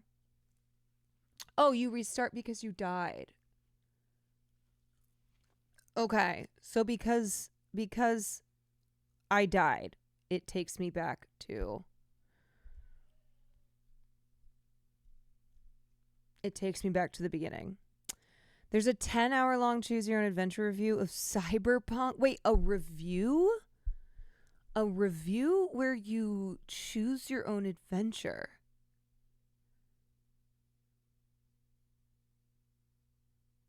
Fascinating. So basically, like, if you want to hear what you want to hear on the review, you can hear what you want to hear. I remember a long ass time ago, interactive videos were kind of popping. I've never watched one, but also I am not a YouTube I'm not a user of YouTube. So you've never watched Black Mirror's Bandersnatch on Netflix? No, because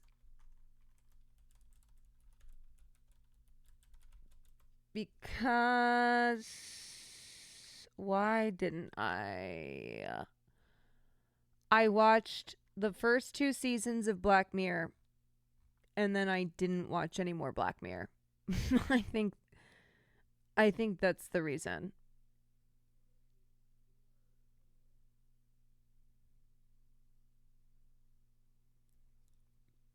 It's like this, but worse. Interesting. A young programmer starts to question reality while he adapts a mad writer's dark fantasy novel into a video game. It's an interactive film in the science fiction anthology series Black Mirror. I did watch Joan is Awful. That was my return to Black Mirror, but then I didn't watch any more of that season. I watched the first 2, fell off, and then watched Joan is Awful because my aunt wanted me to.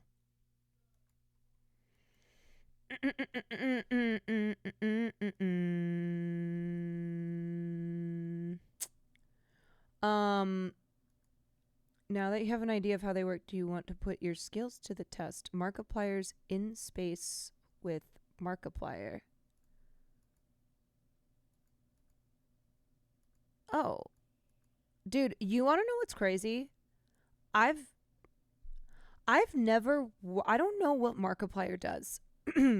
All I know is that he's a cool dude who made YouTube videos and did 1 video a day with crank gameplays.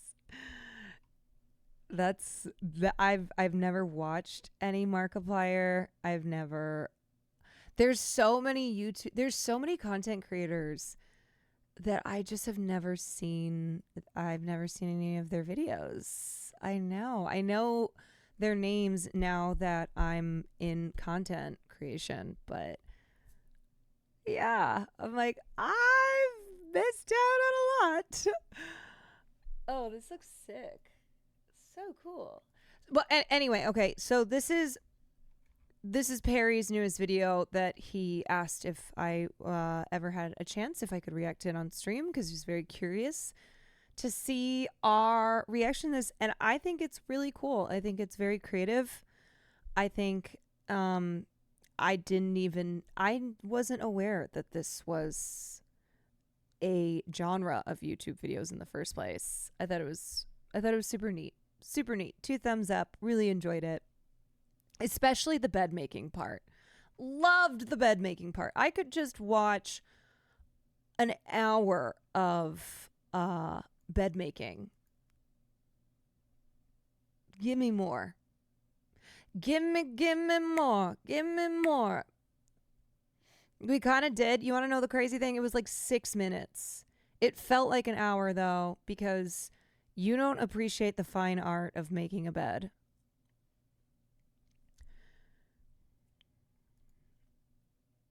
This is the 10-hour Cyberpunk review. The dude survived COVID twice and has a huge history of working in Japan for Sony. That is fucking crazy.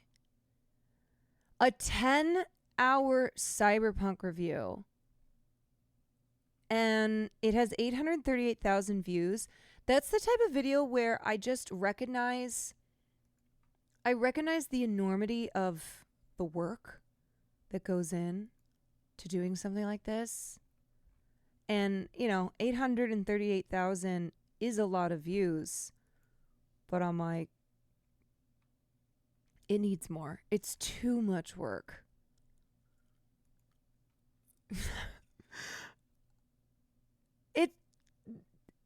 That is an astronomical amount of work for a video. Bed making stream when? Yeah, maybe one of these days when I start stream. If I haven't made my bed, I'll make my bed. Be like, okay, guys, I'm gonna start off stream by making my bed.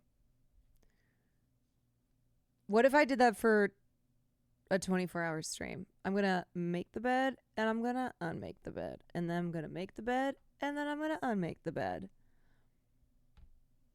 How many times can I do this in the span of 24 hours?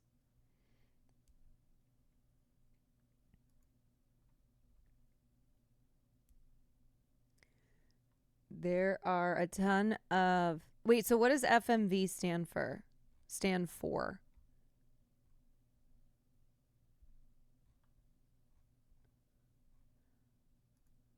Full motion video. Damn, there are a lot of these.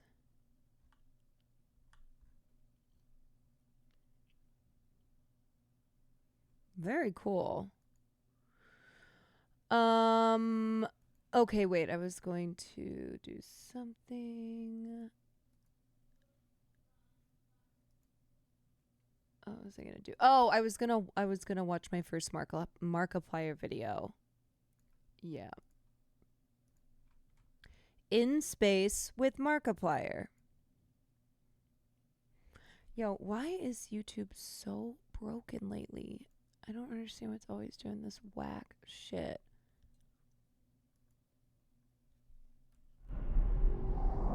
Okay, so just so I know, for a frame of reference, Markiplier has 37 million subscribers and this video has 22 million views.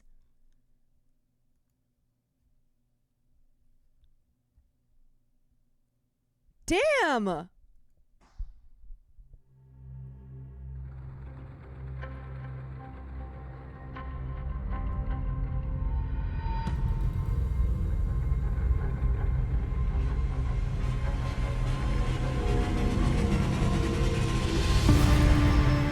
He's kind of a big deal.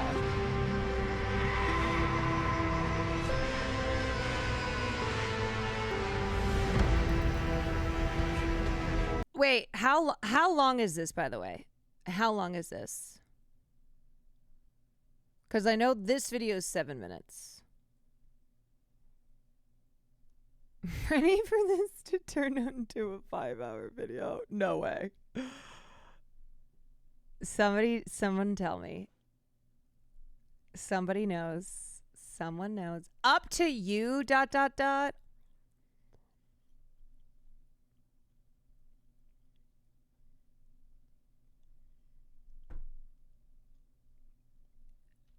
Anyone? Depends on when you die. Okay. But it can be like 2 hours. Damn. Okay, so here's what we're gonna do.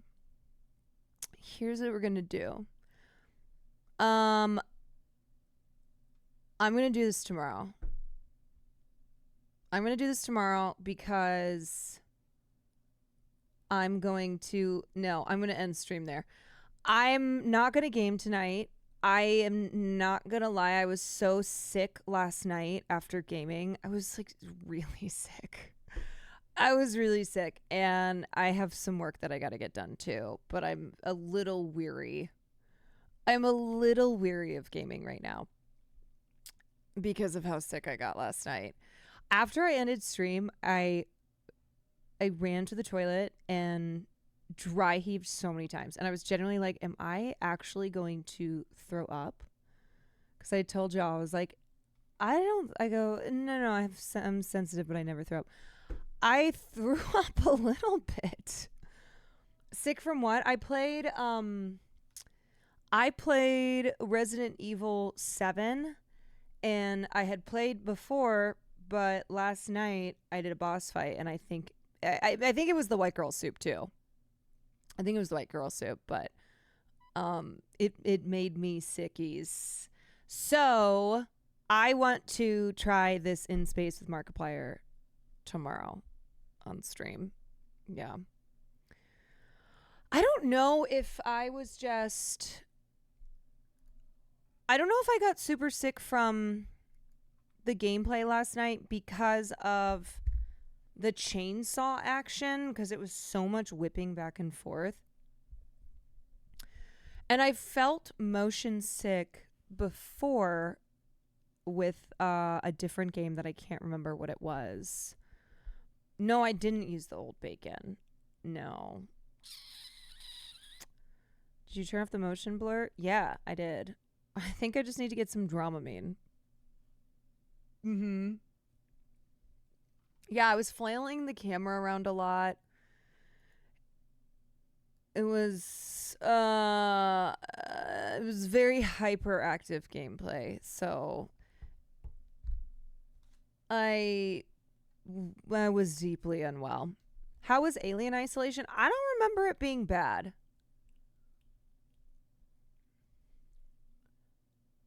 Emmy had the same problem with RE7. What'd she do? Did she just stop playing? The only time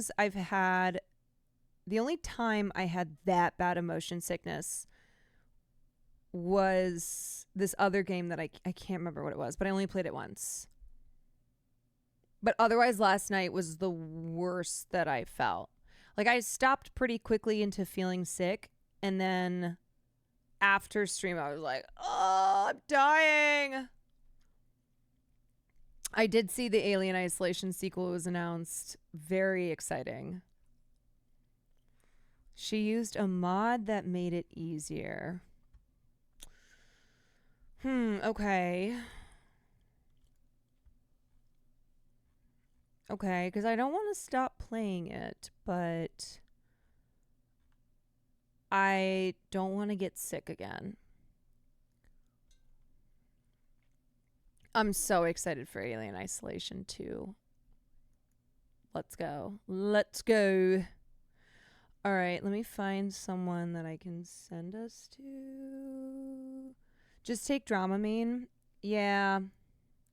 That's a reminder for me to go to the store tomorrow and get some. Waluigi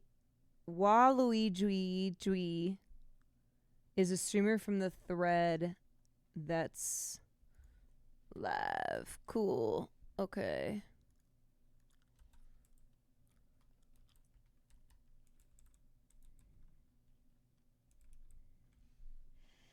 Okay. Let me look up that. Okay, wait. Yeah, that's the spelling of it. Okay, cool. Cool. Waluigi Dwee. Waluigi Dwee. All right, y'all. Sorry for no gaming. Gaming will be back tomorrow. I'm also remind me that I wanna do the Markiplier video tomorrow as well. Okay, cool. So, anywho, sending you over to Waluigi. That is not how you say it. Waluigi. And you know the deal. If you're going to stick around, be the nice, sweet, polite chatters that you are.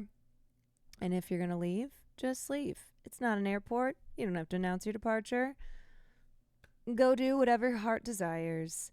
And take care. Everybody who is in Florida, we will be keeping up to date with Hurricane Milton. But if you have family there, if you yourself are there, please take care. And I will see you all tomorrow. Yeah. Cool. Peace and love.